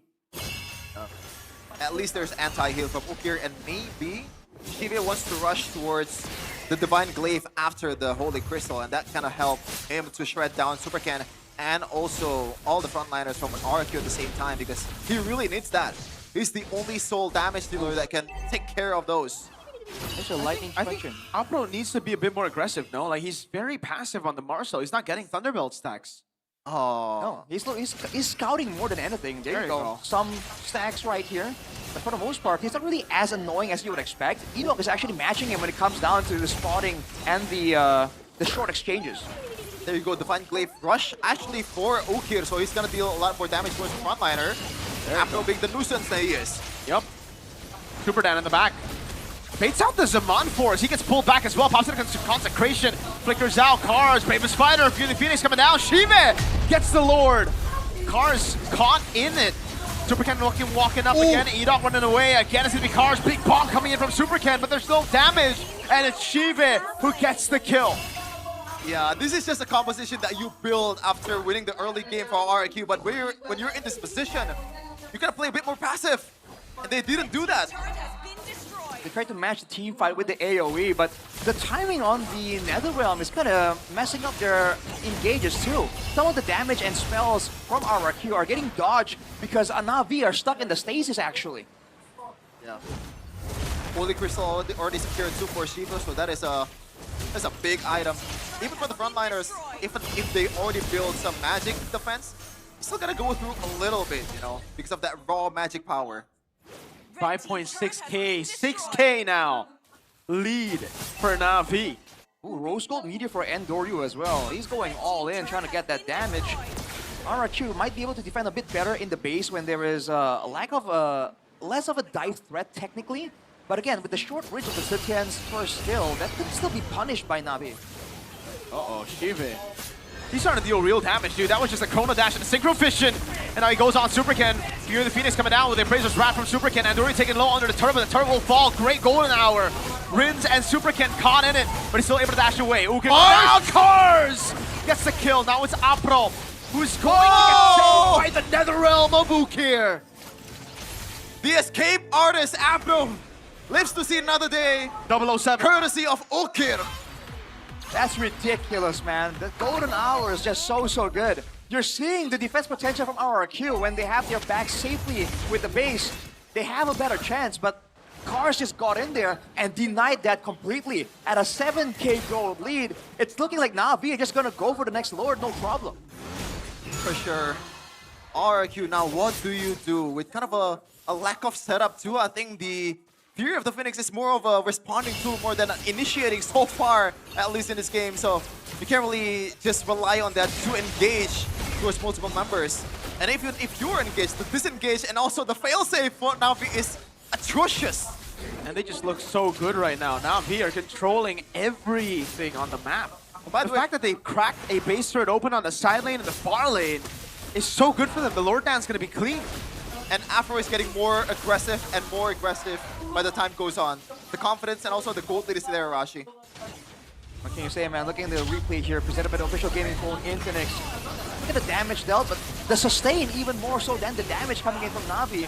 And look at this. This is a very deep dive against a ton of AoE, and they're just ignoring it. The fact that they had all this time to make moves before they were even forced to use the Netherrealm shows again how far ahead and how well coordinated Na'Vi is. Nothing is really wasted when they are setting up for a play. Uh-oh. By the way, Shiva already have Divine Glaive, so he's fully online right now. There you go. Uh-oh. Consecration for Zaman Force. Shiva Zaman Force is going to be down for a bit. Lord taken. Oh, Superkin takes control of the aggro. Raging Sandstorm and the Flicker. Fury the Phoenix combo. They go all into the backline, but Edo's the one taken out. The Netherrealm saved them all, and now it's Superkin with a bomb. But it's Endoryu who wins out the Rectory. Rins pulled back Superken as well, and that's a double for Endoryu. All that's left from the King of Kings is Toy. Trying to clear the lane, but Afro does not want him to do that. He is there. On a bone, doing no damage whatsoever. A Lord coming down in the bottom lane as well. It's GG for game one. There's no way Toy survives this. There's no way he defends this. Game one over to Na'Vi. Is this the new Na'Vi? Is this the reborn Na'Vi? After the period of adjustments of Endoryu and Ukir, they bring out the big guns. Why not is here, and why not win this series? Man, I was not familiar with your game, Faramis. I didn't like the Faramis. I was wrong. Holy moly, that Faramis was clutch. Time and time again, the patience on that Netherrealm. This shows the coordination, the communication between them. But along with that, the whole team just seems to understand what they're going for, and you don't see the individual mistakes that used to stand out for Na'Vi when they are playing that early to mid game. Especially in the late game, the discipline is so apparent, man. Even when RRQ looks like they were really low, or they could be punished even more, Na'Vi kept their head in the game, and time again, they just deny RRQ everything. They're just so decisive in everything that they do. You know, there's no like little hints of hesitation in everything that they do, especially in the team fights in the tunnel pits, man. RRQ is just capped in that kind of scenarios. Even though RQ played super disciplinedly, but Na'Vi was able to use that fact to their advantage. Beautiful. And I can see why people are hyping up Na'Vi. I can see why the players are saying Na'Vi is the real deal. We got to see the glimpse of the potential, and let's see if they can actually expand with it. I think they can. They show that they can against RRQ, a team that's also rated quite highly by some teams, but surprisingly rated quite low as well by some other teams. Arashi, main takeaway, Kingdom Man. Just seems like that game plan was a bit shaky for them. We saw the idea, right? They want to try and get the counter with the Zetian to stop the initial fight and then play a front to back and out damage Na'Vi. But like Shepard mentioned, if you want to play that way, you gotta be a bit more passive. You gotta stop biting on these fights where you know the Netherrealm is just such a good team fighting tool, and you're up against a Lapu, right? That was already doing so well. Factors like this, I think, is something that RRQ needs to kind of take into consideration. I think ban to Marcel. Yeah, I think, by the way, like, I understand why they're not banning it. In the Philippines, it's a horrible pick. It's a 40% win rate. But in Indonesia, it's different because we're Brawl. So, ban it. And also, like, I don't really get why they're picking Khalid, knowing that they are kind of like gonna be losing that mid prio anyway with Marcel. Well, not necessarily with the fact that you're up against a Paramis, and it did work with trying to just poke down the Paramis down to the ground. But how long is that gonna work? Is it until mid-game? Until that game? I feel like the issue is different. They did get the mid-prio. They were able to clear really, really fast, but then they have nothing else to do. They couldn't gank the Uranus because the Uranus can't really lane and set up for a gank, and neither can the Obsidia. The only option they have is to help out Super Ken, but he was focused on farming instead of brawling, so it was a weird game plan overall. Yeah, and I kind of don't like the fact that they're putting all their eggs in one basket, and that is Super Toy, you know? Yeah. He hasn't died. He's a hyper carry this game, Yeah. right? But he just doesn't have enough damage. You can't. I think in the current meta, there's no way you only have one guy to deal that to be the main carry. It's not that meta anymore. Yeah. Zetian works as a utility pick, not as a carry. I can see if they're picking something like that has a bit more AoE damage, like a Moskov that can get through the first, like, pretty much can front to back easier, right? But it's still hard. But it's gonna be the MVP of the game is Apro. 0011. Presented by official gaming phone Infinix 0011. Wait, this reminds me of a stat. What's that? What's that? Peloyan Verts? He's no longer 0011, bro. Okay. He's got like so many goals now. Wow, so many. More than Chelsea players. Yeah, I don't care. Well, see the replay here, Rashi. I wish I could say I'm surprised, but new heroes are always kind of crazy. And like Rico mentioned, in a brawl-ish server, we saw this matchup just earlier. The Marcel against Khalid. The Marcel always has like the final say almost. There were some moments here where RRQ were able to find a sneaky kill here and there, but look at the immediate response, man. The understanding of like when they can really go aggressive and what needs to happen for them to do so, I feel like is what allows Na'Vi to play so much more confidently. And as a result, fighting in a clump of space like this for RRQ, it should allow Rin to do more damage with the Zetian, but it just wasn't enough. Oh, I didn't realize. Was that bomb just deterred away by the Paramis ult? Yeah. Wow, I didn't see that. That could have been huge, by the way. Well, it connects it towards 4, I think. That's the thing. It's all, I really think it's all communicated, right? When they want to use the Netherrealm, the timing for who exactly. Because it seems like whatever RRQ does, they just know. And RRQ isn't really playing a surprising type of composition, right? They have a Khalid roam that wasn't really doing any flanking. Yeah. But shout out to RRQ in that last moment. I think they actually did something good, and that is Super Ken trying to get the aggro on the Lord. He gets it. Edok gets a good Raging Sandstorm, but I think the minds of RRQ players are divided. Do you want to go for the Lord, or do you want to go for the fight? Yep. Some players go for the fight, but Super Ken stays on the Lord, and now it becomes like, what are we doing right here? It's all divided. We can't really focus on a single thing. And when you're trying to do it, make a play yourself, like what Super Ken was trying to do, that's where you get susceptible to getting hit with a crowd control, or where you're up against multiple people bursting the Lord at the same time, and he did not get that Lord. But even if he did, though, I think it would have extended the game even more, but at that point, with almost a full wipeout, I feel like they would have lost more than they could have gained. It was a desperate play, I guess. Yeah. I don't know, man. Na'Vi just looked so good this game. Mainly Cars was doing it all at the start of the game. Yeah, the Marcel ended up being MVP. Did you guys vote for Apro? Nope, I voted for Cars. Cars. Okay, because I voted for Okir, but I would have voted for Cars. So it was the Indonesian desk that voted Apro. That's just how it is, dude. Okay, I should have voted Cars with you guys then, but we should have fought it. Yeah, I really think Cars was the guy this game, bro. He was doing it all in the early game. Yeah. But I'd say the last fight would have been GG's. If Shive was dead, they would lose the fight, and RQ would get the Lord. Who clutched it at the end was Ukir. That's fair. Fair. Again, the timing on those Nether Realms, even the one in the base to save Apro, Yeah. you kind of wonder, like, how do you cut it that close and make it look calculated, you know? Because if there was someone in a ranked game, could have gone south very easily. I think one of the reasons why we didn't really vote Apro is because the fact that someone else has already used the Marcel, and we know the full potential of the Marcel by now. I think that was one of that is a Marcel game. Yeah. He played the Marcel, that's it. Yeah. I mean, he got more confident as he got more gold lead. You know when Ramsey makes a cooking video and he's cutting something, he's like, let the knife do the work? Apro is playing Marcel, and he's like, let the Marcel do the work. You know what I mean? I thought you were going to reference the time Gordon Ramsay made a grilled cheese. Oh. It sucks. No. How would that... He didn't suck. Why are you trying to disapprove everyone with this? You're discrediting everyone today. I just want to hate, bro. He's just a token hater. I just want to hate. He's in it for the hate of the game. For sure. For the hate of the game. Yeah, but... accurate. Apparently we have to throw it to the host, as the producer said. How are you doing, hosts? Who is it? Who's it this time? Eterna? No way, it's Eterna. It's Bude Clara. BCM?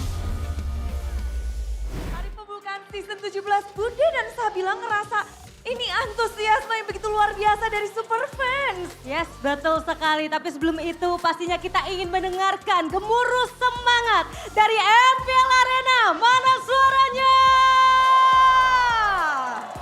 Wow, luar biasa sekali. Semangatnya benar-benar menggebu banget ya, Bude. Bener dong. Gimana tidak, Navi Nation dan juga RQ Kingdom sedang berkumpul untuk menunggu akankah ada game ketiga atau berakhir di game kedua. Wow, itu dia yang kita nanti-nanti. Tapi sebelum itu kita pengen lihat dulu di sini karena mulai dari bulan Februari sampai sekarang, tepatnya nanti seminggu lagi, itu ada yang namanya Golden Month di Mobile Legends Bang Bang. Nah, kita pengen cari nih Bude, kira-kira siapa sih yang mempunyai total poin terbanyak di sini? Coba sebelah sini, yang udah total poinnya di atas 2.000 atau 3.000 mana nih? Ada? Langsung, yang kanan berapa? juga. Bude penasaran, bentar Sabila, kayaknya di kanan duluan nih. Oke. Udah ada tulisan sekalian jauh-jauh dari Surabaya cuma buat RRQ. Wow. Ini wong Surabaya cuma mau sapa-sapa atau mau pamerin golden coin? Hah? Gimana? Mau dukung. Mau dukung. Tadi angkat tangan cuma mau dukung. Kita lagi cari poin terbanyak di Golden Month loh. Kamu mau, ya. Halo, wong Surabaya. Iya. Iya. Ado ning Jakarta, apa sing arep disampaikan? Untuk warga Surabaya, gua kasih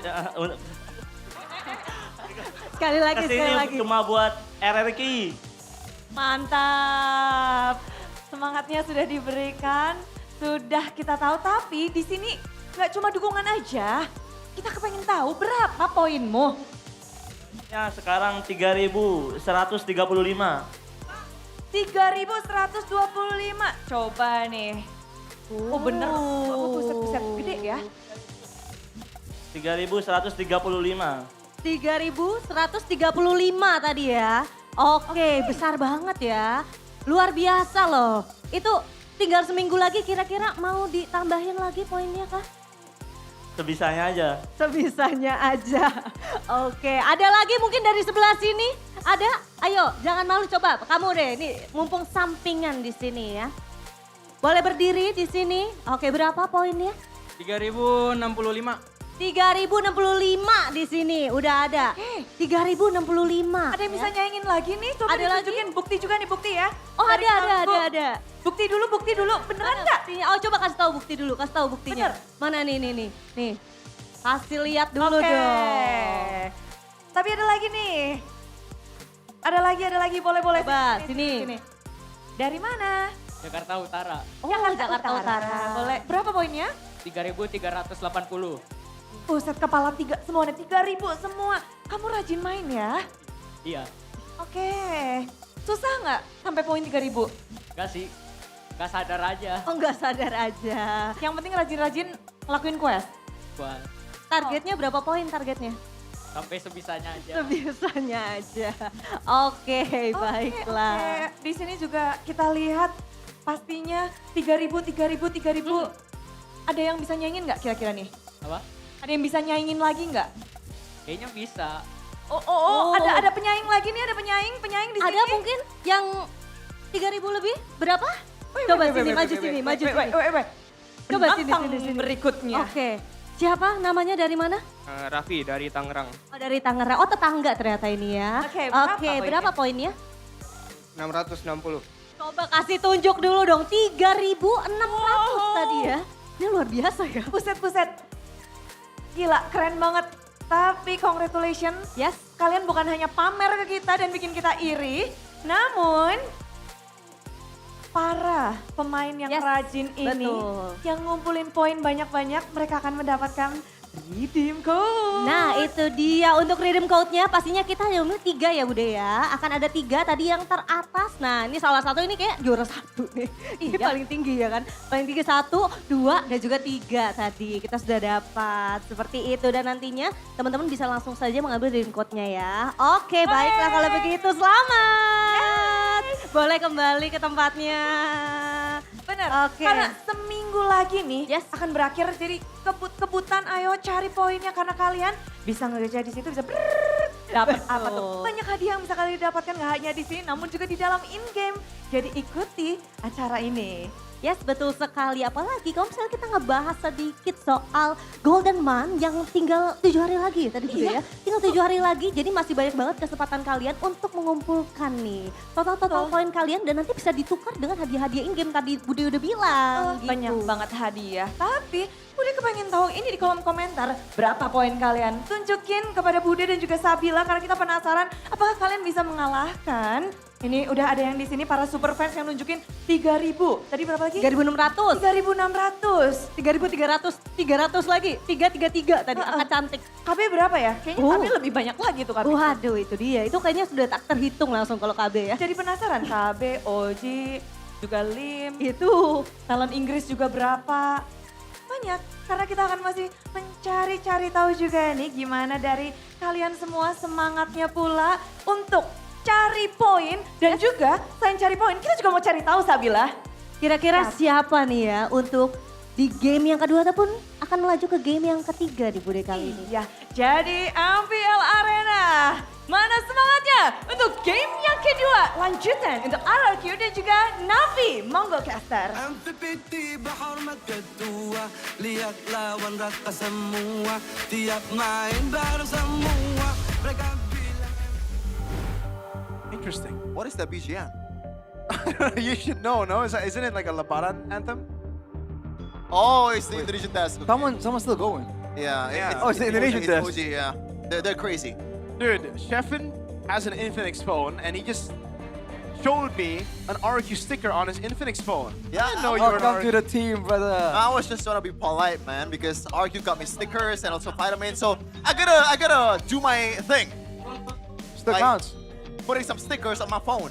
Still counts. It's a great sticker, by the way. He tried to peel it off immediately, couldn't get it off. Wait. Pake news, that's Pake. Pake. That's Pake news. Is it real? No, it's Real? not Real? It's Or- Pake. Okay, okay. Amerikaan. I prefer Garnier. It's very funny. Now he knows. Now Now you he got- knows. You know. If you know, you Hey, know. by the way, shout out to the Indian scene out there. You know, Yeah. Your thing. Shout out to the Indians. Keep it up. MPL India. And by the way, They get an instant slot to MSC, by the way. ooh, do you know the antagonist is playing there? Yeah, that's not Who playing. else? Oh, wait, coaching. he's coaching. He's coaching. Yeah. Who else are going there? I think that's it. Tensui, I believe. Tensui. And Lanaya. Oh, Lanaya, yeah. Lanaya is in India. He's at this point he's like he's like the pit. Yeah, of he's been in legend, China. right? He's going to India. Good for him, man. Like, you gotta... Mr. get- Worldwide. Mr. Worldwide. What other career allows you to Duro. just travel like that, bro? I'm just saying. What other a stewardess. You're right. A pilot. You're right. A pilot. Cruise ship. A co-pilot. A cruise ship chef. A cruise ship captain. Cruise ship co-captain. A substance dealer. What the heck? An arms dealer. The legal ones. The legal ones. Come on. Coach, why not? Yeah, Coach, why not? Coach Keskin.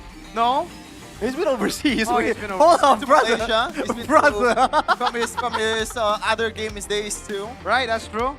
You know. Because you were quick with it. You're like, no. No. He hasn't been out in a while, you know? What? Oh, BTR doesn't travel at all. Yeah. They're the local team that never wins local at all. How dare you? Oh no. So do you think RQ's game 2 will be much better, Rashi? Do you think they're gonna get a reverse sweep here? A river sweep? I think so. Like, honestly, I think we can all agree that first 2 picks for RRQ in game 1, kind of wonk. It's kind of wonk. Kind of wonk. Oh, I thought you were telling. Okay. I like wonk. What? I like wonk. Me too. Wong? I love Wong. Master Wong? Dude. The RE Wong. The Resident Evil Wong. Oh! I thought you meant Master Wong, the Wing Chun master. He's out there on YouTube grinding. Okay, for once, you're actually the one that's a bit slow.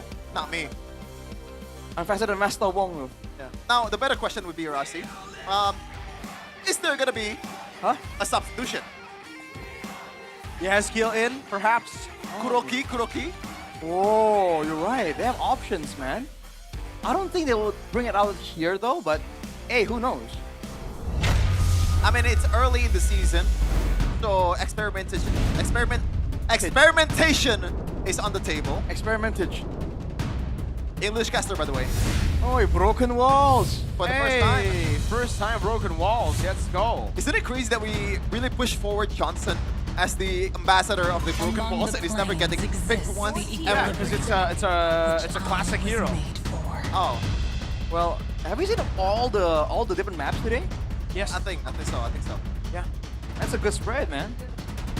Ooh, look at the bans here. It looks like the Uranus is getting a respect that he deserves.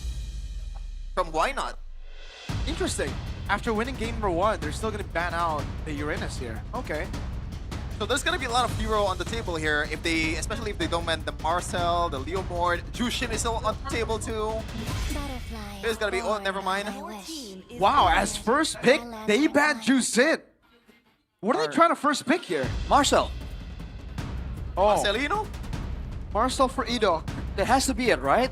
That's the only swap that makes sense. Yeah, that should be it, yeah. If Navi bans the Marcel though, they can get the Sora, well, they can get the Valentina and then pressure for the Sora. I don't know how well they can pull that off though. I think it's well enough. Cars on the Lapu Lapu is doing really great, but on a Sora, I think his potential is going to be elevated because of the sadness. Oh! It's open.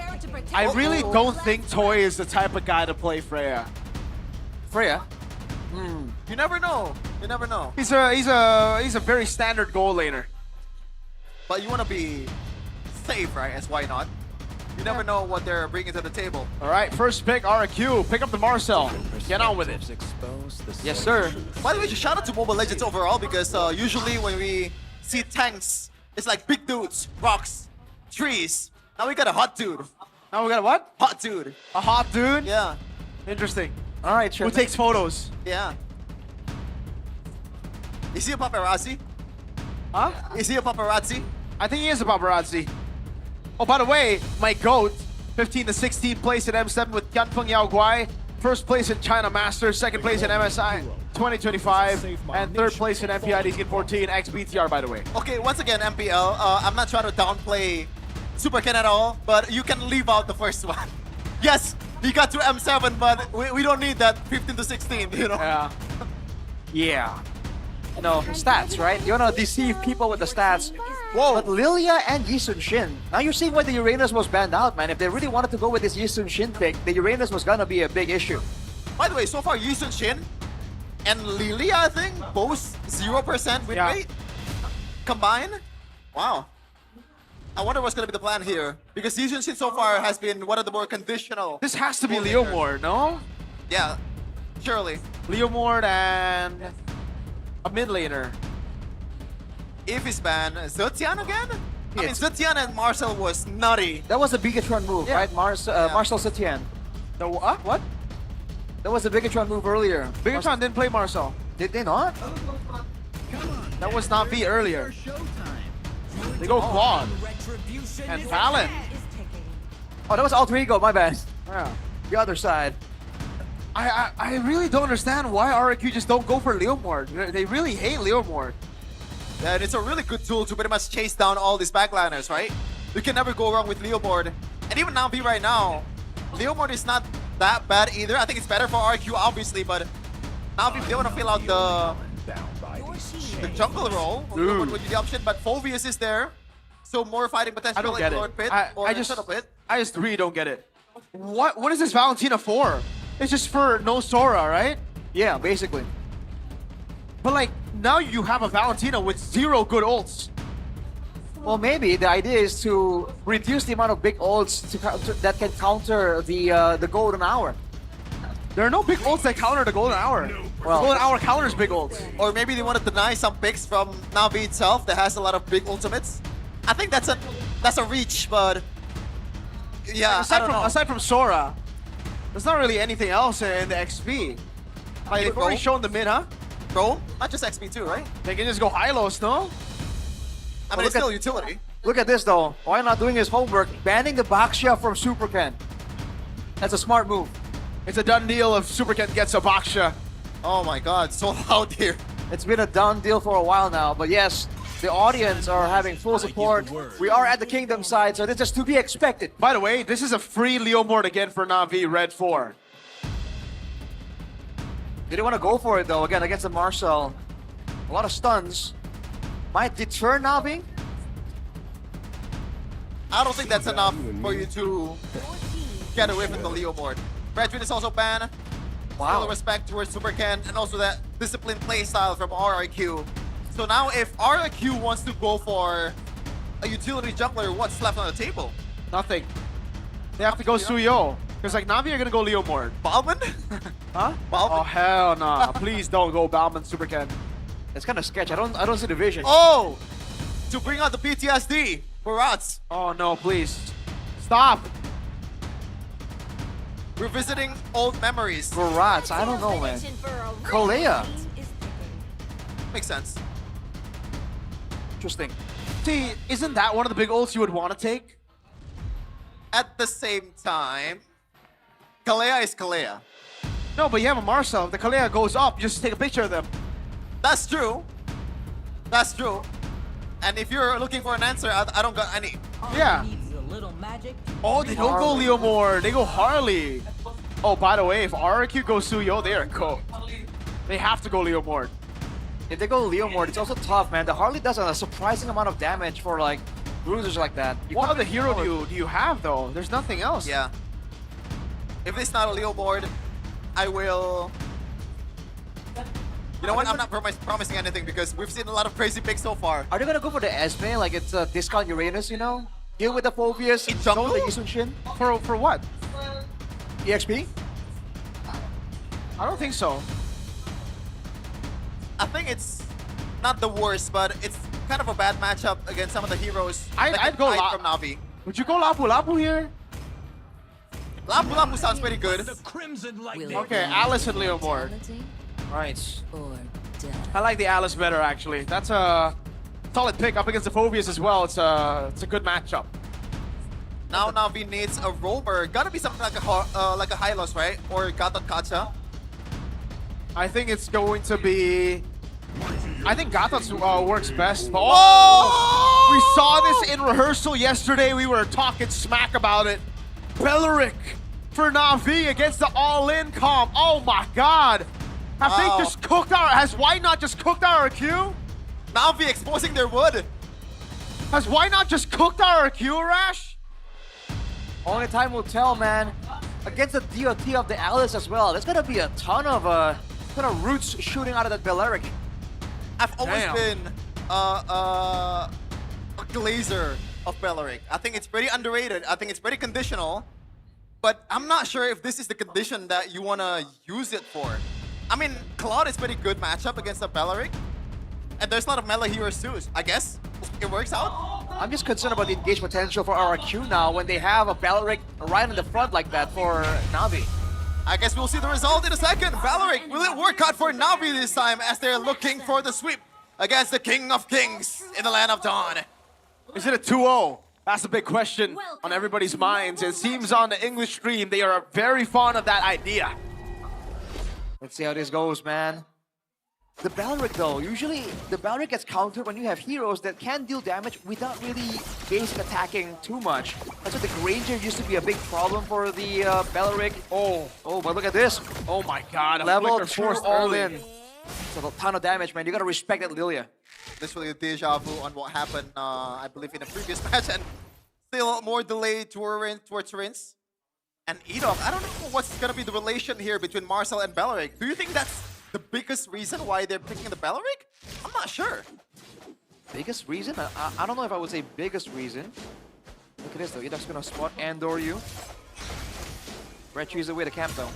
Yeah. Man, looking at the emblems here by you, seeing that Cars definitely going for a bit of the aggressive route. Having Concussive Blast though, trying to make sure that he has lane prio perhaps, trying to roam around, matching the Ellis potentially. In the mid lane, Ukir, knowing he has the black shoes, going for the Bargain Hunter, trying to get as much value as possible when it comes down to getting those items fast. Oh, turn around. Ukir this time, the one forced to flicker out. A retaliation on what happened earlier. And now, I'm kind of worried about Andoryu in a way, because usually when you're picking a Harley, it's either an independent Harley, which is right now he is independent Harley, or there's a setup like a Kalea. So Andoryu has to make space of his own to be able to be effective. That's definitely gonna be an issue. And the thing is, most of the targets available for RRQ for that Harley has mobility, which makes it difficult to align your full combo, right? With the Deadly Magic. So we'll see how Andoryu goes around doing that. Okay. Looks like Na'Vi is just gonna go back here. There's no way they're testing this one. Yeah, Throne of Ruin as well from Dan. That's a free turtle to RRQ. And you know what? That's the best decision Na'Vi can make. Even though you're gonna lose out on the turtle, but if you can test it, I think it would go pretty bad. Great stun coming down, but that's the thing about Belleric, right? You're not on lineup until you get ultimate. That's why it's been ignored in the meta for so long. You're only useful after you get your ultimate. Yeah. And if you're trying to engage, it's very flicker dependent. I feel like right now for Na'Vi, they have to really play around Ukir for the most part. That's their key to getting like early game to mid game presence in the game. Otherwise, RRQ can just move as S3, S4 like this.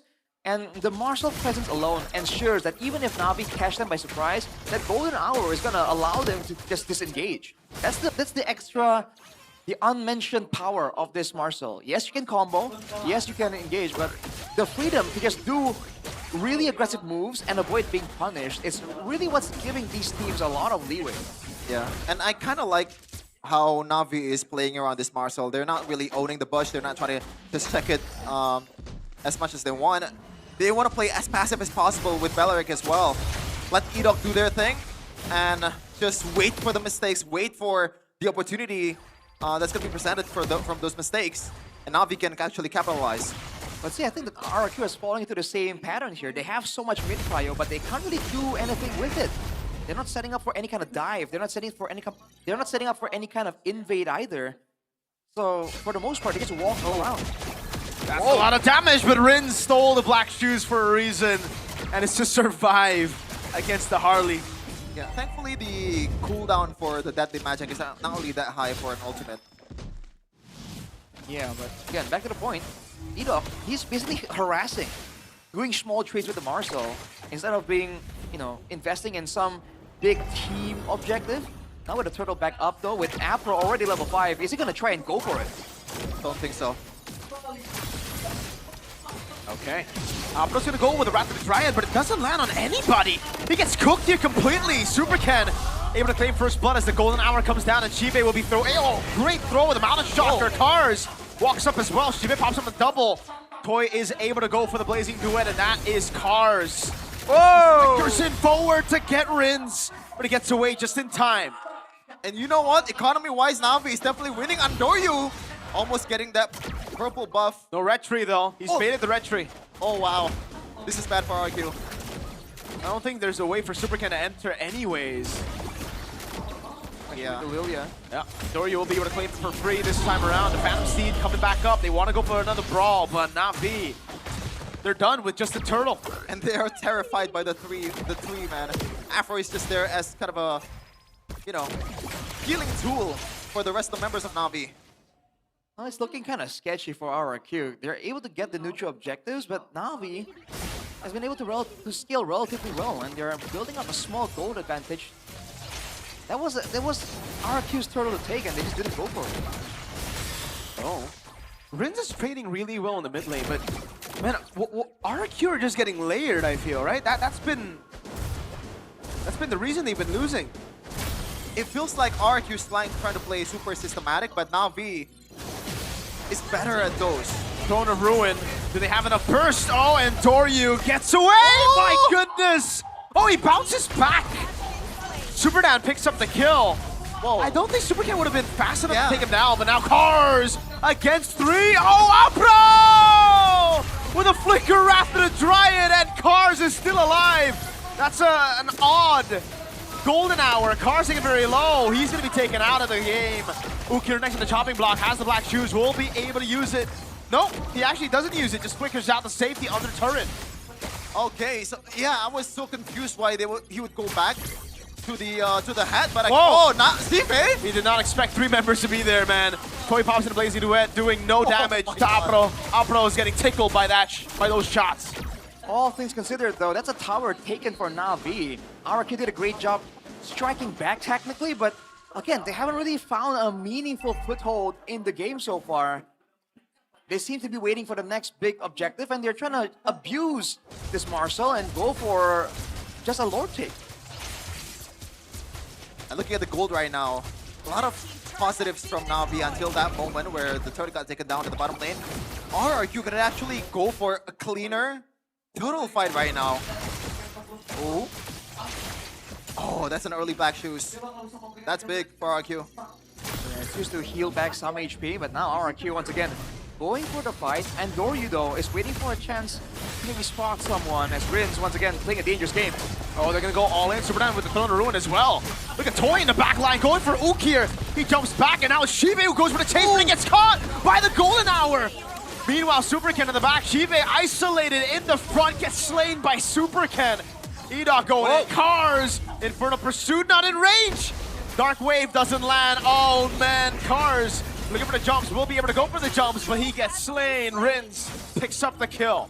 Beautiful golden hour by Edok there, saving Super Toy's life. Oh, 10? Done? I don't know about that 10. I mean, economy-wise, it's not the worst for Na'Vi currently, Arashi.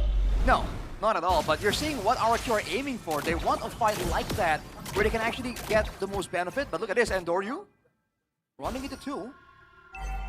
Uh-oh. Do they want to chase? I don't think they can. Not enough catch. Back again, RRQ.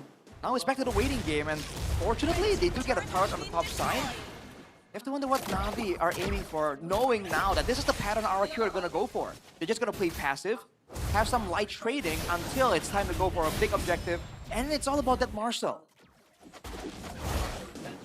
I wonder, Na'Vi, what's the main plan here with this composition, but we have a fact here by Gope. We know this. This marks Harley debut in MPL Indonesia Season 17 after last being used 35 days ago by Firstick during MPL ID Season 9 playoffs when EVOS lost to RRQ. That moment, he's starting to deal real damage here, and Doryu. He's been dealing real damage for a while. Yeah, the Harley actually does a surprising amount of damage to tanks as well, which is why against fighters, it is an option, you know, if you need like quote-unquote burst damage or shred. And now with that, with the push away towards Dan, Edok trying to find something, but again, the Marcel alone, they can't really do anything unless Na'Vi bite on the bait, you know? That's true. Oh, look at the damage. That's an Alice, by the way. I guess the only item that she got for the magic defense is that boots and also an Oracle, but don't think it's enough just yet to weather the storm from this Harley. Yep. And it's immediately a brute force for Super Dan. He wants to have the chase possibility. the particle reduction as well. But look at the macro play from Navi. They're fine. Okay, you want to play for that big team fight. We're going to try and make moves before and try and get value. But that will only last for another 7 seconds. And look at RRQ already setting up for the top side wave. Would that be enough though? Will there be a window long enough for them to even threaten for the Lord? Oh, Ukir forced to use the Black Shoes early. Rins doing the same. Deadly magic, but that's it on Idok. Navi can go in and back out quite easily with the Harley here, so RQ gotta be a bit more careful here. Knowing that they're susceptible to Navi's engage. Meanwhile, RQ, as you said, Arashi, I think it's just a waiting game for them. Navi gotta engage first, and RQ is gonna respond, weirdly enough. With the golden hour, they have the advantage. Idok. Oh man, I think that's him way too aggressive. Super with the flicker in forward, and Doryu gets away. Super Toy gets taken out. And that's a horrible, horrible move by RRQ. Now Super King gets taunted. Cars dunks on him. And Apro gets the kill. The control that RRQ have built shattered in seconds. That might have been the worst possible scenario for the King of Kings. 4 down, only Rinse left in the table. And the Lord is Navi's the slain. Oh man, this is not looking good for RQ. Idok with an uncharacteristic throw. Like, it's a new hero. He's not really super used to it, I guess. But at the same time, yeah, it is definitely a mistake. That was a crazy blunder. It's almost like they had a plan and nothing went right for them right there. Even the fact that Super Toy comes in to try and do some damage, and he just got bursted down along with Idok. I mean, you have to wonder what were the comms looking like. Now with the Lord, with a Lilia, a Harley, and a Yi Sun-shin, there was a decent amount of siege here for Navi. The team fighting window of Navi is ridiculous compared to RRQ, man. And I think that's the main difference so far in this game. Despite RQ winning it out in gold earlier, 1.5k or something, it doesn't matter that much. That's the only advantage that they have. Super Ken almost gets bursted down by that deadly magic. It started to deal more and more damage, this Harley. Man, the Supers are not starting off this season that well. Definitely unfortunate there. That was the moment they've been waiting for painstakingly, right? The first Lord that they can use to try and alleviate the macro pressure. It starts with Idok getting taken out, and everyone else was just so low, was panicking because they were scrambling to try and find something, and they end up losing 4 members for nothing, quite literally.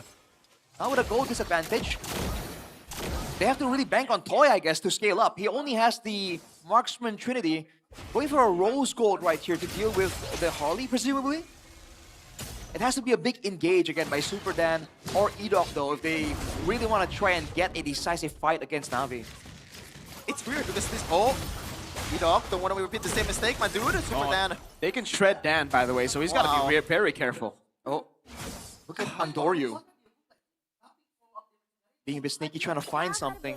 That's the nice thing about playing the Harley, man. You have an escape to a degree if you know where to draw the line, which area of the map is safe. And technically, even without the deadly magic, you shred down opponents, especially with his build with the Genius Wand and Feather of Heaven. He has a ton of basic attack damage.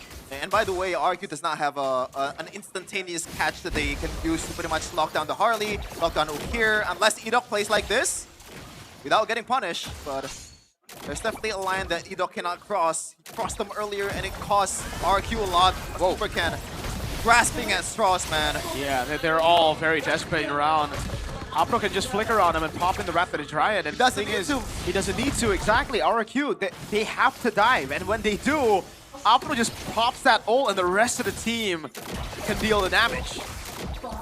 Unless they want to, again, bank on the Lord take and bank on the Golden Hour, denying a 50-50 retry.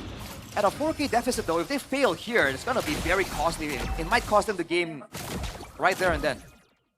Navi is playing this super disciplined, super patient, man. Oof, I like this. This is not the Navi that we know. A lot of miscalculations, a lot of bad team fights, but now Navi knows what their win condition is, and they're not biting to what RQ is doing. They're playing their own game. Is this just why not working his wonders against his kids? Could be it. Oh, dang it's away. Idok's able to go for the stuns, pops into Black Shoes, Ukir. Apro's been chunked quite a bit. Gotta go back. RQ regaining control of this Lord. This is gonna be quite bad. They know that there's flicker in from Super Dan. Rather than try and lock them down though, and that's gonna be Ida falling through. Turn the blazing duet landing onto just Apro. Rinse into Mika, has the black shoes, gets away, and now Super came with the cleanup, open to the back line, but Super Dan gets cooked by Shive, and is going in. Toy against the world. Uki gonna be taken down. Shive! A triple for him! He's looking for the Maniac, and he gets it! Shive takes the Maniac! 2 Maniacs to open up the first day of Season 17. We are eating good tonight. They're going straight for the end. E-Dog, does he have enough to stand back up and regain control of the game? I don't think he's got it! 3 seconds on the death timers, Na'Vi! They take a 2-0 win against RRQ. They were asked the question, do you want to end it in 2-0 fashion? And they say, why not? Na'Vi is here. The real Na'Vi that we've been waiting for. The all-new improved Na'Vi right here is completely dismantling RRQ. Whatever they were looking for right there, Na'Vi had no intention of letting them have a single inch. Every single attempt of flanking, of macro play, was denied. The team fight communication seemed solid. Is this the why not effect? Is this why Na'Vi is being rated so highly? Man, from a brutally harsh reality of Season 16 for the Kingdom to it happening again potentially, Na'Vi 2-0. Man, a lot of people probably expected it to be a bit more of a close match, but Na'Vi really blew RRQ out of the water with this one. Damn! How good is this team? We're only scratching the surface, everybody. There's a lot of weird picks, there's a lot of questions to how why not drafted these compositions, but it turned out beautifully. And that's also provided by how clean Na'Vi players are executing this. Why not was asked the question before the match, is it better to have a good coach with so-so players or so-so coach with good players? Why not have both? Na'Vi might have both of them at the same time. Or both good. Both good, obviously. Bro, come on now. Well, we got the winning interview here with Bude Clara Mongstar and Sabila. Dan inilah dia sejarah baru yang dibuat oleh Na'Vi di season ini. And this is a new history made for Na'Vi in the season. Wow. Winning over RRQ. Luar biasa sekali. Akhirnya kita melihat ya sejarah baru. Apakah ini adalah impact dari Coach Why Not, Bude? Is this the impact of Coach Why Not, Bude? Tanyain ya, yang paling lama di sini Then itu ask it sebenarnya directly. Cars. Kita pengen And the langsung longest tanya kepada member Cars. is Cars. Berseason-season. Pada akhirnya hari ini kalian memecahkan lose streak kalian. It's been seasons, but today you broke the lose streak against RRQ. And it's even a 2-0. Formula apa yang kalian dapatkan? What is the new formula? Formula PH kali ya. The PH formula maybe, katanya. he says. Yang seperti apa tuh? Well, what's that like, the PH formula? Ada coach yang dari PH ya sangat membantu kita banget lah. We got a coach from Sangat PH and he's membantu helping kita. a lot. Tapi mungkin aku pengen nanya deh, kira-kira perbedaan-perbedaan tadi kan udah dibilang nih. Ada nggak sih yang membuat kamu tuh agak sedikit susah untuk beradaptasi dengan coach yang Is it baru? something that makes it difficult to adapt with the new coach? Enggak sama sekali. Jadi Cars says langsung no, aman, not at all. nyaman, dan terbukti ya. Langsung menang di match kali ini ya. Iya, soalnya coachnya asik juga lah ya, sama bahasanya lancar. No, so the coach is a fun person and he's fluent Indonesian. Bukan bahasa Indonesia, bahasa Inggris maksudnya. Oh, he speaks English. Belajar Tagalog, Kar. Bisa dikit-dikit. Bisa dikit-dikit. Tapi penasaran, impact apa sih yang dibawa oleh Coach Why Not dan juga mungkin player-player So what is dari the PH? impact that is brought Kalau by kata Coach Kars tadi Why kan Not? kebawa angin PH nih. Apa nih? I'm just carried by the PH impact breeze. Atau apa sih yang disiapkan untuk season 17 ini? What was prepared for this Kebersamaannya season mereka 17? sih. Kebersamaannya. It's that Kira-kira unity. ngapain aja nih buat kalian memantapkan ataupun menambah chemistry kalian satu sama lain? What have you done to add to or improve your Banyak bonding chemistry? out game-nya lah ya, sama saling ngobrol satu sama lain. A lot of out-game bonding and a lot of talking to each other. Yes, menarik pastinya karena di sini kita ngeliat ini kemenangan yang dar-der-dor banget. This is Dengan such a 2-0 surprising hari victory. ini. 2-0 Andoryu. today. And Doryu, Udah bisa bahasa Indonesia lancar? Can you speak Indonesian fluent now? Belum. No. Iya, biasa aja. Biasa aja. Biasa aja is so-so. I'm pretty sure you're happy with the result, right? So is there anything you want to say for Navi Nation maybe? Thank you for coming and supporting us. Oh, thank you for coming and supporting us. Navi Nation, mana nih suaranya? Okay. Do you think that Navi bring something different in this season? Iya, karena gua gak main blunder. Because Jadi Navi brings something kuncinya new nggak because now blunder ya? I don't blunder anymore. Kalau gua main blunder, si Coach Tony pukulin gua. Oh, okay. If I blunder in the game, the coach is gonna beat me. Metode yang kalian tunggu-tunggu ya kayaknya ya. Tapi sebelum match ini dimulai, apa yang coach bilang kepada Before this kalian? match, what did the coach tell you guys? He said, just play as myself because I need myself in the game and then the team needs me.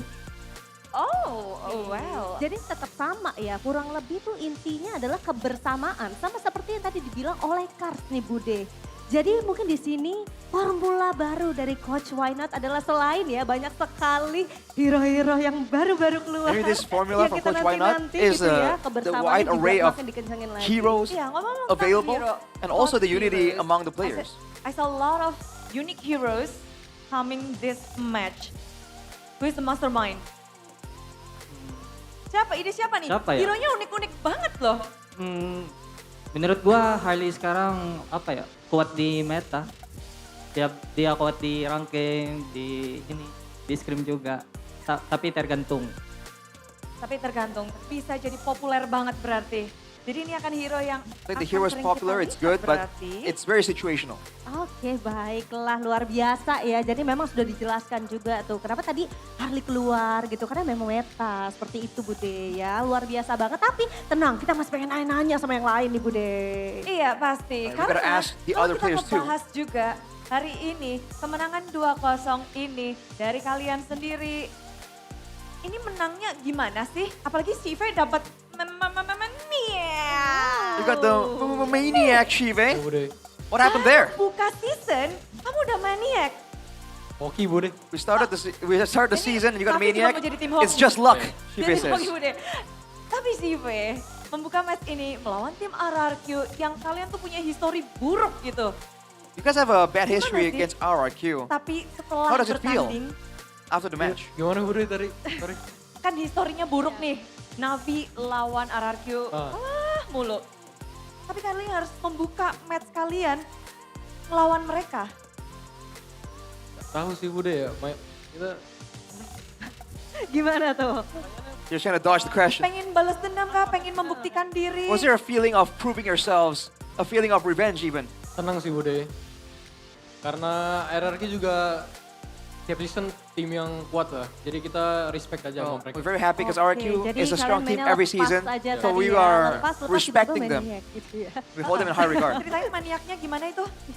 Maniaknya gimana? Iya. So what about the maniac though? Gimana? Gimana? support nggak? Kenapa Ada bisa support? terjadi tiba-tiba maniak? Oh, how did it happen? Seneng lah, seneng. Kenapa? Kenapa bisa terjadi? Apa? Ya udah kita main lepas tiba-tiba maniak aja gitu. Gak tahu juga sih, tiba-tiba musuhnya sekarat tadi. Oh, I have no idea. The Oke. opponents Oke, were all low baiklah. and it just happened. Tapi menarik. Oke, The maniac. Bude penasaran dengan the mid lane now. You have a lot of choices. Is that right? Yeah. In the mid lane though. How do you think about this meta in this season? Menurut gua sih, gua kerja keras aja main yang other hero. So me and coach always talk about it and we just try in our practice to make it to the tournament like that. Okay. And Ukir, want to ask you, is there any team that makes you feel more pressure on MPL ID Season 17? I think for all the team I treat the same. It's the same. Okay. I treat them with respect, but not over respect. But I just respect them, and then for sure, I'm excited to face all of them. Oh, impressive. So it's a sweet beginning for Navi, right? Karena sudah memecahkan itu dia tadi ya, sejarah baru itu ya. Iya, sejarah baru. But kita juga tak kepengen denger dari Afro yang munculin hero. Afro. Langsung dikasih 2 loh. Langsung 2 mic ya? Langsung Double 2 mic. dengan Belerik yang kamu ambil di sini. Emang mau nunjukin Navi season ini, Navi yang berbeda, Navi yang begitu unik, With the Navi Belleric, yang I begitu kind of show that this entry. season's Navi is so different, so unique. Apa ya? So eccentric even. Karena pernah dilatih di scrim aja sih, jadi tadi No, it's kelihatan because we enak trained hero-nya, using that hero in the scrims Wow, before, karena so we figured memang udah di it can work. scream, abis itu kelihatan enak hero. Jadi alasannya itu? Iya. Itu aja? Iya. Nggak ada yang lain That's mungkin it. pengen ditambahin? Any additions? Biasa aja sih main Belleric ya gitu-gitu doang. Yeah, playing Belleric is Tapi simple. kalau 2-0 It is what it is, you know. Apakah biasa aja? Tentu enggak dong. Senang pasti, You cuma feel nggak the boleh same? terlalu senang. 2-0 Masih ada RRQ. match besok. Yes, Tapi very apakah happy, ini but of course, standar terbaru still trying to untuk focus Navi on dengan mendapatkan the matches kemenangan tomorrow. 2-0? Is this the new standard for Navi though, winning Belum sih, 2-0? kita pengen lebih. Ya mungkin bisa menang-menang terus. We want to get even menang better terus. and You keep learned winning. something from the previous season, Ukir? I think for me, it's like I learned something about our just chemistry because we are just lacking chemistry. But I'm confident to say it now. I think we got it, the chemistry. The aha moment. Jadi memang dari musim lalu mereka cuma kurang chemistry. Mereka begitu percaya diri di season ini mereka sudah mendapatkan momennya. Yes, itu dia terbukti ya dari permainan mereka yang cukup apik diberikan oleh match kedua kita untuk di week pertama hari ini Bude. Yeah, so the standard is proven in this Tapi, second match of the satu first day kemenangan ini. of the season. Mungkin ada mau pesan-pesan salam-salam kemenangan pertama untuk Is there Navi di hari pertama. Any remarks from Navi? The first victory in the first day. Terima kasih buat Navi Nation yang udah datang dan Thank you for the Navi Nations who have come to the arena. Kita usahakan buat next match kita menang lagi. We're gonna try our best to Dan make sure that the itulah next dia. match we're gonna Harapan keep winning. besar tentunya mereka miliki. Awal yang baik telah mereka dapatkan. Navi Nation saatnya sambutlah kemenangan dari tim Navi.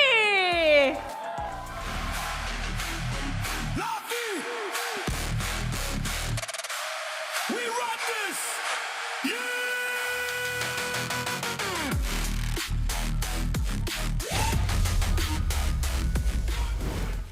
Wow, Navi 2-0. Definitely unexpected. No one saw this coming. Saw that coming.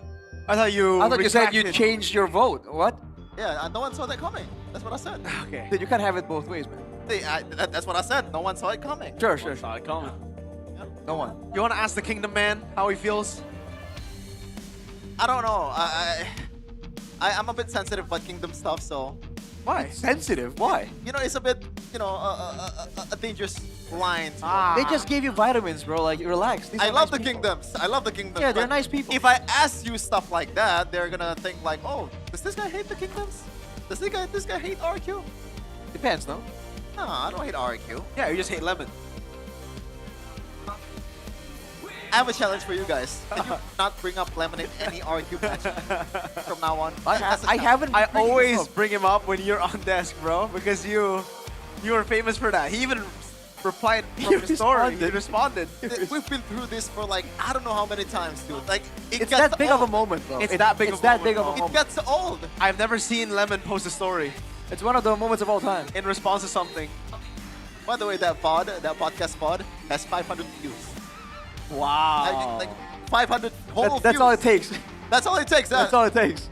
I don't get it. One clipper is all it takes. man. One clip is. Shout out all it Zekiel. Shout out Zekiel. He put me on the spot. But yeah. He does that though. Yeah. He's kind of known for doing that now. For clipping? For clipping controversial moments.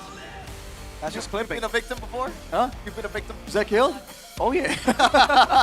Y'all know what I'm talking about. Let's go back to Navi versus RRQ. Yeah. It's getting dangerous here. Just like RRQ's chances against Navi. RQ's chances? What do you mean? It's getting dangerous. I mean, it's the first day of the season. Yeah, it's the first day. Like, what chances? What is man on about? It doesn't look good, okay? It doesn't look good for RRQ. That's true. Yes, That's there true. were some disciplined moments, but Navi. What a game. They were What a clean draft. with it. They were clean. It's not just the coach, right? The execution was crisp as well. Yeah. And Edok was very gun-shy about using his ultimate, like especially in the later parts of the game. Like here, he just never used his ultimate. Yeah, it seems like there's a lot of improv going on. It doesn't seem like this composition was practiced properly, and this was that crucial moment here. What a highlight, dude. This is the first day, and we have, what, 3 maniacs? 2 maniacs? 2 maniacs, I think. Wait, am I gonna maniac? I'm not sure. No. But the MVP RP of the game was set by official gaming phone in Phoenix. 616 on the Eastern Chin. A hero that boasts 0% win rate before this. Yeah, actually. It hasn't worked out, but this is the first time that it did. Here's the highlights, though, by the official gaming phone in Phoenix, where early on, you're seeing again, there was an idea here, but it didn't really come to fruition. Oh man, that was very cool.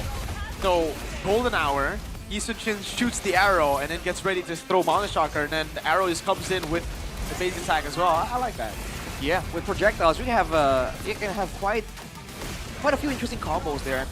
I know one that people talk about is the one with the Moskov as well. You can just SOD into the golden hour, get a guaranteed hit.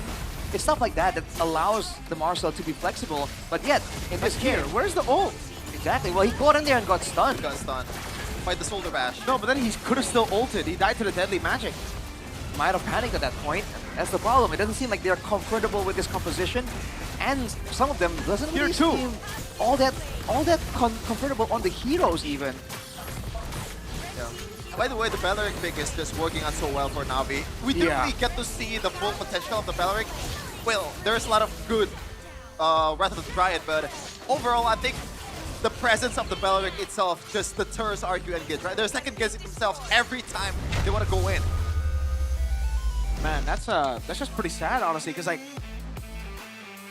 oh, Arashi, if RQ don't make it to the playoffs, say, chill out. If they don't make it to the playoffs 2 seasons in a row, you think they're gonna get rid of Kescute?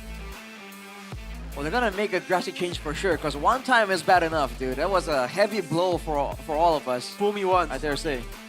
Fool me once type stuff, yeah. Let's hope that they do better. Like, they do like to experiment, to be fair, right? But I think this certainly is one of the weaker starts for RRQ. But, you know, we'll see how they progress from here, right? It's not how you start, it's how you end it. Today, though, Navi certainly showed that they have the better mastery when it comes down to the macro play of the current meta, the picks of the current meta as well. Like we mentioned, man, there's some things that RQ Hoshi didn't seem comfortable doing. Like maybe this is exactly why the Marshall gets ignored by some teams, because it's a double-edged sword, man. If you use the golden hour improperly, you might jeopardize your team's chances of winning a fight as well. Seems like we still don't know what's the limit of this Marcel dude. Even RQ Hoshi doesn't know it yet. They don't know the limit, but they don't even know, you know, the surface level right now, it seems, you know? Yeah. Because it was very different when... I'd go as far as to say that Apro was a very passive Marcel. But what we saw in this game for Edok, it just feels like it was a bad Marcel. Wow. It really just doesn't feel like his hero, his type of hero, you know? This guy's always looking for like big moments, game-changing moments, big sets, and Marcel just isn't that hero. Well, you can set with the golden hour, but it's not a stun, you know? It's different. It hits your teammates It ain't as a well. set though. Exactly. It's like a secondary set, you know? It can't be like the main thing. No, right? if it's a secondary set, it kills like a follow-up then. No. It's supposed to just you should just use it to like isolate people. You don't set with it. You can't hit him. Also, the fact that the golden hour is so valuable, you know. So Edok is like weighing the fact that, do I want to use this for engage or do I want to use this for the safety of my team? You literally cannot use it for engage though. You have to just use it like in a fight, 5v5. You just try to get 2 people onto the golden hour, so the rest of the team have to fight 3v5 for a while. Well, in a sense, the only combo he has is the golden hour into the stun, right? Because you can move in the golden hour, but that's about it, right? It doesn't last for too long. It doesn't do an insane amount of damage. So you definitely need something else to drop on top of it if you want to use it as an engage. I think that's where they were planning on using Super Dan, but in order for Super Dan to start an engage, he needs to be inside the golden hour as well. So it didn't really quite work out. You know what I'm surprised the most about Navi is how they handle the fact that they don't only have the advantage in the early game draft, but they find other stuff that they can abuse. But we're gonna see here the mic check for Navi in a second. Bro, main di bawah ya, Drew. No passive, no passive. Bro, bawah Drew, sin Drew. Ya, gas. Simbilannya, ulti gua. Komen guys, ada next wave ini bawahnya. Gol, ulti. 5, dash. Aman. Gua ada ulti. Tower, go tower. Ulti kill. Aman. Fred. Patai. Sabar ya, speed. Oh, kata Aman bro, aman. Ulti gua. Gua ada ulti. Aman. Regen dulu guys, bisa pelan-pelan. Jangan balik bro. Ya, aman, sabar. Gua depanin. Kita ada bawah guys. Ulti. Alis, flicker. Golti, kenapa ya? Nice. Awas, ulti, flicker. Cloud-nya guys. Kalau udah nggak ada flicker guys. Gua aman. Flicker balik. Mati go guys. Ini Ci, low banget. Bantai. Aman, bantai. Baliknya. Kalau udah gua guys. Double dash. Nice. Double top. Atas. I don't know. Ada. No matter guys. Dia nggak bisa ngurangin damage apa? Minumnya Sabar. Full Indonesian comms. Yeah, and it's pretty. I don't know who's talking. Yeah, I have no idea who's talking. A bulk of that was Andorio, I think. That guy, you can see it in the mic check. That guy was talking non-stop. Guy's a yapper, a certified Indo yapper. In a good way. You have to clarify, there's a hater on board. There's a hater on board. I love everybody. Except you, Rashi. Whoa. Except you too. Big words for the guy who's been hating on everyone since the beginning of the day. No. Back to what I said earlier. What is that? What was that? Like the fact that Navi knows what to do when the situation was equal, right? They're trying to get some of the turrets in the side lanes, with Shiva. He actually took down 2 turrets for himself, and Shiva was able to lay low all the time and get all the farms available without being like, you know, an overextending guy. Yeah. Most of the time in the first few games that we see with the Yusuf Shin earlier, the main problem is they don't get a chance to prove themselves. They don't really get a chance to go in. Yeah. But the fact that they have a lot of build with the Belleric, you know, pretty much everyone is wreaking havoc. Andoryu bringing some attention to him, to himself. Shiva was able to get that space, and when he knows he can actually go in, he go in without no hesitation at all. Yeah. I just want to say, the improvement for Shiva is amazing, man. Like this guy, for me, he always looked to be the guy in the goal lane that's just super calculated. Like he's there, he won't lose you the game. He won't win you the game either, though. He's just a constant gold lane. But here, he was the carry throughout. I mean, we can ask Coach Why Not on what he thinks about Shiva with Eterna. Kalau tadi kita udah sempat ngobrol sama players, sekarang saatnya kita ngobrol sama Coach Why Not sekali lagi. Congratulations, Coach. Thank you. Once again, kita sempat ngobrolin ya di awal-awal tadi kalau misalkan RRQ itu belum pernah kalah sama Navi. This is the first time that Navi has won over RRQ. What do you have to say about that victory? I'm just very happy, actually. I lost all my composure after game 1. I mean, I was more of a fan rather than a coach during this series, so that's something that I need to balance, actually. Dia bilang I dia was seneng having so banget. much fun just watching. Dia bilang dia seneng banget. Katanya setelah game 1 dia malah lupa dia coach, malah ngerasa dia jadi fans ya ngelihat kemenangan yang pertama, dan katanya itu sesuatu yang dia harus pelajarin karena dia kesenangan banget, dia lost in the moment setelah game yang pertama tadi. It was an amazing victory. I think everyone was quite surprised, but we had a little look at your podcast with Mirko, and you mentioned about certain players and their potential. Can we talk about that just a little bit more? What did you mean by that? And do you feel like you've unlocked that potential now today? Well, we've yet to see that, actually. It's still a long way to go. It's still, you know, we still have 15 games, and again, if we're talking about the word potential, it doesn't end in a single victory. So we have a very long time to see that, but it's actually a story that I want everyone to see as each series passes by. Dia ngerasa ini baru permulaan dari perjalanan yang mereka akan bawa dari Navi untuk season ini, dan dia juga ngerasa kalau misalkan dia pengen ngajak teman-teman juga untuk melihat storyline dari Navi untuk season ini karena kayaknya ada kejutan ya, akan sangat-sangat menarik. Coach, can you talk to us about the process of how that was like for you? The process of, you know, teaching the players. Is there something new that you taught them? Well, first, I really had to know my players. They had to know me. So ideally, you know, we sat down, we had that conversation first. It wasn't really about the game. It was about them knowing why I was here in Indo. You know, suddenly someone like me, you know, who is very stable in Peha, suddenly he decides to go here. So I told them that story. They told me their story. So it was really us just gaining that trust and confidence first. Then, because the game itself, it's quite easy because the players are very good. Really, the players here in Indonesia, they're very good. And I will keep on saying this. It's really just this. It's really just the heart. It's really just the patience and, you know, just not afraid of losing. And you guys saw that today. So hopefully, you know, we can continue that. I'm gonna translate that first, alright, Coach? Sorry, yeah. That was a long one. Tapi menurut Coach Why Not, intinya yang pertama-tama yang dia berusaha untuk memberikan kepada anak-anak Navi itu bukan tentang gameplay, bukan tentang strategi, tapi lebih gimana caranya mereka bisa build trust antara player dan juga coach. Coach Why Not juga ngerasa dia stabil di PH, dia juga menceritakan alasan dibalik kena Coach Why Not dan mereka berusaha untuk build trust itu. Dan iya, panas. So to wrap things up, because you're getting a little hot here, do you have anything to say to your loved ones back at home? Because I know you miss them. Oh yeah, I miss you so much, my wife, our kids. But yeah, thank you very much for always supporting my understanding that, yeah, you need to do this. And yeah, I'm looking forward to going home. But before I do that, yeah, we'll make sure to, you know, be a strong team here. Jadi sekali lagi, thank you so much. Coach Why Not, congratulations for this win. We're excited to see what Navi has to offer in the future. Karena sekarang kita akan kembali lagi ke para casters untuk breakdown sekali lagi gamenya.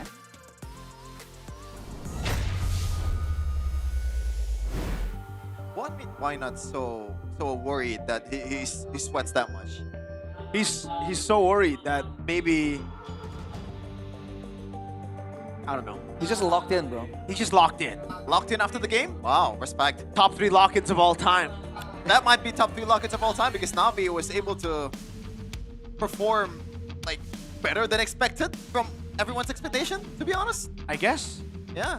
We did hear that they were doing really, really well, but like, man. Now we can see. I thought maybe execution, but even the hero mastery, I mean, he was saying, oh, Apros, special guy, special kid. Yeah, and I like what Wynot says about Indonesian players. They're really good, you know? He's not lying. Indonesian players are good. What matters is the heart, is the patience and all that. That's what a lot of Indonesian players lacks. Oh my god, Arashi! Stop the count! Stop the count! Arashi, what's going on, man? We're just getting started. Stop the count! Realistically though, who are the teams that you would expect RQ to win against? All of them. TLID and Geek Fam? Especially because Shevin's here, Geek Fam, yeah. Are you sure you'll beat TLID? TLID and Scrims have been looking crazy. Crazy. So is there any chance of TLID Season 14 happening again? I don't think so. Okay. I mean, there's always a chance, but I don't think so. Because like Season 14 is all the way to champion, right? I think they might make it to playoffs. I don't know if they'll go and win it all, though. Ah. This is probably one of those seasons where we can't really predict who's going to be out of the playoffs. Yeah. In the start of the season. Definitely not Bigachan, though. They're confirmed playoffs, and they're confirmed to... Yeah. Well, hey, right on cue, man. You talked about how we can gauge maybe TLID. They're up against Navi tomorrow. Back-to-back matches for Alter Ego and Navi. And it might be back-to-back losses for Alter Ego because they're up against King Onyx. Wait. Well, tomorrow's a fun day, man. They swept Onyx in M7, so... It's a different time. Excuse me, did you just bring up M7? Why? Different time. I mean, it's still relevant, no? Still pretty relevant. Still relevant, but not in the way you're saying it, I feel like. Okay. Eva's supposed to kick though. That was... And Onyx got Kelra, bro. Oh, you're right. Oh, you're right. What an unnecessary upgrade. What do you mean? Hey, unnecessary upgrade. I mean, I assumed like, okay, you got Skylar, why would you upgrade then? It's Kelra, and you're like, okay, makes sense. I think, understandable. Have a nice day. I think Realize put it best. It's like replacing Cole Palmer with Messi. Now I know. I know how that sounds like. Fan, bro. I know how that sounds like. What is this Chelsea fan? It's like, on, yes, bro? it is an upgrade, but there's already a good player there. No! If you had the chance to go and get Messi on your team, you should sack Cole Palmer, dude. You should throw that guy out. What do you mean? That's a very necessary upgrade. I don't even watch like football, and I know like Whatever you're saying doesn't make any sense, bro. Even 38-year-old Messi. I'm just salty. Messi, bro. I'm just salty that Onyx got killed. Right? It feels unfair, man. See, he's always hating. See, one of the main hating things all of day, Season every 17 day. is finding the formula, right? And that is formula to beat PH. But first of all, formula to beat Onyx. Because they've been winning for years, okay? So they add Kelra to the table. MPL Onyx. What the heck? What the heck, MPL Onyx? Is that fair? Is that unfair? That's pretty unfair. It is what it is, though. I mean, they got him fair and square. Game's gone. He's been in the org technically, so. By the way, go get your tickets right here. Just head over to id-mpl.com/ticket. We also got the Blue Derby here, Evos versus TLID. By the way, TLID jersey looking very nice. How about Evos? I think this is a downgrade from their previous season jersey. So you're saying it's bad? It's worse compared to their previous season jersey. It's not relatively- bad. it's relatively Because like the jersey they had last season was really nice. How about RQ's purple jersey, Raj? I prefer the white one. Why do Whoa. you prefer the white one? I feel like it has a. I'm a fan of the anime, right? So I feel like it shows the collab better. Wait, RQ collab with an anime? Yes, sir. I'm not sure if I can. Can we see it? Can we see Naruto? No, Naruto. The color scheme would have made sense, actually, kind of. What? Orange. Wait, do you actually not know, or are you just pretending to not know? No, I know. Okay. I'm just rage baiting, bro.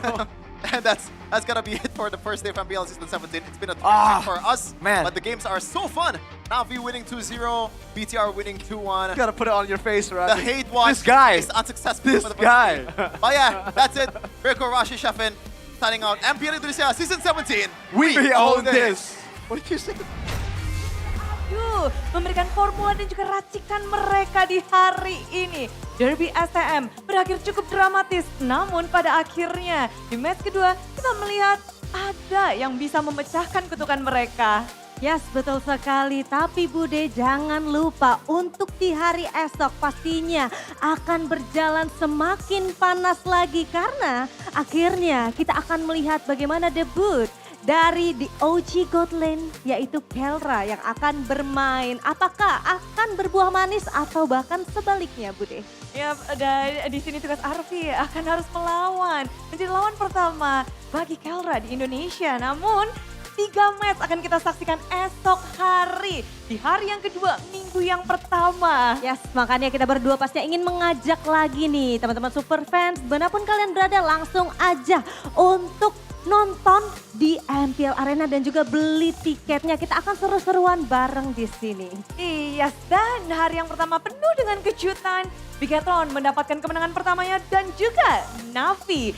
Tapi kita juga tahu bahwa antusiasme hadir dari seluruh penjuru dunia. Dan kita tahu semua itu berkat dukungan para super fans dan juga para sponsor dan partner. Karena MPL Indonesia Season 17 powered by Munton. Supported by PBSI. Presented by Official Gaming Phone in Phoenix. Serta tidak lupa untuk official e-wallet kita ada GoPay, official gaming chair ada Todak, dan partner in esports kita ada Garnier, Bayu, Dunia Games, dan juga Gamesmax. Bersama dengan supplier ada IndiHome, Indomaret, dan Aqua.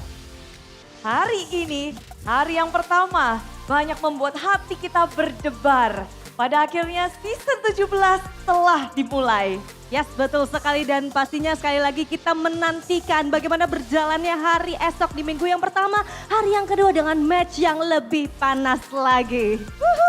So akhir kata, Bude dan juga Sabila mengucapkan terima kasih dan sampai jumpa di hari yang kedua, minggu yang pertama MPL Indonesia Season 17.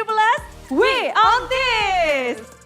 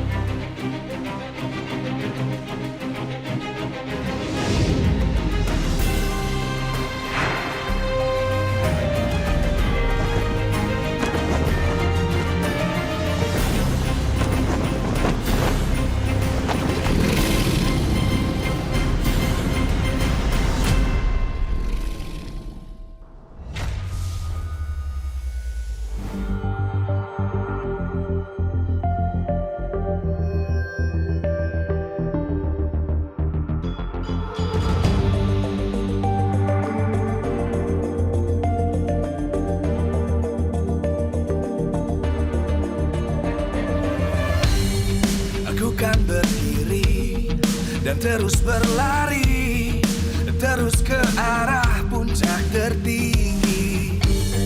Ku takkan berhenti, hanya sampai di sini. Kemenangan